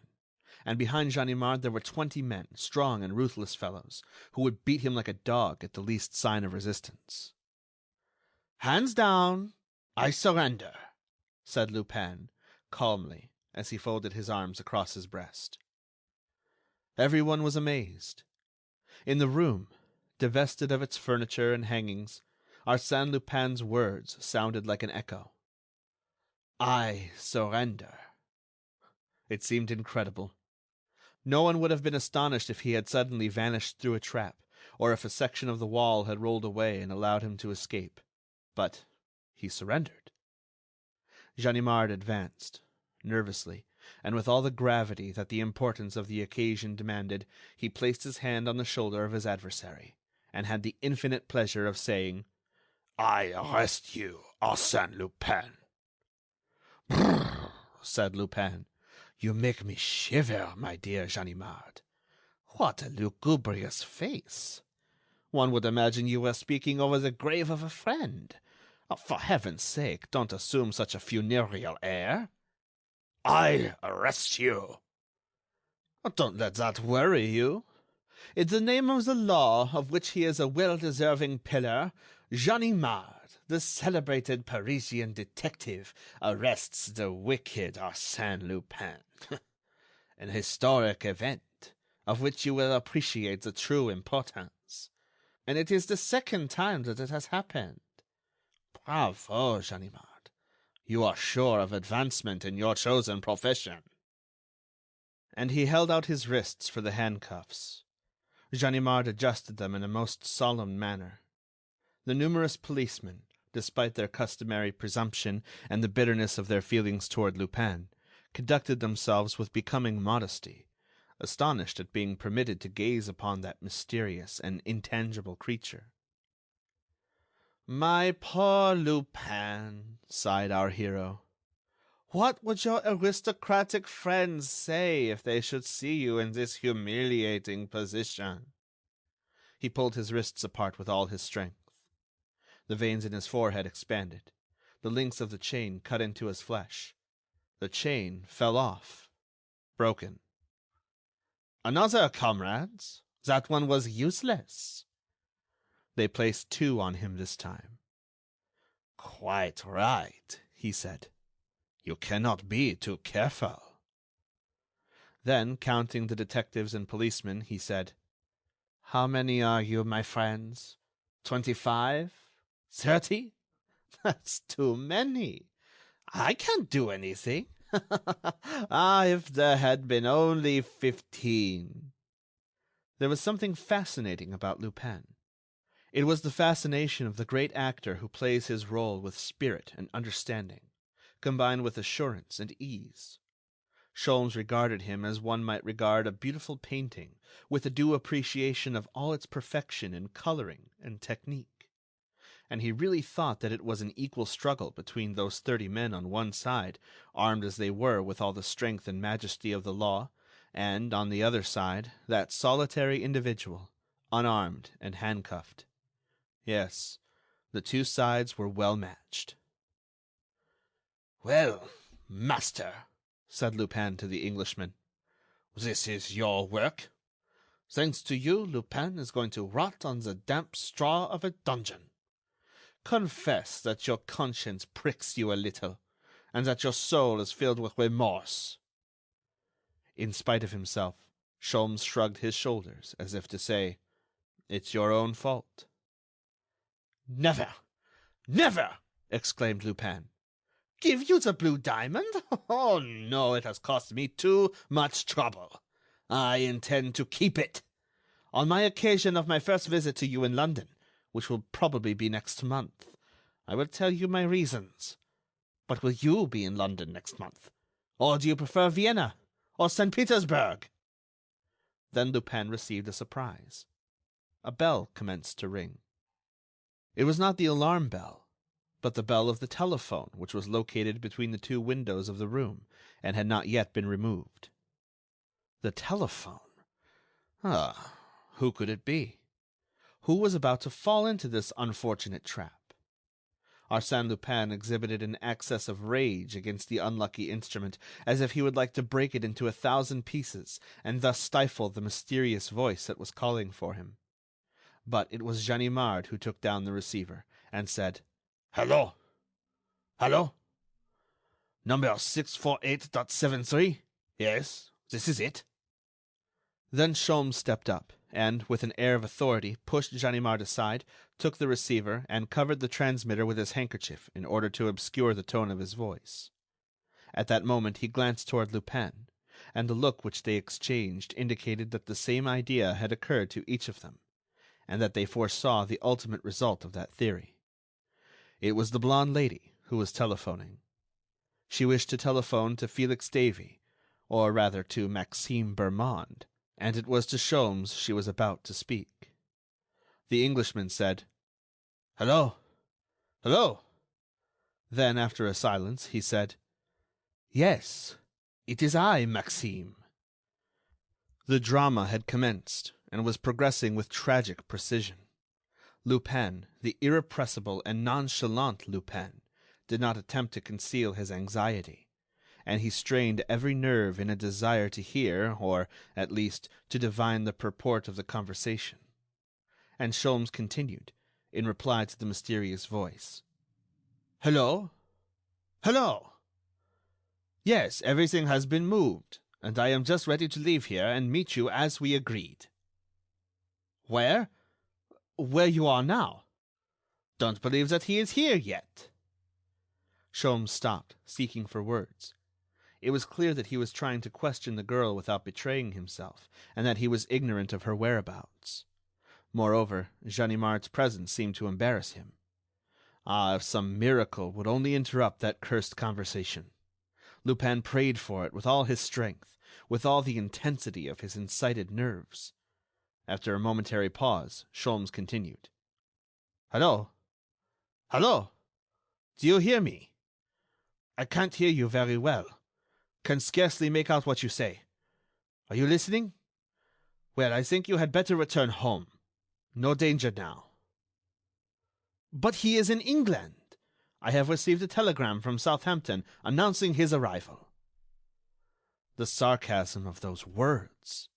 Sholmes uttered them with an inexpressible comfort, and he added, "Very well, don't lose any time.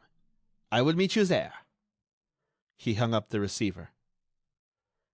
"Monsieur Ganimard, can you furnish me with 3 men?" "For the blonde lady, eh?" "Yes." "You know who she is, and where she is?" "Yes." "Good. That settles Monsieur Lupin. Folenfant, take 2 men, and go with Monsieur Sholmes." The Englishman departed, accompanied by the 3 men. The game was ended. The blonde lady was, also, about to fall into the hands of the Englishman. Thanks to his commendable persistence and to a combination of fortuitous circumstances, the battle had resulted in a victory for the detective and an irreparable disaster for Lupin. "Monsieur Sholmes!" The Englishman stopped. "Monsieur Lupin." Lupin was clearly shattered by this final blow. His forehead was marked by deep wrinkles. He was sullen and dejected. However, he pulled himself together, and, notwithstanding his defeat, he exclaimed in a cheerful tone: "You will concede that fate has been against me. A few minutes ago, it prevented my escape through that chimney, and delivered me into your hands. Now, by means of the telephone, it presents you with the blonde lady. I submit to its decrees." "What do you mean?" "I mean that I am ready to reopen our negotiation." Sholmes took Ganimard aside and asked, in a manner that did not permit a reply, the authority to exchange a few words with the prisoner. Then he approached Lupin and said in a sharp, nervous tone: "What do you want?" "Mademoiselle Destange's liberty." "You know the price?" "Yes." "And you accept?" "Yes, I accept your terms." "Ah," said the Englishman in surprise. "But you refused for yourself." "Yes, I can look out for myself, Monsieur Sholmes. But now the question concerns a young woman, and a woman I love. In France, understand, we have very decided ideas about such things. And Lupin has the same feelings as other people." He spoke with simplicity and candor. Sholmes replied by an almost imperceptible inclination of his head, and murmured: "Very well. The blue diamond." "Take my cane. There, at the end of the mantle. Press on the head of the cane with one hand, and, with the other, turn the iron ferrule at the bottom." Holmes took the cane and followed the directions. As he did so, the head of the cane divided and disclosed a cavity which contained a small ball of wax, which, in turn, enclosed a diamond. He examined it. It was the blue diamond. "Monsieur Lupin, Mademoiselle Destange is free." "Is her future safety assured? Has she nothing to fear from you?" "Neither from me nor anyone else." "How can you manage it?" "Quite easily. I have forgotten her name and address." "Thank you. And au revoir, for I will see you again sometime, Monsieur Sholmes." "I have no doubt of it." Then followed an animated conversation between Sholmes and Ganimard, which was abruptly terminated by the Englishman, who said: "I am very sorry, Monsieur Ganimard, that we cannot agree on that point, but I have no time to waste trying to convince you. I leave for England within an hour."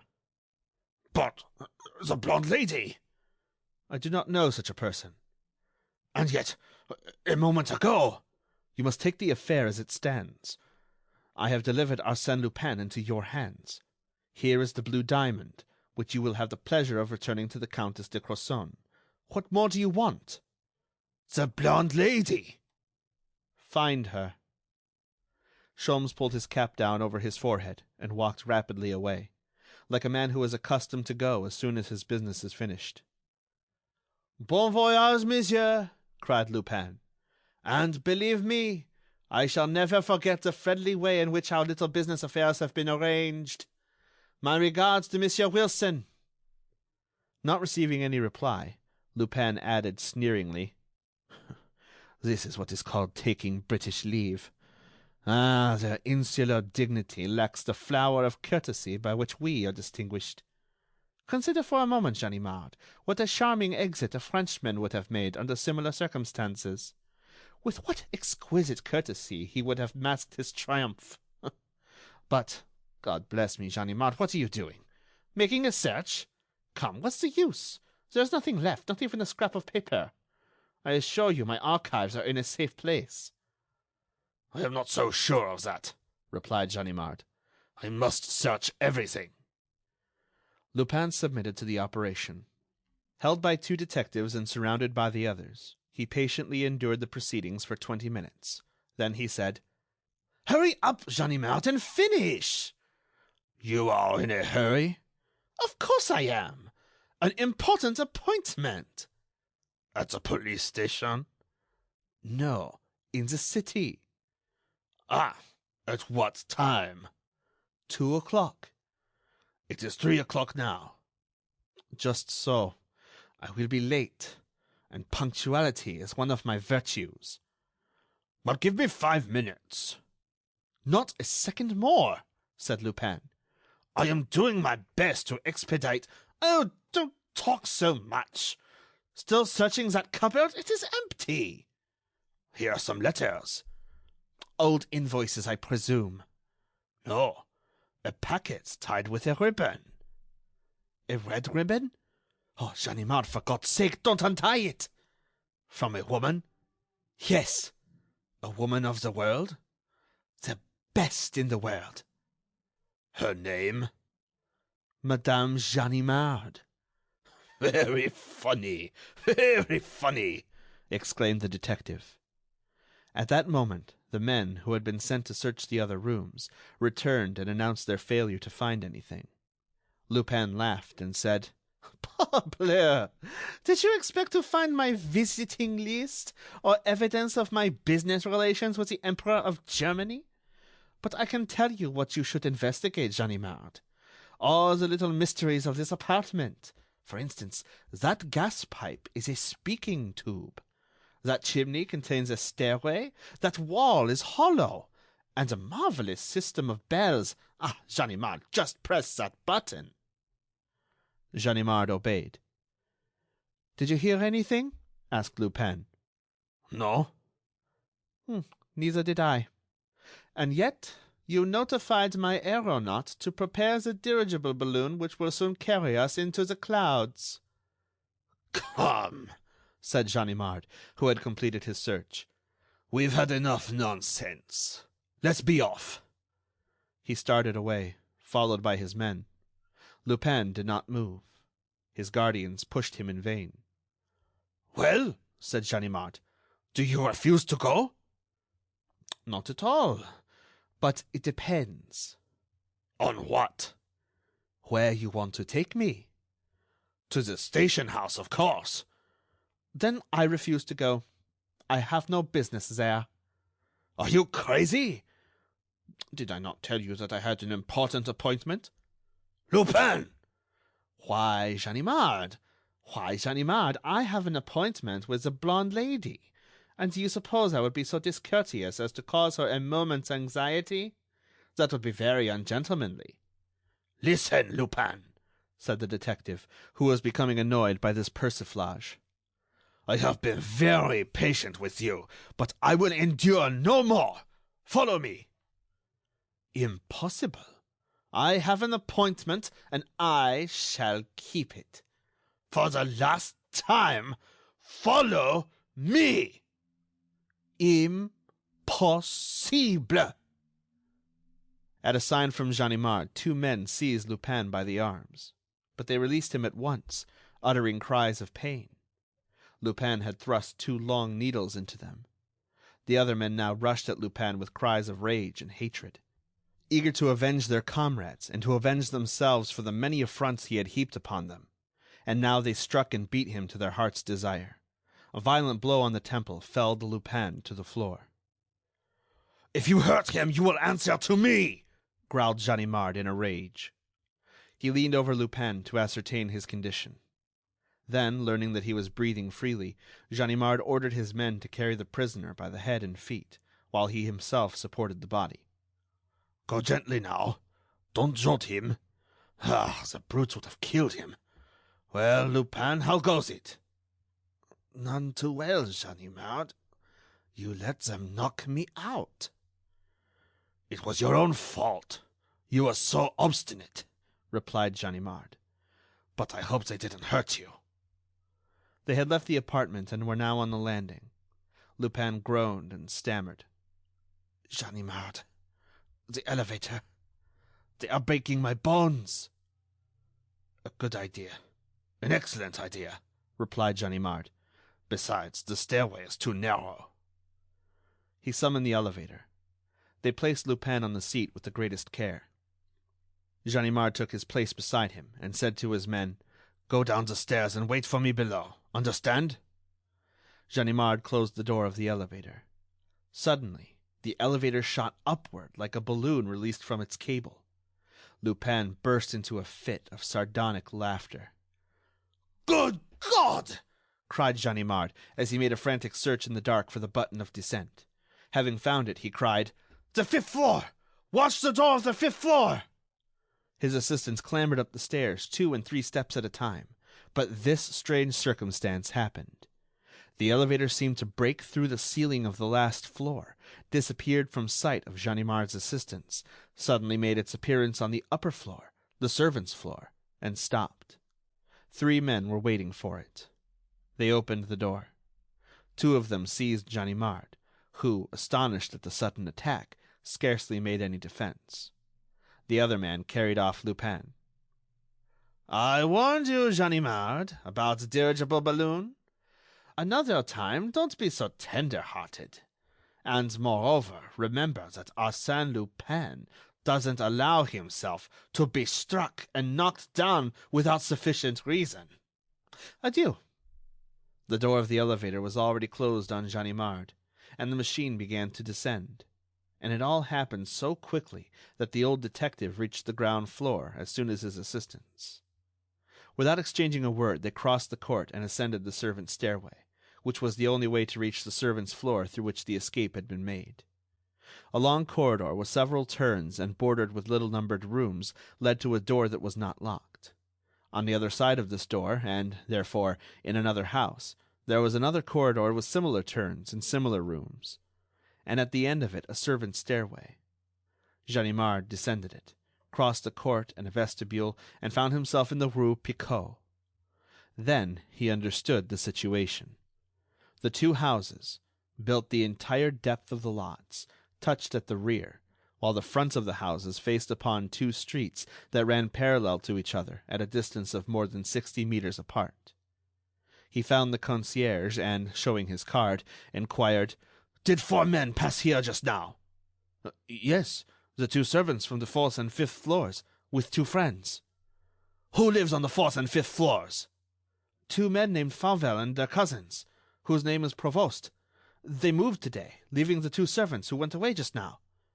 "Ah," thought Ganimard, "what a grand opportunity we have missed. The entire band lived in these houses." And he sank down on a chair in despair.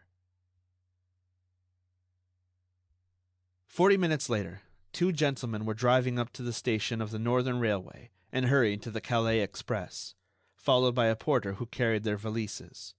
One of them had his arm in a sling, and the pallor of his face denoted some illness. The other man was in a jovial mood. "We must hurry, Wilson, or we will miss the train. Ah, Wilson, I shall never forget these 10 days." "Neither will I." "Ah, it was a great struggle." "Superb." "A few repulses here and there." "Of no consequence." "And at last, victory all along the line. Lupin arrested. The blue diamond recovered." "My arm broken." "What does a broken arm count for in such a victory as that?" "Especially when it is my arm." "Ah, yes, don't you remember, Wilson, that it was at the very time you were in the pharmacy, suffering like a hero, that I discovered the clue to the whole mystery?" "How lucky." The doors of the carriages were being closed. "All aboard! Hurry up, gentlemen!" The porter climbed into an empty compartment and placed their valises in the rack, whilst Sholmes assisted the unfortunate Wilson. "What's the matter, Wilson? You're not done up, are you? Come, pull your nerves together." "My nerves are all right." "Well, what is it, then?" "I have only one hand." "What of it?" exclaimed Sholmes cheerfully. "You are not the only one who has had a broken arm. Cheer up." Sholmes handed the porter a piece of 50 centimes. "Thank you, Monsieur Sholmes," said the porter. The Englishman looked at him. It was Arsène Lupin. You, he stammered, absolutely astounded. And Wilson brandished his sound arm in the manner of a man who demonstrates a fact as he said, You! But you were arrested. Sholmes told me so. When he left you, Ganimard and 30 men had you in charge." Lupin folded his arms and said, with an air of indignation, "Did you suppose I would let you go away without bidding you adieu? After the very friendly relations that have always existed between us, that would be discourteous and ungrateful on my part." The train whistled. Lupin continued. "I beg your pardon, but have you everything you need? Tobacco and matches? Yes, and the evening papers? You will find in them an account of my arrest, your last exploit, Monsieur Sholmes. And now, au revoir. Am delighted to have made your acquaintance. And if ever I can be of any service to you, I shall be only too happy." He leaped to the platform and closed the door. "Adieu," he repeated, waving his handkerchief. "Adieu. I shall write to you. You will write also, eh? And your arm broken, Wilson. I am truly sorry. I shall expect to hear from both of you. A postal card now and then.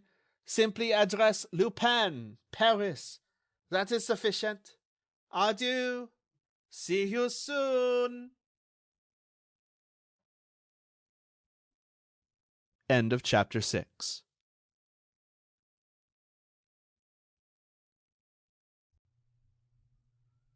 Chapter 7. The Jewish Lamp. Herlock Sholmes and Wilson were sitting in front of the fireplace, in comfortable armchairs, with the feet extended toward the grateful warmth of a glowing coke fire. Sholmes's pipe, a short briar with a silver band, had gone out. He knocked out the ashes, filled it, lighted it, pulled the skirts of his dressing gown over his knees, and drew from his pipe great puffs of smoke, which ascended toward the ceiling in scores of shadow rings. Wilson gazed at him, as a dog lying curled up on a rug before the fire might look at his master, with great round eyes which have no hope other than to obey the least gesture of his owner. Was the master going to break the silence? Would he reveal to Wilson the subject of his reverie and admit his satellite into the charmed realm of his thoughts? When Sholmes had maintained his silent attitude for some time, Wilson ventured to speak. "Everything seems quiet now. Not the shadow of a case to occupy our leisure moments." Sholmes did not reply, but the rings of smoke emitted by Sholmes were better formed, and Wilson observed that his companion drew considerable pleasure from that trifling fact, an indication that the great man was not absorbed in any serious meditation. Wilson, discouraged, arose and went to the window. The lonely street extended between the gloomy facades of grimy houses, unusually gloomy this morning by reason of a heavy downfall of rain. A cab passed, then another. Wilson made an entry of their numbers in his memorandum book. One never knows. "Ah!" he exclaimed. "The postman."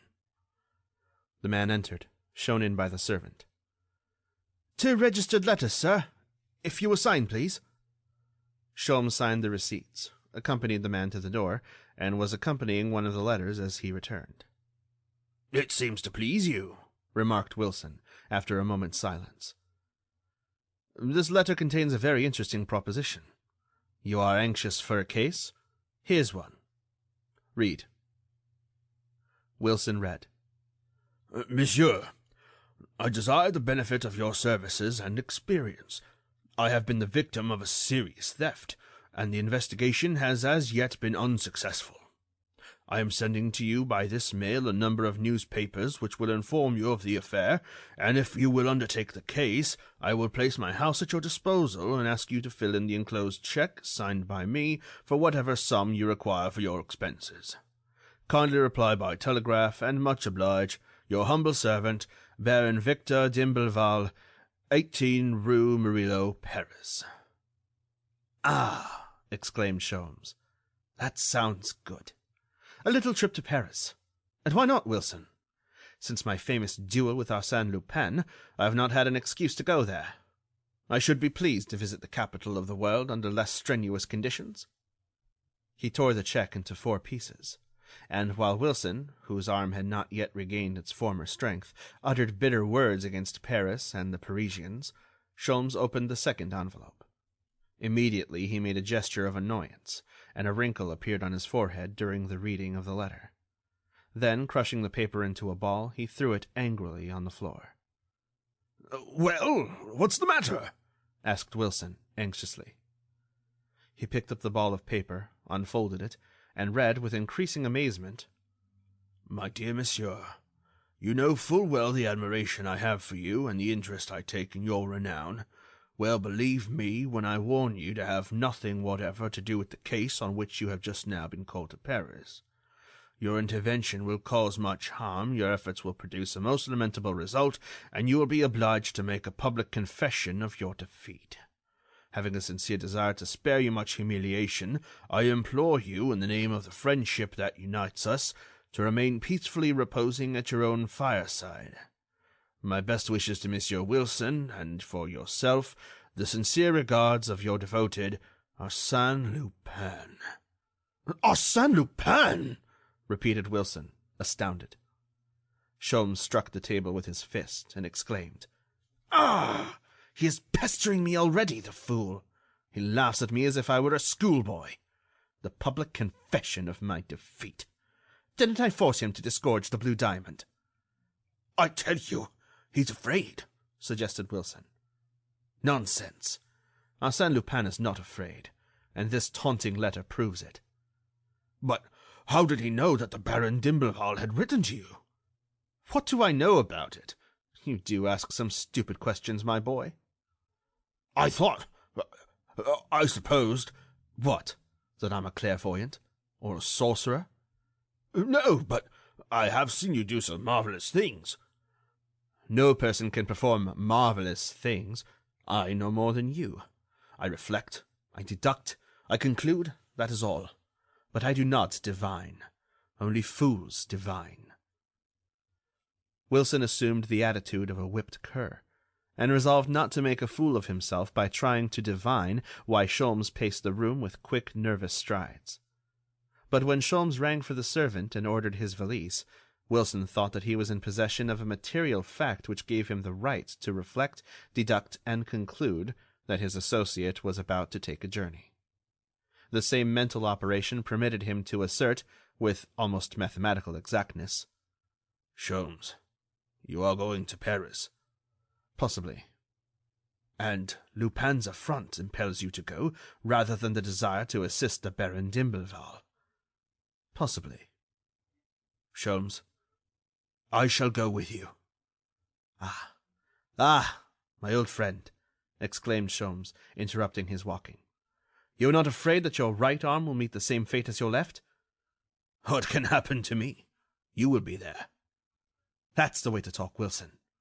We will show that clever Frenchman that he made a mistake when he threw his glove in our faces. Be quick, Wilson. We must catch the first train. Without waiting for the papers the Baron has sent you? What good are they? I will send a telegram. No. If you do that, Arsène Lupin will know of my arrival. I wish to avoid that. This time, Wilson, we must fight under cover. That afternoon, the two friends embarked at Dover. The passage was a delightful one. In the train from Calais to Paris, Sholmes had 3 hours sound sleep, while Wilson guarded the door of the compartment. Sholmes awoke in good spirits. He was delighted at the idea of another duel with Arsène Lupin, and he rubbed his hands with the satisfied air of a man who looks forward to a pleasant vacation. At last, exclaimed Wilson, we are getting to work again. And he rubbed his hands with the same satisfied air. At the station, Sholmes took the wraps, and, followed by Wilson, who carried the valises, he gave up his tickets and started off briskly. Fine weather, Wilson. Blue sky and sunshine. Paris is giving us a royal reception. Yes, but what a crowd. So much the better, Wilson. We will pass unnoticed. No one will recognize us in such a crowd. Is this Monsieur Sholmes? He stopped, somewhat puzzled. Who the deuce could thus address him by his name? A woman stood beside him, a young girl whose simple dress outlined her slender form and whose pretty face had a sad and anxious expression. She repeated her inquiry. You are Monsieur Sholmes? As he still remained silent, as much from confusion as from a habit of prudence, the girl asked a third time. Have I the honor of addressing Monsieur Sholmes? What do you want? He replied, testily, considering the incident a suspicious one. You must listen to me, Monsieur Sholmes, as it is a serious matter. I know that you are going to the Rue Murillo. What do you say? I know. Rue Murillo, number 18. Well, you must not go. No, you must not. I assure you that you will regret it. Do not think that I have any interest in the matter. I do it because it is right, because my conscience tells me to do it." Sholmes tried to get away, but she persisted. "Oh, I beg of you, don't neglect my advice. Ah, if I only knew how to convince you. Look at me. Look into my eyes. They are sincere. They speak the truth." She gazed at Sholmes, fearlessly but innocently, with those beautiful eyes, serious and clear, in which her very soul seemed to be reflected. Wilson nodded his head, as he said, "Mademoiselle looks honest." "Yes," she implored, "and you must have confidence." "I have confidence in you, mademoiselle," replied Wilson. "Oh, how happy you make me. And so has your friend? I feel it. I am sure of it. What happiness. Everything will be all right now. What a good idea of mine. Ah, yes, there is a train for Calais in 20 minutes. You will take it? Quick, follow me. You must come this way. There is just time." She tried to drag them along. Sholmes seized her arm, and, in as gentle a voice as he could assume, said to her, "Excuse me, mademoiselle, if I cannot yield to your wishes, but I never abandon a task that I have once undertaken." "I beseech you, I implore you. Ah, if only you could understand." Sholmes passed outside and walked away at a quick pace. Wilson said to the girl, "Have no fear. He will be in at the finish. He never failed yet." And he ran to overtake Sholmes. Herlock Sholmes, Arsène Lupin. These words, in great black letters, met their gaze as soon as they left the railway station. A number of sandwichmen were parading through the street, one behind the other, carrying heavy canes with iron ferrules in which they struck the pavement in harmony, and, on their backs, they carried large posters, on which one could read the following notice: "The match between Herlock Sholmes and Arsène Lupin. Arrival of the English champion. The great detective attacks the mystery of the Rue Murillo. Read the details in the Echo de France." Wilson shook his head and said, "Look at that, Sholmes, and we thought we were traveling incognito.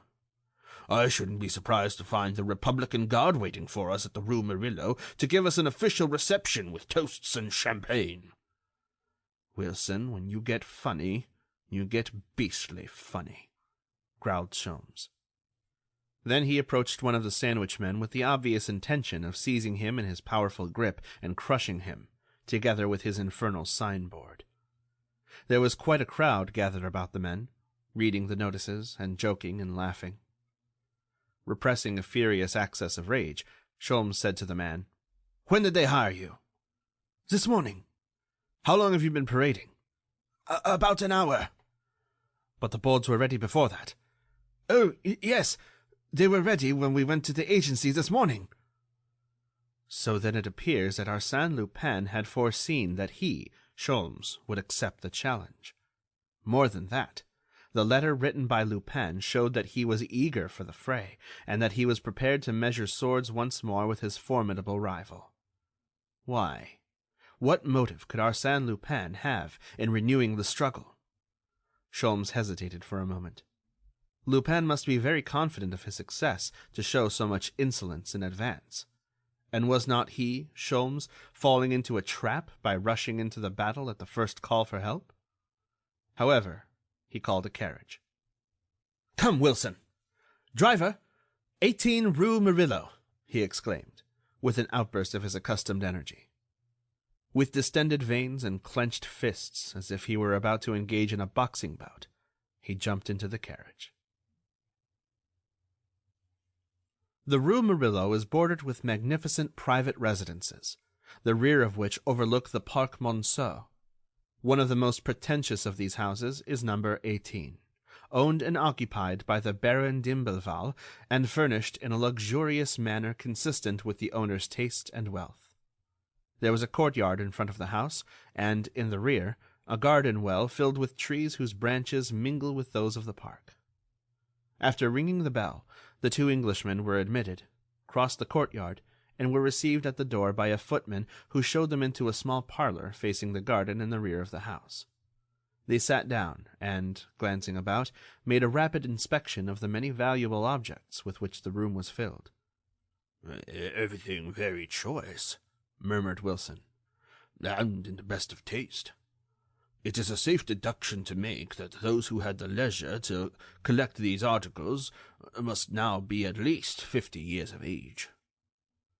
The door opened, and the Baron d'Imblevalle entered, followed by his wife. Contrary to the deduction made by Wilson, they were both quite young, of elegant appearance, and vivacious in speech and action. They were profuse in their expressions of gratitude. "So kind of you to come. Sorry to have caused you so much trouble.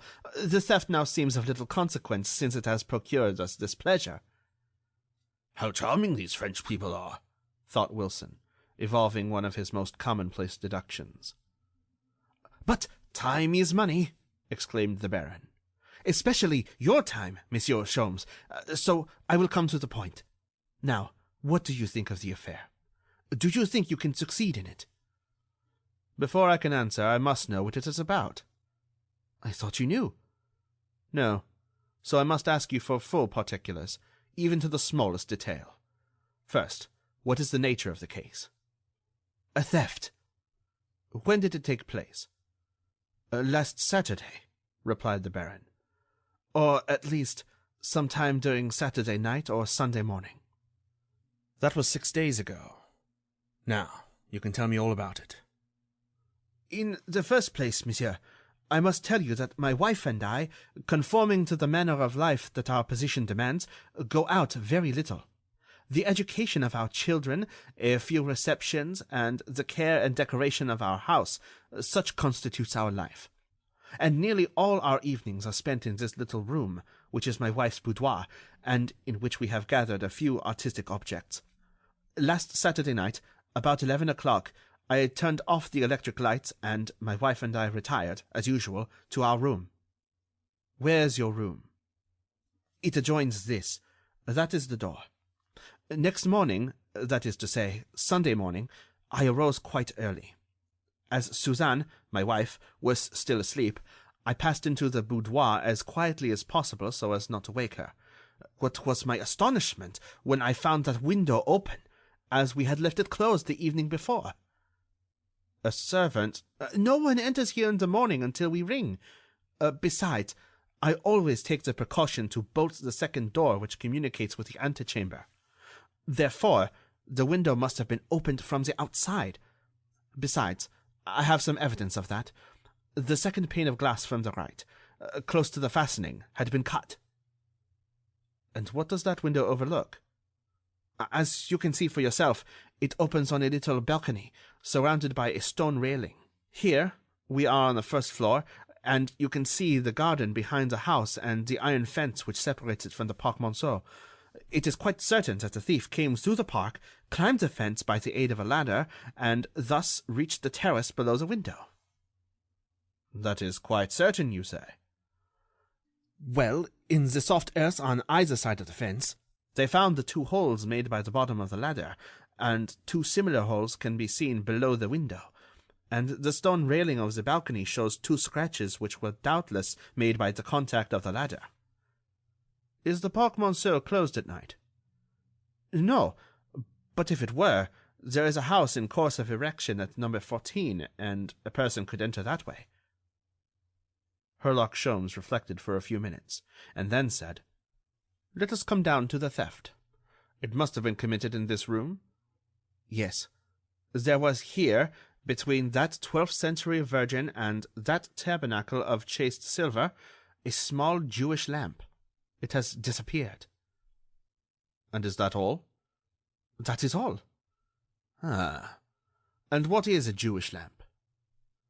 "One of those copper lamps used by the ancient Jews, consisting of a standard which supported a bowl containing the oil, and from this bowl projected several burners intended for the wicks." "Upon the whole, an object of small value." "No great value, of course. But this one contained a secret hiding-place in which we were accustomed to place a magnificent jewel, a chimera in gold, with rubies and emeralds, which was of great value." "Why did you hide it there?" Oh, I can't give any reason, monsieur, unless it was an odd fancy to utilize a hiding place of that kind. Did anyone know it? No.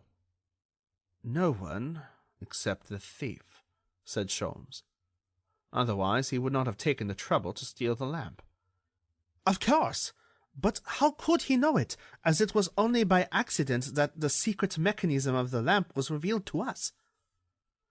A similar accident has revealed it to someone else, a servant or an acquaintance. But let us proceed. I suppose the police have been notified? Yes. The examining magistrate has completed his investigation. The reporter detectives attached to the leading newspapers have also made their investigations, but as I wrote to you, it seems to me the mystery will never be solved. Sholmes arose, went to the window, examined the casement, the balcony, the terrace, studied the scratches on the stone railing with his magnifying glass, and then requested Monsieur d'Imblevalle to show him the garden. Outside, Sholmes sat down in a rattan chair and gazed at the roof of the house in a dreamy way. Then he walked over to the two little wooden boxes with which they had covered the holes made in the ground by the bottom of the ladder, with a view of preserving them intact. He raised the boxes, kneeled on the ground, scrutinized the holes, and made some measurements. After making a similar examination of the holes near the fence, he and the Baron returned to the boudoir, where Madame d'Imblevalle was waiting for them. After a short silence, Sholmes said, "At the very outset of your story, Baron, I was surprised at the very simple methods employed by the thief. To raise a ladder, cut a window pane, select a valuable article, and walk out again. No, that is not the way such things are done. All that is too plain, too simple." "Well, what do you think?" "That the Jewish lamp was stolen under the direction of Arsène Lupin." "Arsène Lupin!" exclaimed the Baron. "Yes, but he did not do it himself, as no one came from the outside. Perhaps a servant descended from the upper floor by means of a water spout that I noticed when I was in the garden." "What makes you think so?" "Arsène Lupin would not leave this room empty-handed." "Empty-handed? But he had the lamp." "But that would not have prevented his taking that snuff-box set with diamonds, or that opal necklace. When he leaves anything, it is because he can't carry it away." "But the marks of the ladder outside?" "A false scent, placed there simply to avert suspicion." "And the scratches on the balustrade?"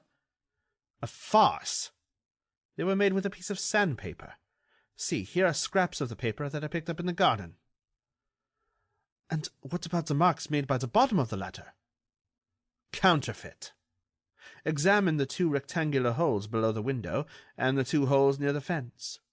They are of a similar form, but I find that the two holes near the house are closer to each other than the two holes near the fence. What does that fact suggest? To me, it suggested that the four holes were made by a piece of wood prepared for the purpose." "The better proof would be the piece of wood itself." "Here it is," said Sholmes. "I found it in the garden, under the box of a laurel tree." The Baron bowed to Sholmes in recognition of his skill. Only 40 minutes had elapsed since the Englishman had entered the house, and he had already exploded all the theories theretofore formed, and which had been based on what appeared to be obvious and undeniable facts. But what now appeared to be the real facts of the case rested upon a more solid foundation, to wit, the astute reasoning of a Herlock Sholmes. "The accusation which you make against one of our household is a very serious matter," said the Baroness. "Our servants have been with us a long time, and none of them would betray our trust." "If none of them has betrayed you, how can you explain the fact that I received this letter on the same day and by the same mail as the letter you wrote to me?" He handed to the Baroness the letter that he had received from Arsène Lupin. She exclaimed in amazement, "Arsène Lupin? How could he know?" "Did you tell anyone that you had written to me?" "No one," replied the Baron. "The idea occurred to us the other evening at the dinner table." "Before the servants?" "No, only our two children. Oh, no, Sophie and Henriette had left the table, hadn't they, Suzanne?" Madame d'Imblevalle, after a moment's reflection, replied, "Yes, they had gone to Mademoiselle." Mademoiselle? Queried Sholmes. "The governess, Mademoiselle Alice Desmouns." "Does she take her meals with you?" "No, her meals are served in her room." Wilson had an idea. He said, "The letter written to my friend Herlock Sholmes was posted?" "Of course." "Who posted it?" "Dominique, who has been my valet for 20 years," replied the Baron. "Any search in that direction would be a waste of time." "One never wastes his time when engaged in a search," said Wilson, sententiously. This preliminary investigation now ended, and Sholmes asked permission to retire. At dinner, an hour later, he saw Sophie and Henriette, the 2 children of the family. One was 6, and the other 8 years of age. There was very little conversation at the table. Sholmes responded to the friendly advances of his hosts in such a curt manner that they were soon reduced to silence. When the coffee was served, Sholmes swallowed the contents of his cup and rose to take his leave. At that moment, a servant entered with a telephone message addressed to Sholmes. He opened it and read, "You have my enthusiastic admiration. The results attained by you in so short a time are simply marvelous. I am dismayed.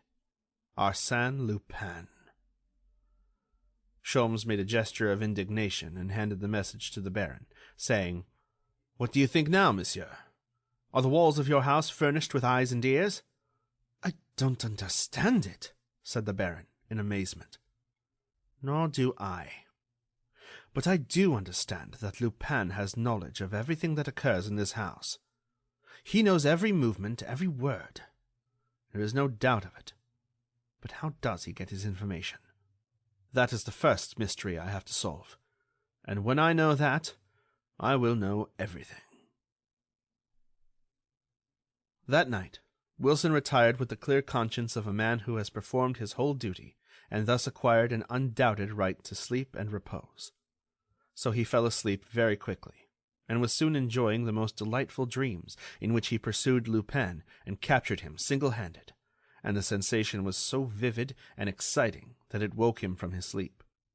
Someone was standing at his bedside. He seized his revolver and cried, "Don't move, Lupin, or I'll fire!" "The deuce! Wilson, what do you mean?" "Oh, it is you, Sholmes. Do you want me?" "I want to show you something. Get up." Sholmes led him to the window and said, "Look, on the other side of the fence." "In the park?" "Yes. What do you see?" "I don't see anything." "Yes, you do see something." "Ah, of course. A shadow." "2 of them." "Yes, close to the fence. See, they are moving. Come, quick." Quickly they descended the stairs, and reached a room which opened into the garden. Through the glass door they could see 2 shadowy forms in the same place. "It is very strange," said Sholmes, "but it seems to me I can hear a noise inside the house." "Inside the house? Impossible. Everybody is asleep." "Well, listen." At that moment, a low whistle came from the other side of the fence, and they perceived a dim light which appeared to come from the house. "The Baron must have turned on the light in his room. It is just above us." "That must have been the noise you heard," said Wilson. "Perhaps they're watching the fence also." Then there was a second whistle, softer than before. "I don't understand it. I don't understand," said Sholmes irritably. "No more do I," confessed Wilson. Sholmes turned the key, drew the bolt, and quietly opened the door. A third whistle, louder than before, and modulated to another form. And the noise above their heads became more pronounced. Sholmes said, "It seems to be on the balcony outside the boudoir window." He put his head through the half-opened door, but immediately recoiled, with a stifled oath. Then Wilson looked. Quite close to them there was a ladder, the upper end of which was resting on the balcony. "The deuce," said Sholmes. "There is someone in the boudoir. That is what we heard. Quick, let us remove the ladder." But at that instant a man slid down the ladder and ran toward the spot where his accomplices were waiting for him outside the fence. He carried the ladder with him. Sholmes and Wilson pursued the man and overtook him just as he was placing the ladder against the fence. From the other side of the fence, 2 shots were fired. "Wounded?" cried Sholmes. "No," replied Wilson. Wilson seized the man by the body and tried to hold him, but the man turned and plunged a knife into Wilson's breast. He uttered a groan, staggered, and fell. "Damnation!" muttered Sholmes. "If they have killed him, I will kill them." He laid Wilson on the grass and rushed toward the ladder. Too late. The man had climbed the fence and, accompanied by his confederates, had fled through the bushes. "Wilson! Wilson! It is not serious, hein? Merely a scratch." The house door opened, and Monsieur d'Imblevalle appeared, followed by the servants, carrying candles. "What's the matter?" asked the Baron. "Is Monsieur Wilson wounded?" "Oh, it's nothing. A mere scratch," repeated Sholmes, trying to deceive himself. The blood was flowing profusely, and Wilson's face was livid. 20 minutes later, the doctor ascertained that the point of the knife had penetrated to within 1.5 inches of the heart. 1.5 inches of the heart? Wilson was always lucky, said Sholmes in an envious tone. "Lucky? Lucky?" muttered the doctor. "Of course. Why, with his robust constitution, he will soon be out again." 6 weeks in bed and 2 months of convalescence." "Not more?" "No, unless complications set in." "Oh, the devil! What does he want complications for?" Fully reassured, Sholmes joined the Baron in the boudoir. This time the mysterious visitor had not exercised the same restraint. Ruthlessly he had laid his vicious hand upon the diamond snuff-box, upon the opal necklace, and, in a general way, upon everything that could find a place in the greedy pockets of an enterprising burglar. The window was still open. One of the window panes had been neatly cut, and, in the morning, a summary investigation showed that the latter belonged to the house then in course of construction. "Now you can see," said Monsieur d'Imblevalle, with a touch of irony, "it is an exact repetition of the affair of the Jewish lamp." "Yes, if we accept the first theory adopted by the police." "Haven't you adopted it yet? Doesn't this second theft shatter your theory in regard to the first?" "It only confirms it, monsieur." "That is incredible. You have positive evidence that last night's theft was committed by an outsider, and yet you adhere to your theory that the Jewish lamp was stolen by someone inside the house?" "Yes, I am sure of it." "How do you explain it?" "I do not explain anything, monsieur. I have established 2 facts which do not appear to have any relation to each other, and yet I am seeking the missing link that connects them." His conviction seemed to be so earnest and positive that the Baron submitted to it, and said, "Very well. We will notify the police." "Not at all!" exclaimed the Englishman quickly. "Not at all. I intend to ask for their assistance when I need it, but not before." "But the attack on your friend—" "That's of no consequence. He is only wounded. Secure the license of the doctor. I shall be responsible for the legal side of the affair." The next 2 days proved uneventful. Yet Sholmes was investigating the case with a minute care, and with a sense of wounded pride resulting from that audacious theft, committed under his nose, in spite of his presence, and beyond his power to prevent it. He made a thorough investigation of the house and garden, interviewed the servants, and paid lengthy visits to the kitchen and stables. And, although his efforts were fruitless, he did not despair. "I will succeed," he thought, "and the solution must be sought within the walls of this house.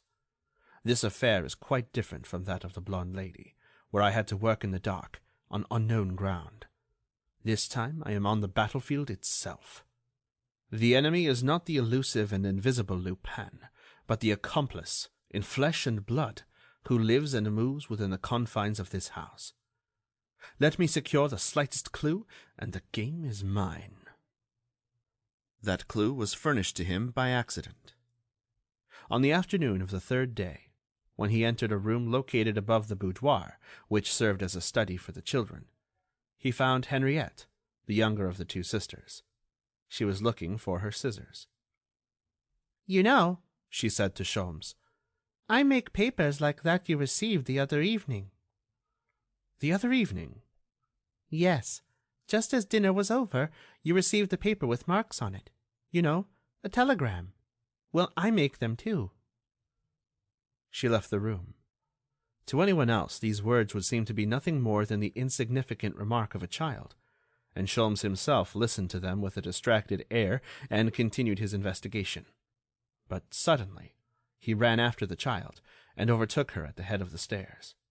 He said to her, "So, you paste stamps and marks on papers?" Henriette, very proudly, replied, "Yes, I cut them out and paste them on." "Who taught you that little game?" "Mademoiselle, my governess. I have seen her do it often. She takes words out of the newspapers and pastes them." "What does she make out of them?" "Telegrams and letters that she sends away." Herlock Sholmes returned to the study, greatly puzzled by the information and seeking to draw from it a logical deduction. There was a pile of newspapers on the mantel. He opened them and found that many words and, in some places, entire lines had been cut out.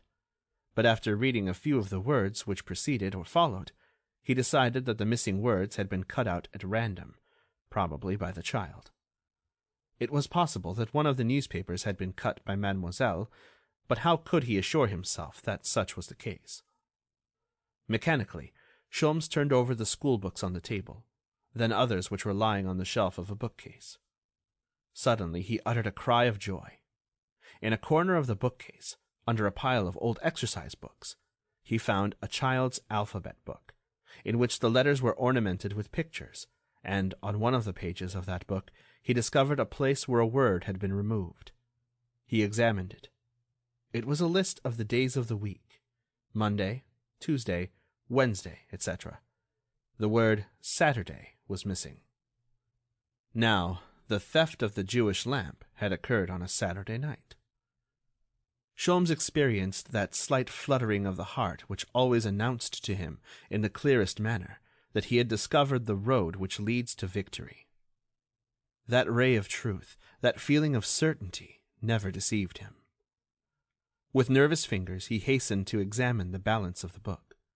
Very soon he made another discovery. It was a page composed of capital letters, followed by a line of figures. 9 of those letters and 3 of those figures had been carefully cut out. Sholmes made a list of the missing letters and figures in his memorandum book, in alphabetical and numerical order, and obtained the following result: CDEHNOPEZ 237. Well, at first sight it is a rather formidable puzzle, he murmured. But, by transposing the letters and using all of them, is it possible to form 1, 2, or 3 complete words? Sholmes tried it, in vain. Only one solution seemed possible. It constantly appeared before him, no matter which way he tried to juggle the letters, until, at length, he was satisfied it was the true solution, since it harmonized with the logic of the facts and the general circumstances of the case. As that page of the book did not contain any duplicate letters, it was probable, in fact quite certain, that the words he could form from those letters would be incomplete, and that the original words had been completed with letters taken from other pages. Under those conditions he obtained the following solution, errors and omissions excepted: REPONDZ CH 237. The first word was quite clear: répondez, reply. A letter E is missing because it occurs twice in the word, and the book furnished only one letter of each kind. As to the second incomplete word, no doubt it formed, with the aid of the number 237, an address to which the reply was to be sent. They appointed Saturday as the time, and requested a reply to be sent to the address CH 237. Or, perhaps, CH-237 was an address for a letter to be sent to the general delivery of some post office, or, again, they might form a part of some incomplete word. Sholmes searched the book once more, but did not discover that any other letters had been removed. Therefore, until further orders, he decided to adhere to the foregoing interpretation. Henriette returned and observed what he was doing. "Amusing, isn't it?" "Yes, very amusing," he replied. "But have you any other papers? Or rather, words already cut out that I can paste?" "Papers? No, and mademoiselle wouldn't like it." "Mademoiselle?" "Yes, she has scolded me already." "Why?" "Because I have told you some things, and she says that a person should never tell things about those they love." "You are quite right." Henriette was delighted to receive his approbation. In fact, so highly pleased that she took from a little silk bag that was pinned to her dress some scraps of cloth, 3 buttons, 2 cubes of sugar, and, lastly, a piece of paper which she handed to Sholmes. "See, I give it to you just the same." It was the number of a cab. 8279. "Where did this number come from?" "It fell out of her pocket-book." "When?" "Sunday, at Mass, when she was taking out some sous for the collection." "Exactly. And now I shall tell you how to keep from being scolded again. Do not tell mademoiselle that you saw me." Sholmes then went to Monsieur d'Imblevalle and questioned him in regard to mademoiselle. The baron replied, indignantly, "Alice Dumont! How can you imagine such a thing? It is utterly impossible." "How long has she been in your service?" "Only a year, but there is no one in the house in whom I have greater confidence." "Why have I not seen her yet?" "She has been away for a few days." "But she is here now." "Yes. Since her return she has been watching at the bedside of your friend. She has all the qualities of a nurse, gentle, thoughtful. Monsieur Wilson seems much pleased." "Ah!" said Sholmes, who had completely neglected to inquire about his friend. After a moment's reflection, he asked, "Did she go out on Sunday morning?" "The day after the theft?" "Yes." The baron called his wife and asked her. She replied, "Mademoiselle went to the 11 o'clock mass with the children, as usual." "But before that?" "Before that? No. Let me see. I was so upset by the theft, but I remember now that on the evening before, she asked permission to go out on Sunday morning, to see a cousin who was passing through Paris, I think. But surely you don't suspect her?" "Of course not, but I would like to see her." He went to Wilson's room. A woman dressed in a grey cloth dress, as in the hospitals, was bending over the invalid, giving him a drink. When she turned her face, Sholmes recognized her as the young girl who had accosted him at the railway station. Alice Demun smiled sweetly. Her great, serious, innocent eyes showed no sign of embarrassment. The Englishman tried to speak, muttered a few syllables, and stopped. Then she resumed her work, acting quite naturally under Sholmes's astonished gaze, moved the bottles, unrolled and rolled cotton bandages, and again regarded Sholmes with her charming smile of pure innocence. He turned on his heels, descended the stairs, noticed Monsieur d'Imblevalle's automobile in the courtyard, jumped into it, and went to Levallois, to the office of the cab company whose address was printed on the paper he had received from Henriette. The man who had driven carriage number 8279 on Sunday morning not being there, Sholmes dismissed the automobile and waited for the man's return. He told Sholmes that he had picked up a woman in the vicinity of the Parc Monceau, a young woman dressed in black, wearing a heavy veil, and, apparently, quite nervous. "Did she have a package?" "Yes, quite a long package." "Where did you take her?" "Avenue des Ternes, corner of the Place Saint-Ferdinand. She remained there about 10 minutes, and then returned to Parc Monceau." "Could you recognize the house in the Avenue des Ternes?" "Parbleu! Shall I take you there?" "Presently. First, take me to 36 Quai des Orfèvres." At the police office, he saw Detective Ganimard. "Monsieur Ganimard, are you at liberty?" If it has anything to do with Lupin, no. "It has something to do with Lupin." Then I do not go. "What? You surrender?" I bow to the inevitable. I am tired of the unequal struggle in which we are sure to be defeated. Lupin is stronger than I am, stronger than the two of us. Therefore, we must surrender. "I will not surrender." He will make you, as he has all others. "And you would be pleased to see it, eh, Ganimard?" At all events, it is true, said Ganimard, frankly. And since you are determined to pursue the game, I will go with you.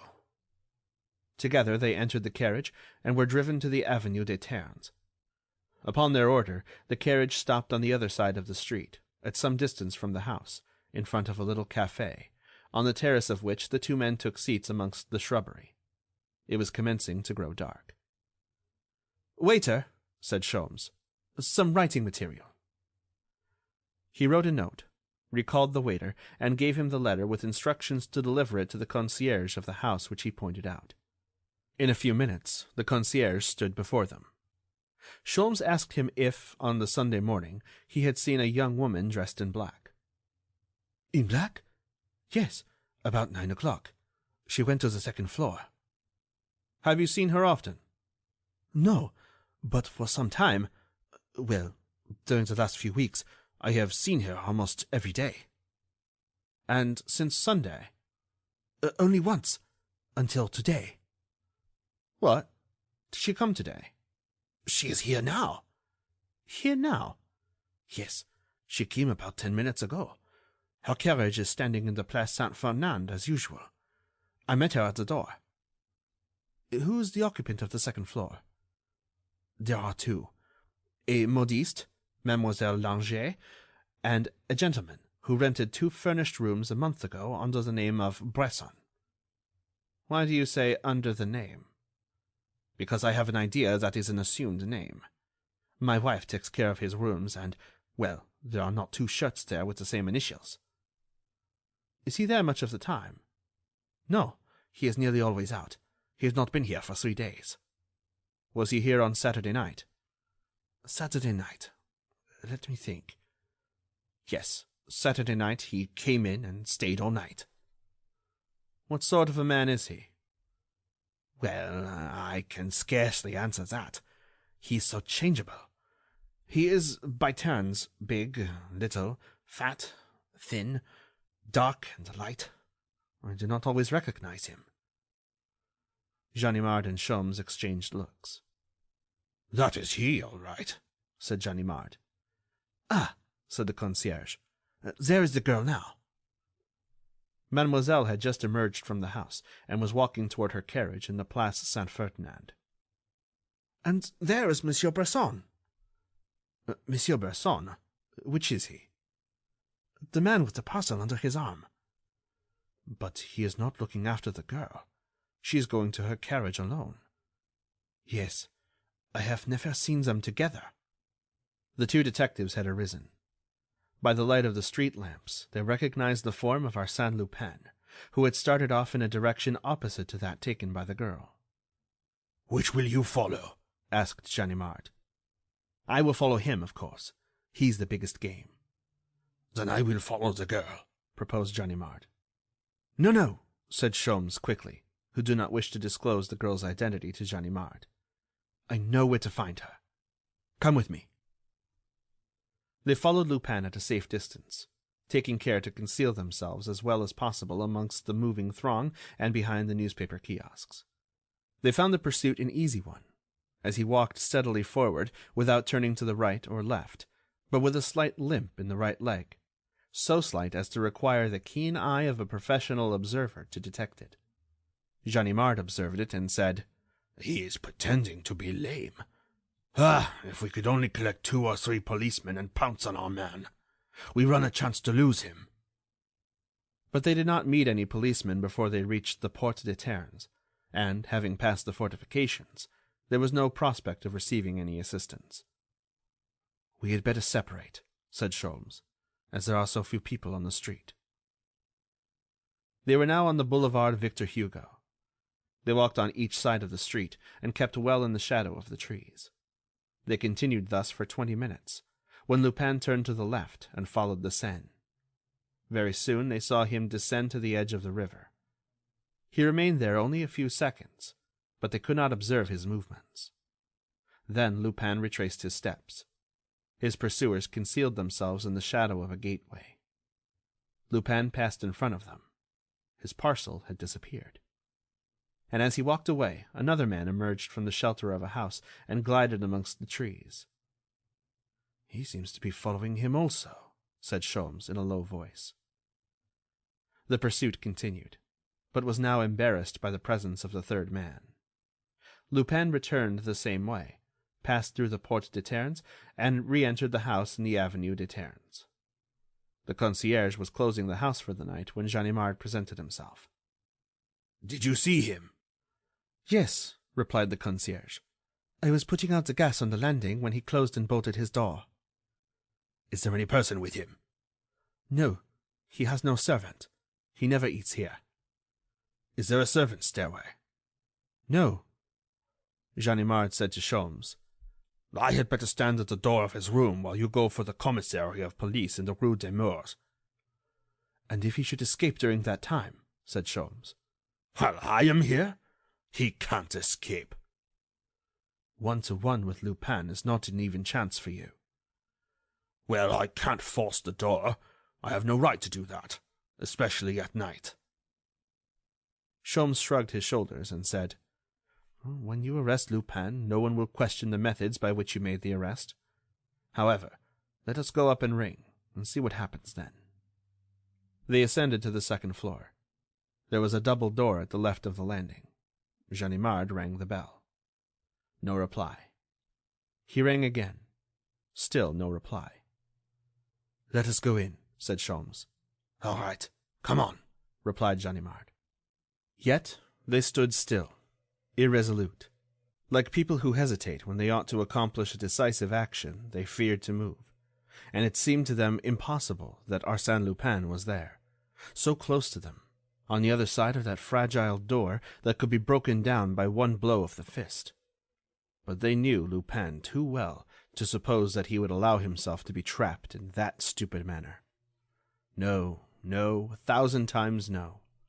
Lupin was no longer there.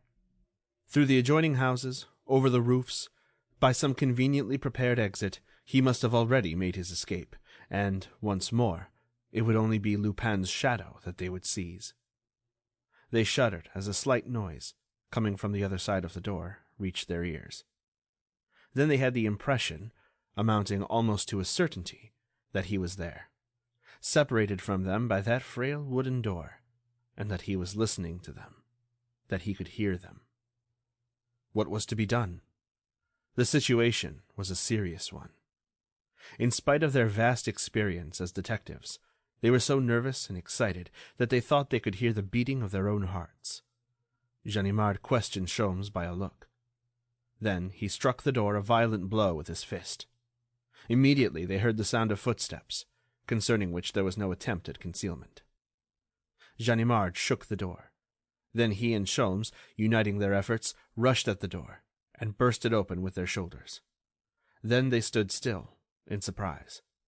A shot had been fired in the adjoining room, another shot, and the sound of a falling body. When they entered, they saw the man lying on the floor with his face toward the marble mantel. His revolver had fallen from his hand. Ganimard stooped and turned the man's head. The face was covered with blood, which was flowing from 2 wounds, one in the cheek, the other in the temple.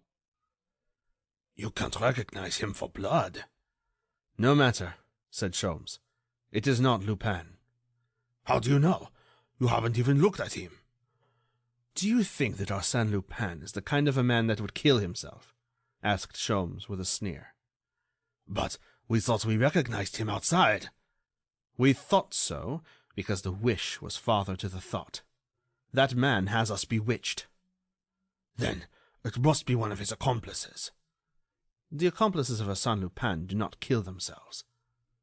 "Well then, who is it?" They searched the corpse. In one pocket, Herlock Sholmes found an empty pocketbook. In another, Ganimard found several louis. There were no marks of identification on any part of his clothing. In a trunk and 2 valises, they found nothing but wearing apparel. On the mantel there was a pile of newspapers. Ganimard opened them. All of them contained articles referring to the theft of the Jewish lamp. An hour later, when Ganimard and Sholmes left the house, they had acquired no further knowledge of the strange individual who had been driven to suicide by their untimely visit. Who was he? Why had he killed himself? What was his connection with the affair of the Jewish lamp? Who had followed him on his return from the river? The situation involved many complex questions, many mysteries. Herlock Sholmes went to bed in a very bad humor. Early next morning, he received the following telephonic message. Arsène Lupin has the honor to inform you of his tragic death in the person of Monsieur Bresson, and requests the honor of your presence at the funeral service and burial, which will be held at the public expense on Thursday, the 25th of June. End of Chapter 7.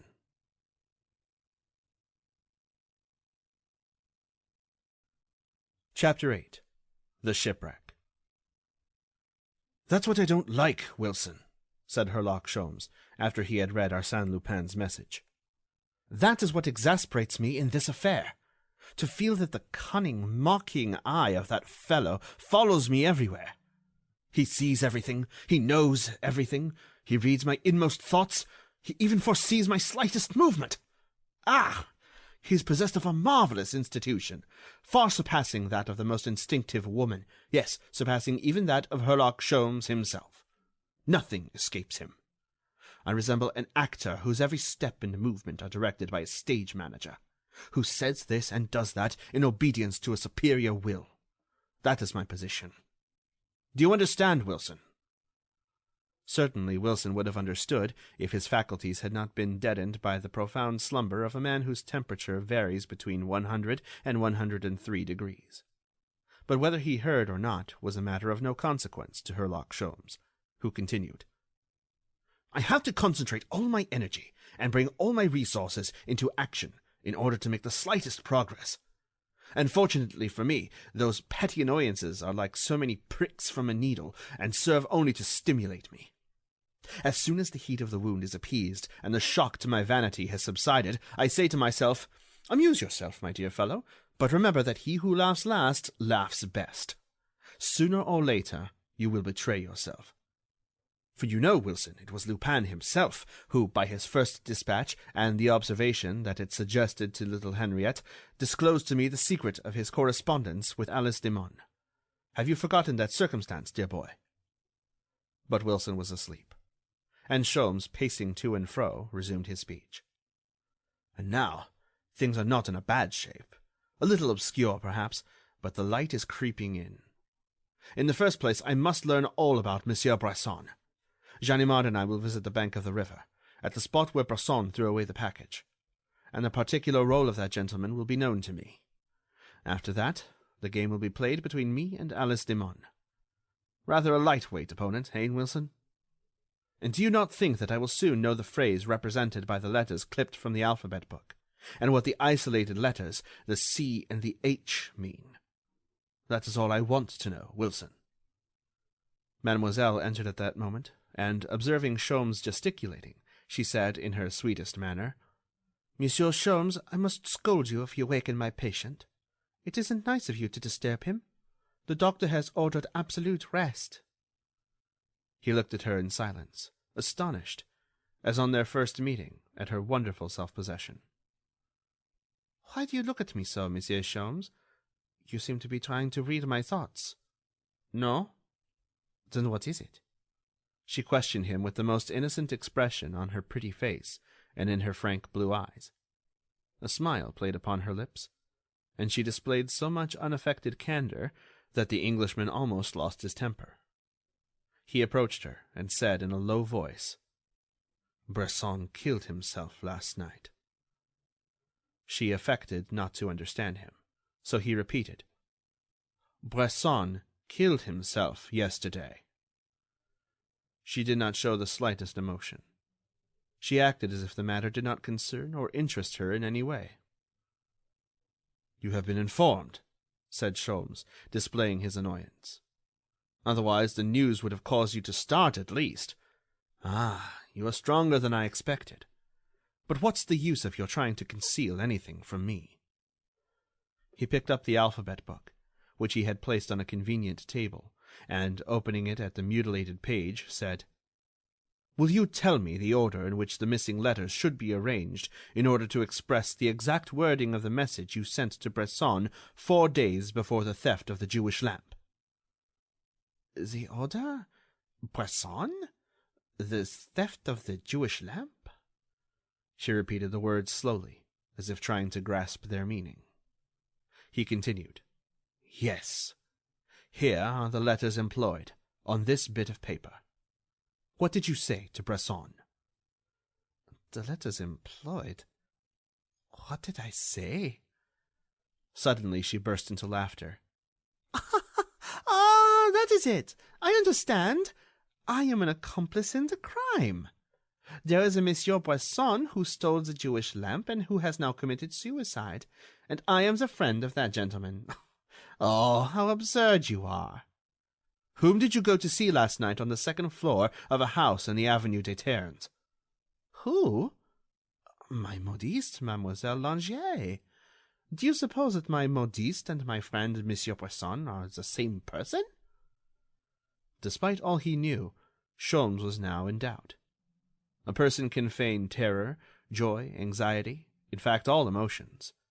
But a person cannot feign absolute indifference or light, careless laughter. Yet he continued to question her. "Why did you accost me the other evening at the Northern Railway station?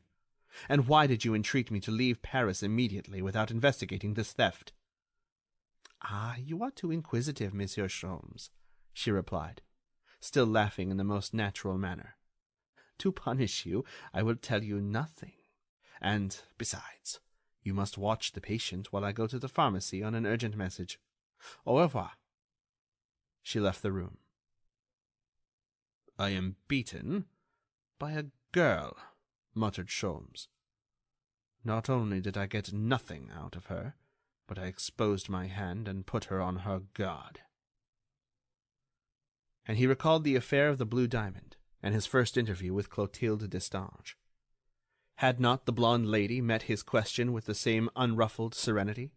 And was he not once more face to face with one of those creatures who, under the protection and influence of Arsène Lupin, maintained the utmost coolness in the face of a terrible danger?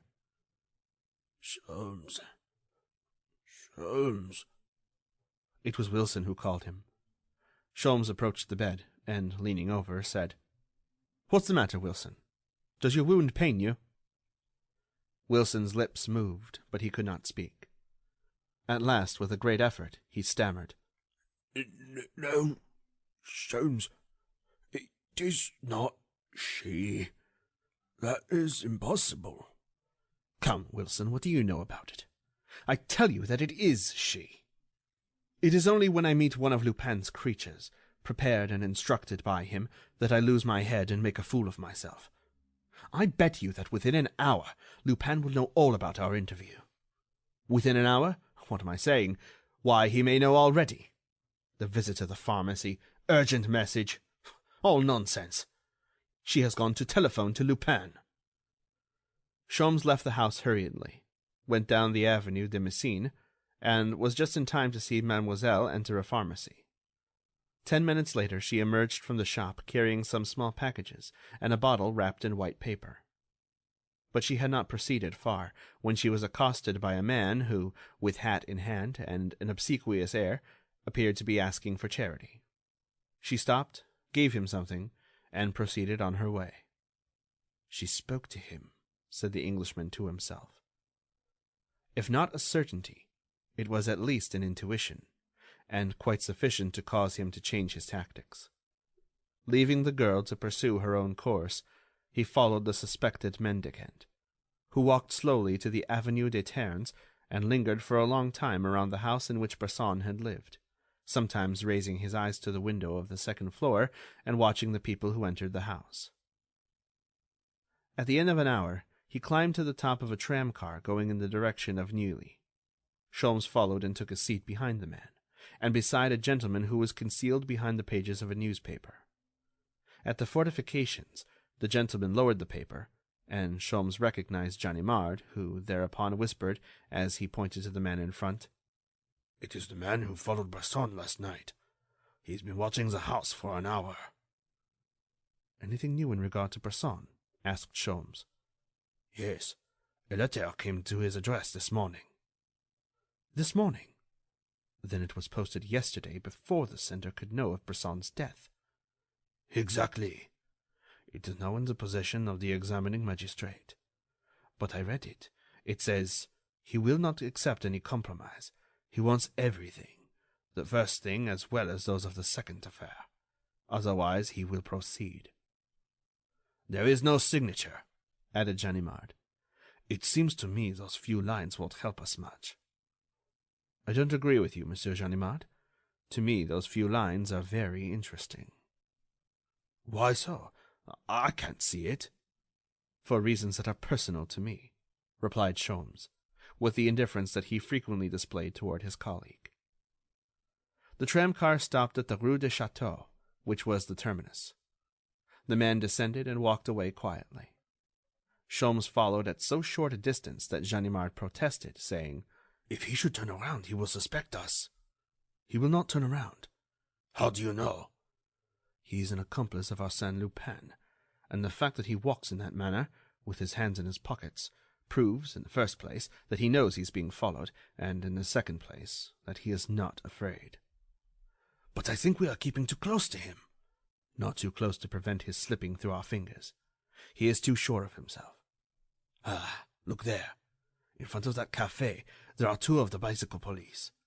If I summon them to our assistance, how can the man slip through our fingers?" "Well, our friend doesn't seem to be worried about it. In fact, he is asking for their assistance himself." "Mon Dieu!" exclaimed Ganimard. "He has a nerve."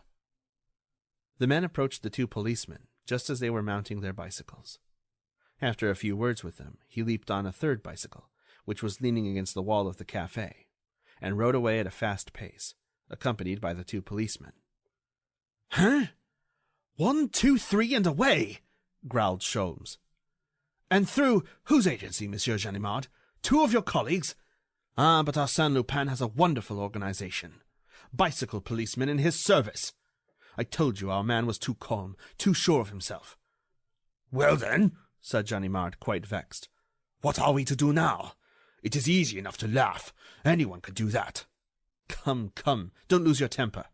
We will get our revenge. But in the meantime we need reinforcements." "The Folenfant is waiting for me at the end of the Avenue de Neuilly." "Well, go and get him and join me later. I will follow our fugitive." Sholmes followed the bicycle tracks, which were plainly visible in the dust of the road, as two of the machines were furnished with striated tires.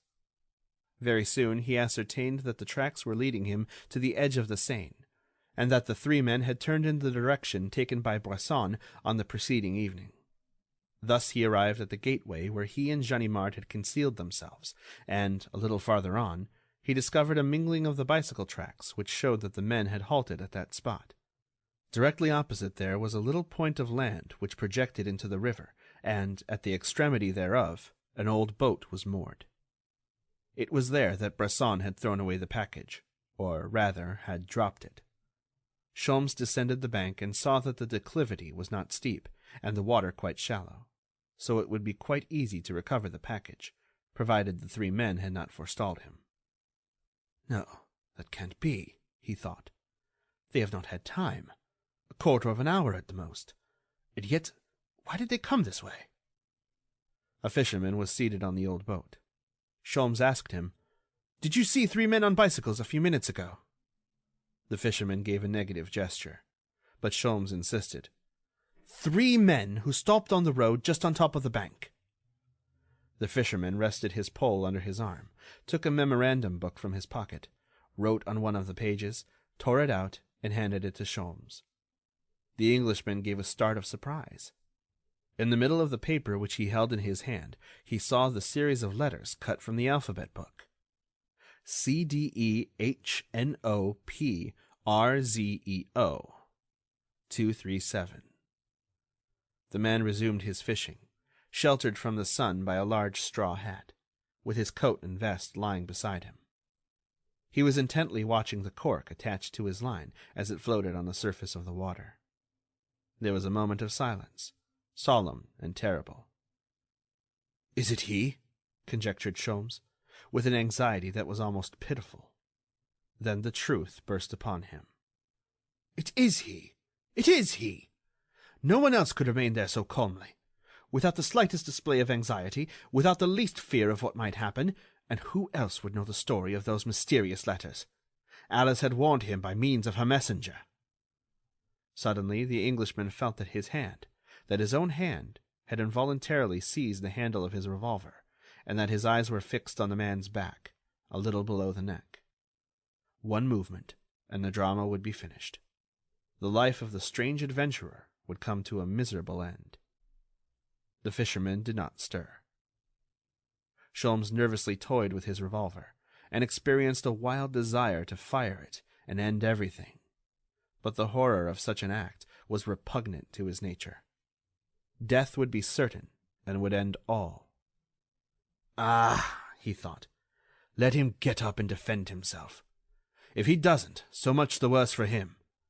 1 second more, and I fire." But a sound of footsteps behind him caused him to turn his head. It was Ganimard coming with some assistance. Then, quickly changing his plans, Sholmes leaped into the boat, which was broken from its moorings by his sudden action. He pounced upon the man and seized him around the body. They rolled to the bottom of the boat together. "Well, now!" exclaimed Lupin, struggling to free himself. "What does this mean? When one of us has conquered the other, what good will it do? You will not know what to do with me, nor I with you. We will remain here like two idiots." The 2 oars slipped into the water. The boat drifted into the stream. "Good Lord, what a fuss you make! A man of your age ought to know better. You act like a child." Lupin succeeded in freeing himself from the grasp of the detective, who, thoroughly exasperated and ready to kill, put his hand in his pocket. He uttered an oath. Lupin had taken his revolver. He then knelt down and tried to capture one of the lost oars in order to regain the shore, while Lupin was trying to capture the other oar in order to drive the boat down the river. "It's gone. I can't reach it," said Lupin. "But it's of no consequence. If you get your oar, I can prevent your using it, and you could do the same to me. But, you see, that is the way in this world. We act without any purpose or reason, as our efforts are in vain, since fate decides everything. Now you don't see. Fate is on the side of his friend Lupin. The game is mine. The current favors me." The boat was slowly drifting down the river. "Look out!" cried Lupin quickly.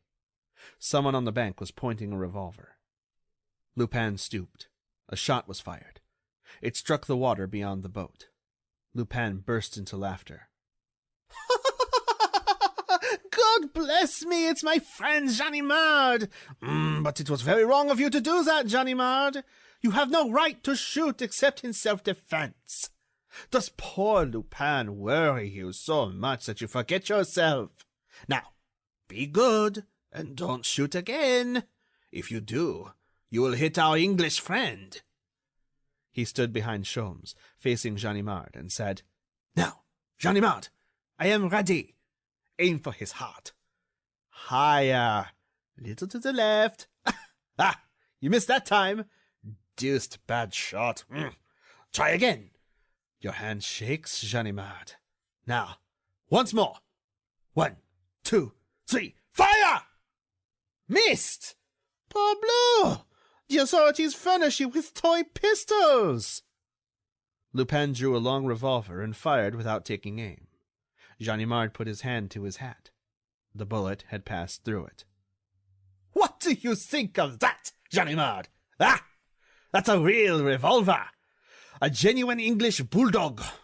It belongs to my friend, Herlock Sholmes."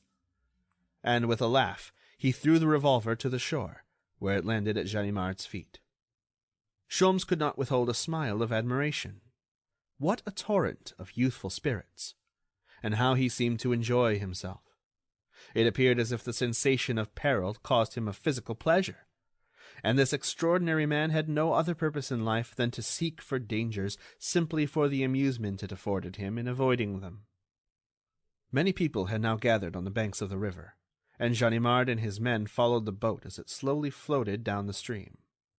Lupin's capture was a mathematical certainty. "Confess, old fellow," said Lupin, turning to the Englishman, "that you would not exchange your present position for all the gold in Transvaal. You are now in the first row of the orchestra chairs. But, in the first place, we must have the prologue, after which we can leap at one bound to the 5th act of the drama, which will represent the capture or escape of Arsène Lupin. Therefore, I am going to ask you a plain question, to which I request a plain answer. A simple yes or no. Will you renounce this affair? At present, I can repair the damage you have done. Later, it will be beyond my power. Is it a bargain?" "No." Lupin's face showed his disappointment and annoyance. He continued, "I insist. More for your sake than my own, I insist, because I am certain you will be the first to regret your intervention. For the last time. Yes or no?" "No." Lupin stooped down, removed one of the boards in the bottom of the boat, and, for some minutes, was engaged in a work the nature of which Sholmes could not discern. Then he arose, seated himself beside the Englishman, and said, "I believe, monsieur, that we came to the river today for the same purpose, to recover the object which Bresson threw away. For my part, I had invited a few friends to join me here, and I was on the point of making an examination of the bed of the river when my friends announced your approach. I confess that the news did not surprise me, as I have been notified every hour concerning the progress of your investigation. That was an easy matter.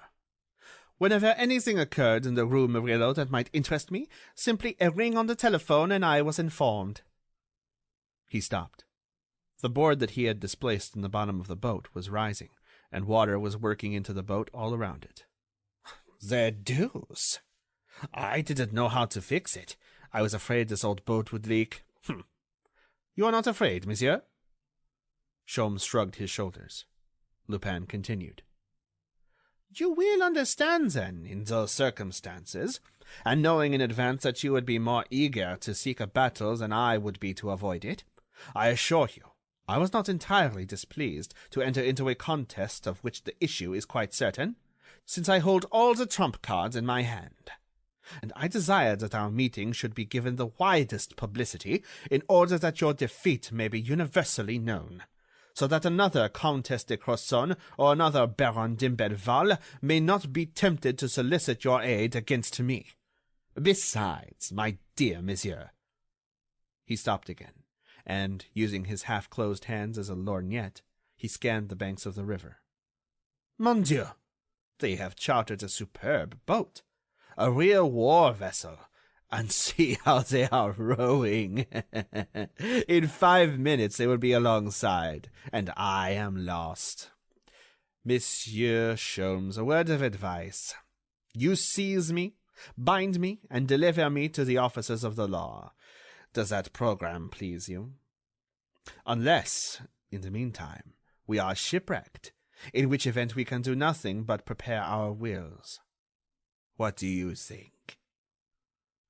They exchanged looks. Sholmes now understood Lupin's scheme. He had scuttled the boat, and the water was rising. It had reached the soles of their boots. Then it covered their feet, but they did not move. It was halfway to their knees. The Englishman took out his tobacco, rolled a cigarette, and lighted it. Lupin continued to talk. "But do not regard that offer as a confession of my weakness. I surrender to you in a battle in which I can achieve a victory in order to avoid a struggle upon a field not of my own choosing.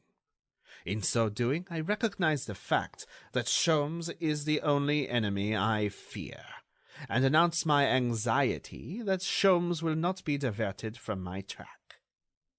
I take this opportunity to tell you these things, since fate has accorded me the honor of a conversation with you. I have only one regret.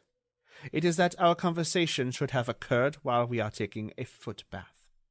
A situation that is lacking in dignity, I must confess. What did I say? A foot bath? It is worse than that. The water had reached the board on which they were sitting, and the boat was gradually sinking. Sholmes, smoking his cigarette, appeared to be calmly admiring the scenery. For nothing in the world, while face to face with that man who, while threatened by dangers, surrounded by a crowd, followed by a posse of police, maintained his equanimity and good humor, for nothing in the world would he, Sholmes, display the slightest sign of nervousness. Each of them looked as if he might say, "Should a person be disturbed by such trifles? Are not people drowned in a river every day? Is it such an unusual event as to deserve special attention?" One chatted, whilst the other dreamed, both concealing their wounded pride beneath a mask of indifference. 1 minute more, and the boat would sink. Lupin continued his chatter. "The important thing to know is whether we will sink before or after the arrival of the champions of the law. That is the main question. As to our shipwreck, that is a foregone conclusion. Now, monsieur, the hour has come in which we must make our wills. I give, devise, and bequeath all my property to Herlock Sholmes, a citizen of England, for his own use and benefit. But, mon Dieu, how quickly the champions of the law are approaching! Ha! The brave fellows! It is a pleasure to watch them. Observe the precision of the oars. Ah! Is it you, Brigadier Folenfant? Oh, bravo! The idea of a war vessel is an excellent one. I commend you to your superiors, Brigadier Folenfant. Do you wish a medal? You shall have it. And your comrade, Dieuzy, where is he? Ah, yes, I think I see him on the left bank of the river at the head of 100 natives. So that, if I escape shipwreck, I shall be captured on the left by Dieuzy and his natives, or on the right by Ganimard and the populace of Neuilly. Oh, an embarrassing dilemma. The boat entered an eddy. It swung around, and Sholmes caught hold of the oarlocks. Lupin said to him, "Monsieur, you should remove your coat. You will find it easier to swim without a coat." "No? You refuse? Then I shall put on my own." He donned his coat, buttoned it closely, the same as Sholmes, and said, "What a discourteous man you are! And what a pity that you should be so stubborn in this affair, in which, of course, you display your strength, but oh, so vainly. Really, you mar your genius." "Monsieur Lupin," interrupted Sholmes, emerging from his silence, "you talk too much, and you frequently err through excess of confidence and through your frivolity." "That is a severe reproach." "Thus, without knowing it, you furnished me, only a moment ago, with the information I required." "What? You required some information, and you didn't tell me?" "I had no occasion to ask you for it. You volunteered it. Within 3 hours I can deliver the key of the mystery to Monsieur d'Imblevalle. That is the only reply—" He did not finish the sentence. The boat suddenly sank, taking both of the men down with it.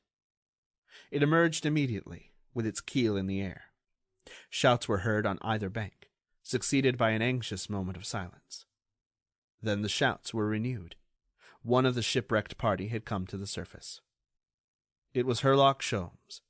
He was an excellent swimmer, and struck out, with powerful strokes, for Folenfant's boat. "Courage, Monsieur Sholmes!" shouted Folenfant. "We are here. Keep it up. We will get you. A little more, Monsieur Sholmes. Catch the rope." The Englishman seized the rope they had thrown to him. But, while they were hauling him into the boat, he heard a voice behind him saying, "The key of the mystery, monsieur. Yes, you shall have it. I am astonished that you haven't got it already. What then? What good will it do you? By that time you will have lost the battle." Now comfortably installed astride the keel of the boat, Lupin continued his speech with solemn gestures, as if he hoped to convince his adversary. "You must understand, my dear Sholmes, there is nothing to be done. Absolutely nothing. You find yourself in the deplorable position of a gentleman—" "Surrender, Lupin!" shouted Folenfant. "You are an ill-bred fellow, Folenfant, to interrupt me in the middle of a sentence. I was saying, surrender, Lupin!" "Oh, parbleu! Brigadier Folenfant, a man surrenders only when he is in danger. Surely you do not pretend to say that I am in any danger?" "For the last time, Lupin, I call on you to surrender." "Brigadier Folenfant, you have no intention of killing me. You may wish to wound me since you are afraid I may escape, but if by chance the wound prove mortal, just think of your remorse. It would embitter your old age." The shot was fired. Lupin staggered, clutched at the keel of the boat for a moment, then let go and disappeared. It was exactly 3:00 when the foregoing events transpired. Precisely at 6:00, as he had foretold, Herlock Sholmes, dressed in trousers that were too short and a coat that was too small, which he had borrowed from an innkeeper at Neuilly, wearing a cap and a flannel shirt, entered the boudoir in the Rue Murillo, after having sent word to Monsieur and Madame d'Imblevalle that he desired an interview. They found him walking up and down the room, and he looked so ludicrous in his strange costume that they could scarcely suppress their mirth. With pensive air and stooped shoulders, he walked like an automaton from the window to the door, and from the door to the window, taking each time the same number of steps, and turning each time in the same manner. He stopped, picked up a small ornament, examined it mechanically, and resumed his walk. At last, planting himself before them, he asked, "Is Mademoiselle here?" "Yes, she is in the garden with the children." "I wish Mademoiselle to be present at this interview." "Is it necessary—" "Have a little patience, monsieur. From the facts I am going to present you, you will see the necessity for her presence here." "Very well. Suzanne, will you call her?" Madame d'Imblevalle arose, went out, and returned almost immediately, accompanied by Alice Demun. Mademoiselle, who was a trifle paler than usual, remained standing, leaning against a table, and without even asking why she had been called. Sholmes did not look at her, but, suddenly turning toward Monsieur d'Imblevalle, he said, in a tone which did not admit of a reply, "After several days' investigation, monsieur, I must repeat what I told you when I first came here. The Jewish lamp was stolen by someone living in the house." "The name of the guilty party?" "I know it." "Your proof?" "I have sufficient to establish that fact." "But we require more than that. We desire the restoration of the stolen goods." "The Jewish lamp? It is in my possession." "The opal necklace? The snuff-box?" "The opal necklace, the snuff-box, and all the goods stolen on the second occasion are in my possession." Sholmes delighted in these dramatic dialogues, and it pleased him to announce his victories in that curt manner. The Baron and his wife were amazed, and looked at Sholmes with a silent curiosity, which was the highest praise. He related to them, very minutely, what he had done during those 3 days. He told of his discovery of the alphabet book, wrote upon a sheet of paper the sentence formed by the missing letters, then related the journey of Bresson to the bank of the river and the suicide of the adventurer, and, finally, his struggle with Lupin, the shipwreck, and the disappearance of Lupin. When he had finished, the Baron said, in a low voice, "Now you have told us everything except the name of the guilty party. Whom do you accuse?" "I accuse the person who cut the letters from the alphabet book, and communicated with Arsène Lupin by means of those letters." "How do you know that such correspondence was carried on with Arsène Lupin?" My information comes from Lupin himself." He produced a piece of paper that was wet and crumpled. It was the page which Lupin had torn from his memorandum book, and upon which he had written the phrase. "And you will notice," said Sholmes with satisfaction, "that he was not obliged to give me that sheet of paper, and in that way disclose his identity. Simple childishness on his part, and yet it gave me exactly the information I desired." "What was it?" asked the Baron. "I don't understand." Sholmes took a pencil and made a fresh copy of the letters and figures. CDEHNOPRZEO 237. "Well," said the Baron, "it is the formula you showed me yourself." "No. If you had turned and returned that formula in every way, as I have done, you would have seen at first glance that this formula is not like the first one." "In what respect do they differ?" "This one has 2 more letters, an E and an O." "Really? I hadn't noticed that." "Join those 2 letters to the C and the H, which remained after forming the word répondez, and you will agree with me that the only possible word is echo." "What does that mean?" "It refers to the Echo de France, Lupin's newspaper, his official organ, the one in which he publishes his communications. Reply in the Echo de France, in the personal advertisements, under number 237. That is the key to the mystery, and Arsène Lupin was kind enough to furnish it to me. I went to the newspaper office." "What did you find there?" "I found the entire story of the relations between Arsène Lupin and his accomplice." Sholmes produced 7 newspapers, which he opened at the 4th page, and pointed to the following lines. 1.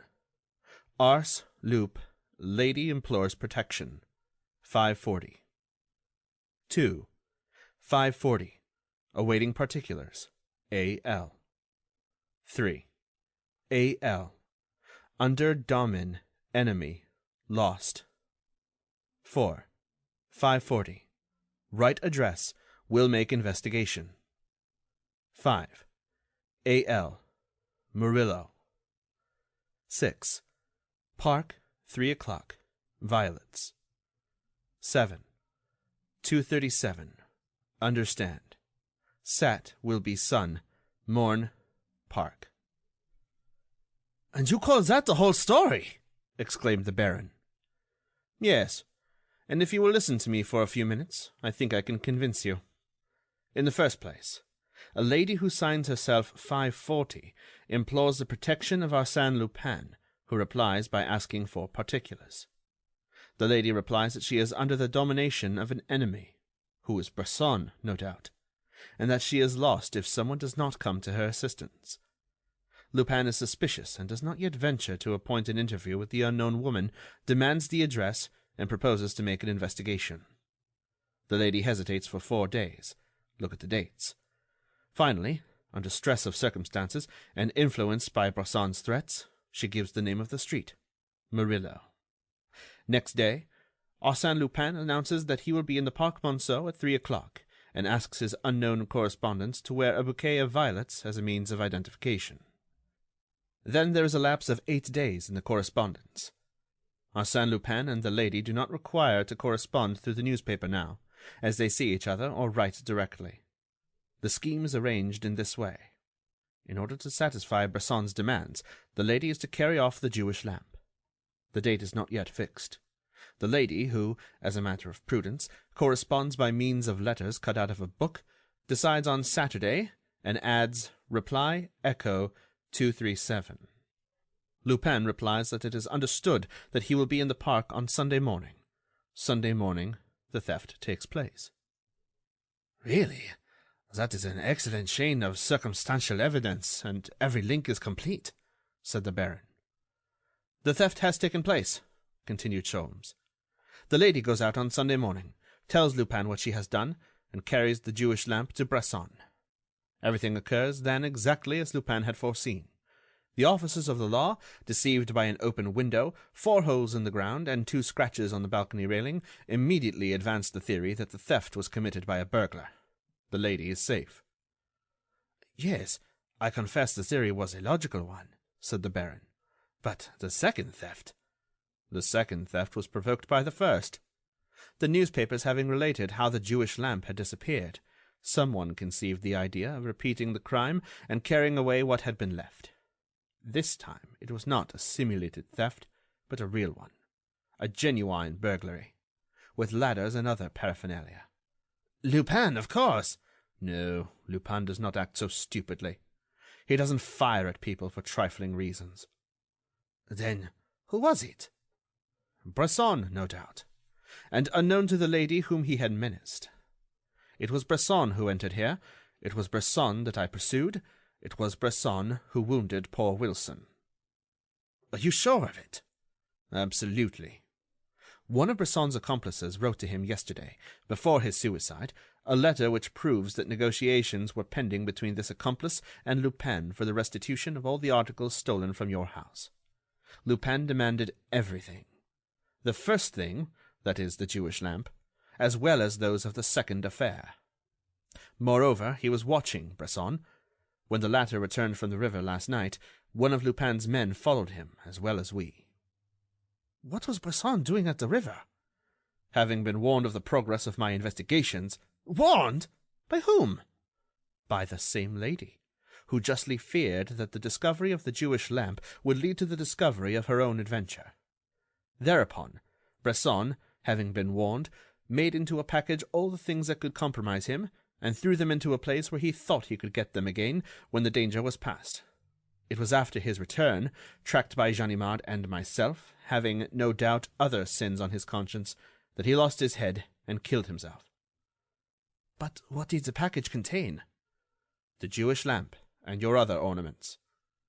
Then they are not in your possession? Immediately after Lupin's disappearance, I profited by the bath he had forced upon me. Went to the spot selected by Bresson, where I found the stolen articles wrapped in some soiled linen. They are there, on the table. Without a word, the Baron cut the cord, tore open the wet linen, picked out the lamp, turned a screw in the foot, then divided the bowl of the lamp, which opened in 2 equal parts, and there he found the golden chimera, set with rubies and emeralds. It was intact. There was in that scene, so natural in appearance, and which consisted of a simple exposition of facts, something which rendered it frightfully tragic. It was the formal, direct, irrefutable accusation that Sholmes launched in each of his words against Mademoiselle, and it was also the impressive silence of Alice Demun. During that long, cruel accumulation of accusing circumstances heaped upon one another, not a muscle of her face had moved, not a trace of revolt or fear had marred the serenity of her limpid eyes. What were her thoughts? And especially, what was she going to say at the solemn moment when it would become necessary for her to speak and defend herself in order to break the chain of evidence that Herlock Sholmes had so cleverly woven around her? That moment had come, but the girl was silent. "Speak! Speak!" cried Monsieur d'Imblevalle. She did not speak, so he insisted. "One word will clear you. One word of denial, and I will believe you." That word she would not utter. The Baron paced to and fro in his excitement. Then, addressing Sholmes, he said, "No, monsieur, I cannot believe it. I do not believe it. There are impossible crimes, and this is opposed to all I know, and to all that I have seen during the past year. No, I cannot believe it." He placed his hand on the Englishman's shoulder and said, "But you yourself, monsieur, are you absolutely certain that you are right?" Sholmes hesitated, like a man on whom a sudden demand is made and cannot frame an immediate reply. Then he smiled and said, "The only person whom I accuse, by reason of her situation in your house, could know that the Jewish lamp contained that magnificent jewel." "I cannot believe it," repeated the Baron. "Ask her." It was, really, the very thing he would not have done, blinded by the confidence the girl had inspired in him. But he could no longer refrain from doing it. He approached her, and, looking into her eyes, said, "Was it you, mademoiselle? Was it you who took the jewel? Was it you who corresponded with Arsène Lupin and committed the theft?" "It was I, monsieur," she replied. She did not drop her head. Her face displayed no sign of shame or fear. "Is it possible?" murmured Monsieur d'Imblevalle. "I would never have believed it. You are the last person in the world that I would have suspected. How did you do it?"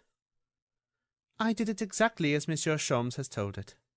On Saturday night I came to the boudoir, took the lamp, and in the morning I carried it to that man." "No," said the Baron. "What you pretend to have done is impossible." "Impossible? Why?" "Because in the morning I found the door of the boudoir bolted." She blushed and looked at Sholmes as if seeking his counsel. Sholmes was astonished at her embarrassment. Had she nothing to say? Did the confessions, which had corroborated the report that he, Sholmes, had made concerning the theft of the Jewish lamp, merely serve to mask a lie? Was she misleading them by a false confession? The Baron continued. "That door was locked. I found the door exactly as I had left it the night before. If you entered by that door, as you pretend, someone must have opened it from the interior, that is to say, from the boudoir or from our chamber. Now, there was no one inside these 2 rooms. There was no one except my wife and myself." Sholmes bowed his head and covered his face with his hands in order to conceal his emotion. A sudden light had entered his mind that startled him and made him exceedingly uncomfortable. Everything was revealed to him, like the sudden lifting of a fog from the morning landscape. He was annoyed as well as ashamed, because his deductions were fallacious and his entire theory was wrong. Alice Demun was innocent. Alice Demun was innocent. That proposition explained the embarrassment he had experienced from the beginning in directing the terrible accusation against that young girl. Now he saw the truth. He knew it. After a few seconds he raised his head and looked at Madame d'Imblevalle as naturally as he could. She was pale, with that unusual pallor which invades us in the relentless moments of our lives.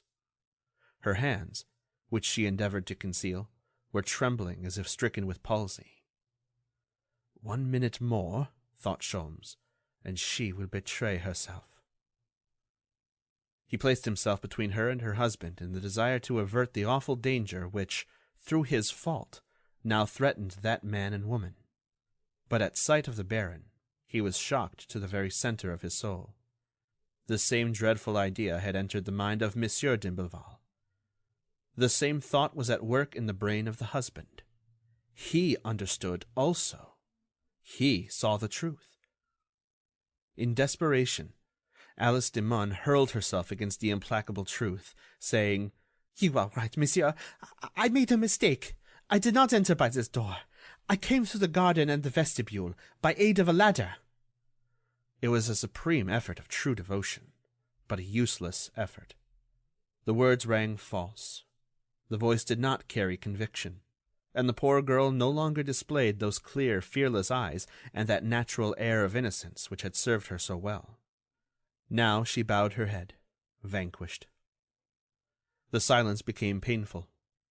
Madame d'Imblevalle was waiting for her husband's next move, overwhelmed with anxiety and fear.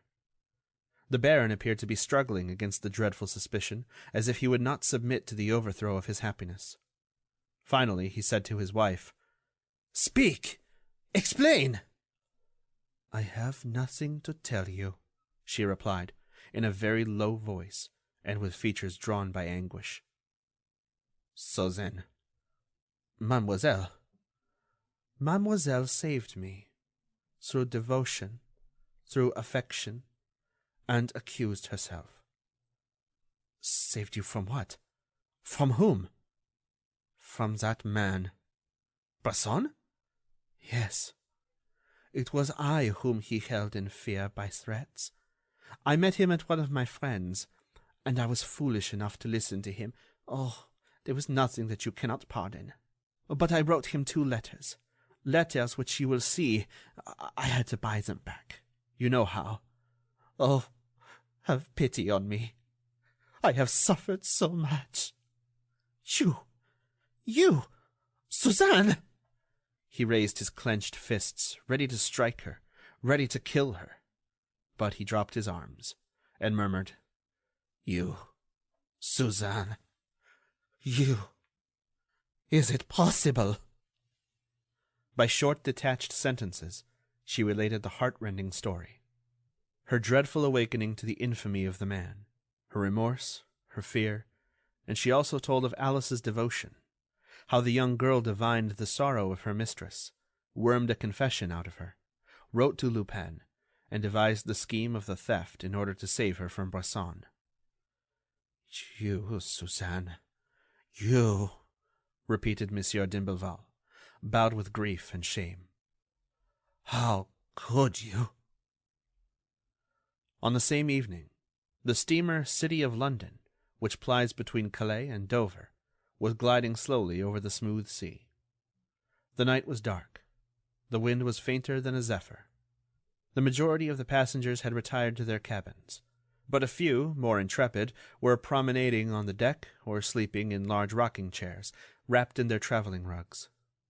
One could see, here and there, the light of a cigar, and one could hear, mingled with the soft murmur of the breeze, the faint sound of voices which were carefully subdued to harmonize with the deep silence of the night. One of the passengers, who had been pacing to and fro upon the deck, stopped before a woman who was lying on a bench, scrutinized her, and, when she moved a little, he said, "I thought you were asleep, Mademoiselle Alice." "No, Monsieur Sholmes, I am not sleepy. I was thinking." "Of what? If I may be so bold as to inquire." "I was thinking of Madame d'Imblevalle. She must be very unhappy. Her life is ruined." "Oh, no," he replied quickly. "Her mistake was not a serious one. Monsieur d'Imblevalle will forgive and forget it. Why, even before we left, his manner toward her had softened." "Perhaps. But he will remember it for a long time, and she will suffer a great deal." "You love her?" "Very much. It was my love for her that gave me strength to smile when I was trembling from fear, that gave me courage to look in your face when I desired to hide from your sight." "And you are sorry to leave her?" "Yes, very sorry. I have no relatives, no friends, but her." "You will have friends," said the Englishman, who was affected by her sorrow. "I have promised that. I have relatives, and some influence. I assure you that you will have no cause to regret coming to England." "That may be, monsieur, but Madame d'Imblevalle will not be there." Herlock Sholmes resumed his promenade upon the deck. After a few minutes, he took a seat near his traveling companion, filled his pipe, and struck 4 matches in a vain effort to light it. Then, as he had no more matches, he arose and said to a gentleman who was sitting near him, "May I trouble you for a match?" The gentleman opened a box of matches and struck one. The flame lighted up his face. Sholmes recognized him. It was Arsène Lupin. If the Englishman had not given an almost imperceptible movement of surprise, Lupin would have supposed that his presence on board had been known to Sholmes, so well did he control his feelings, and so natural was the easy manner in which he extended his hand to his adversary. "How's the good health, Monsieur Lupin?" "Bravo!" exclaimed Lupin, who could not repress a cry of admiration at the Englishman's sang-froid. "Bravo? And why?" "Why? Because I appeared before you like a ghost, only a few hours after you saw me drowned in the Seine, and through pride, a quality that is essentially English, you evince not the slightest surprise. You greet me as a matter of course. Ah, I repeat, bravo! Admirable!" "There is nothing remarkable about it. From the manner in which you fell from the boat, I knew very well that you fell voluntarily, and that the bullet had not touched you." "And you went away without knowing what had become of me?" "What had become of you? Why, I knew that. There were at least 500 people on the 2 banks of the river within a space of half a mile. If you escaped death, your capture was certain." "And yet I am here." "Monsieur Lupin, there are 2 men in the world at whom I am never astonished. In the first place, myself, and then Arsène Lupin." The treaty of peace was concluded. If Sholmes had not been successful in his contests with Arsène Lupin, if Lupin remained the only enemy whose capture he must never hope to accomplish, if, in the course of their struggles, he had not always displayed a superiority, the Englishman had, none the less, by means of his extraordinary intuition and tenacity, succeeded in recovering the Jewish lamp as well as the blue diamond. This time, perhaps, the finish had not been so brilliant, especially from the standpoint of the public spectators, since Sholmes was obliged to maintain a discreet silence in regard to the circumstances in which the Jewish lamp had been recovered, and to announce that he did not know the name of the thief. But as man to man, Arsène Lupin against Herlock Sholmes, detective against burglar, there was neither victor nor vanquished. Each of them had won corresponding victories. Therefore they could now converse as courteous adversaries, who had lain down their arms and held each other in high regard. At Sholmes's request, Arsène Lupin related the strange story of his escape. "If I may dignify it by calling it an escape," he said, "it was so simple. My friends were watching for me, as I had asked them to meet me there to recover the Jewish lamp. So, after remaining a good half-hour under the overturned boat, I took advantage of an occasion when Folenfant and his men were searching for my dead body along the bank of the river, to climb on top of the boat. Then my friends simply picked me up as they passed by in their motorboat, and we sailed away under the staring eyes of an astonished multitude, including Ganimard and Folenfant."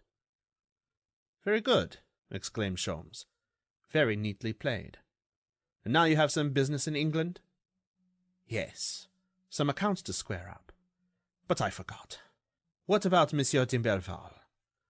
"He knows everything." "All? My dear Sholmes, what did I tell you? The wrong is now irreparable.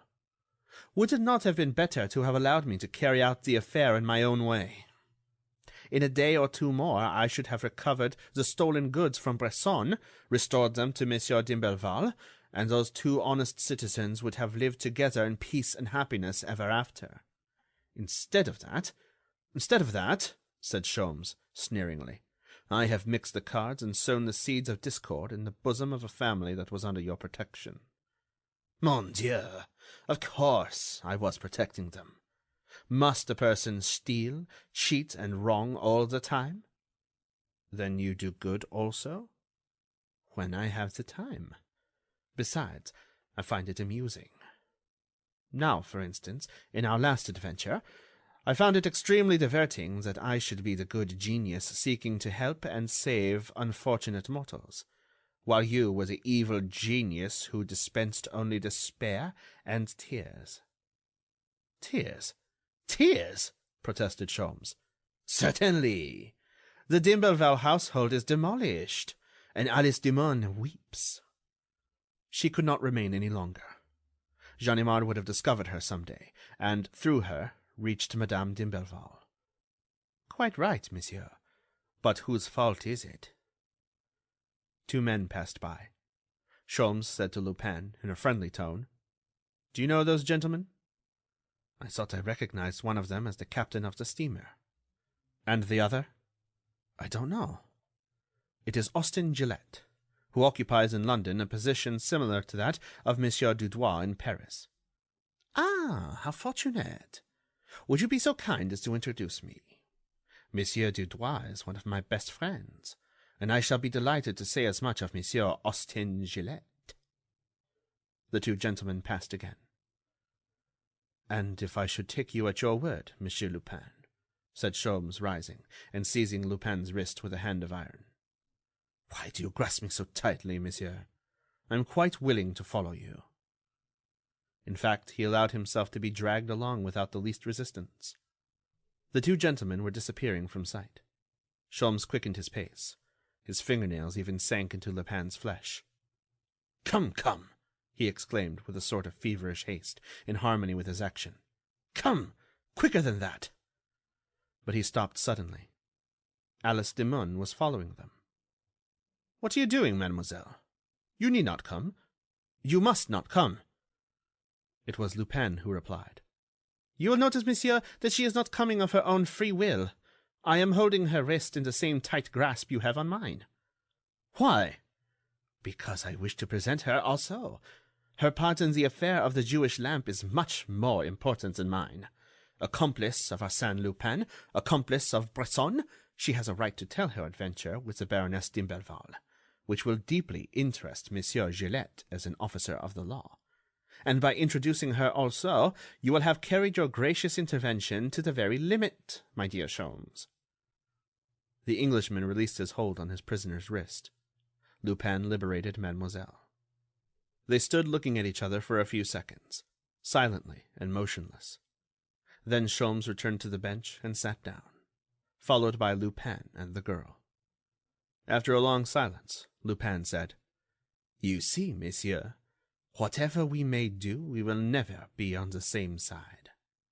You are on one side of the fence, I am on the other. We can exchange greetings, shake hands, converse a moment, but the fence is always there. You will remain Herlock Sholmes, detective, and I, Arsène Lupin, gentleman burglar. And Herlock Sholmes will ever obey, more or less spontaneously, with more or less propriety, his instinct as a detective, which is to pursue the burglar and run him down, if possible. And Arsène Lupin, in obedience to his burglarious instinct, will always be occupied in avoiding the reach of the detective, and making sport of the detective, if he can do it. And this time, he can do it." He burst into a loud laugh, cunning, cruel, and odious. Then, suddenly becoming serious, he addressed Alice Demun. "You may be sure, mademoiselle, even when reduced to the last extremity, I shall not betray you. Arsène Lupin never betrays anyone, especially those whom he loves and admires. And may I be permitted to say, I love and admire the brave, dear woman you have proved yourself to be." He took from his pocket a visiting card, tore it in two, gave one half of it to the girl, as he said, in a voice shaken with emotion, "If Monsieur Sholmes's plans for you do not succeed, mademoiselle, go to Lady Strongborough. You can easily find her address, and give her that half of the card, and, at the same time, say to her, 'Faithful friend.' Lady Strongborough will show you the true devotion of a sister." "Thank you," said the girl. "I shall see her tomorrow." "And now, Monsieur Sholmes," exclaimed Lupin, with the satisfied air of a gentleman who has fulfilled his duty, "I will say good night. We will not land for an hour yet, so I will get that much rest." He lay down on the bench, with his hands beneath his head. In a short time, the high cliffs of the English coast loomed up in the increasing light of a newborn day. The passengers emerged from the cabins and crowded the deck, eagerly gazing on the approaching shore. Austin Gillette passed by, accompanied by two men whom Sholmes recognized as sleuths from Scotland Yard. Lupin was asleep on his bench. End of Arsène Lupin versus Herlock Sholmes by Maurice Leblanc, translated by George Moorhead. Recording by Andy Harrington.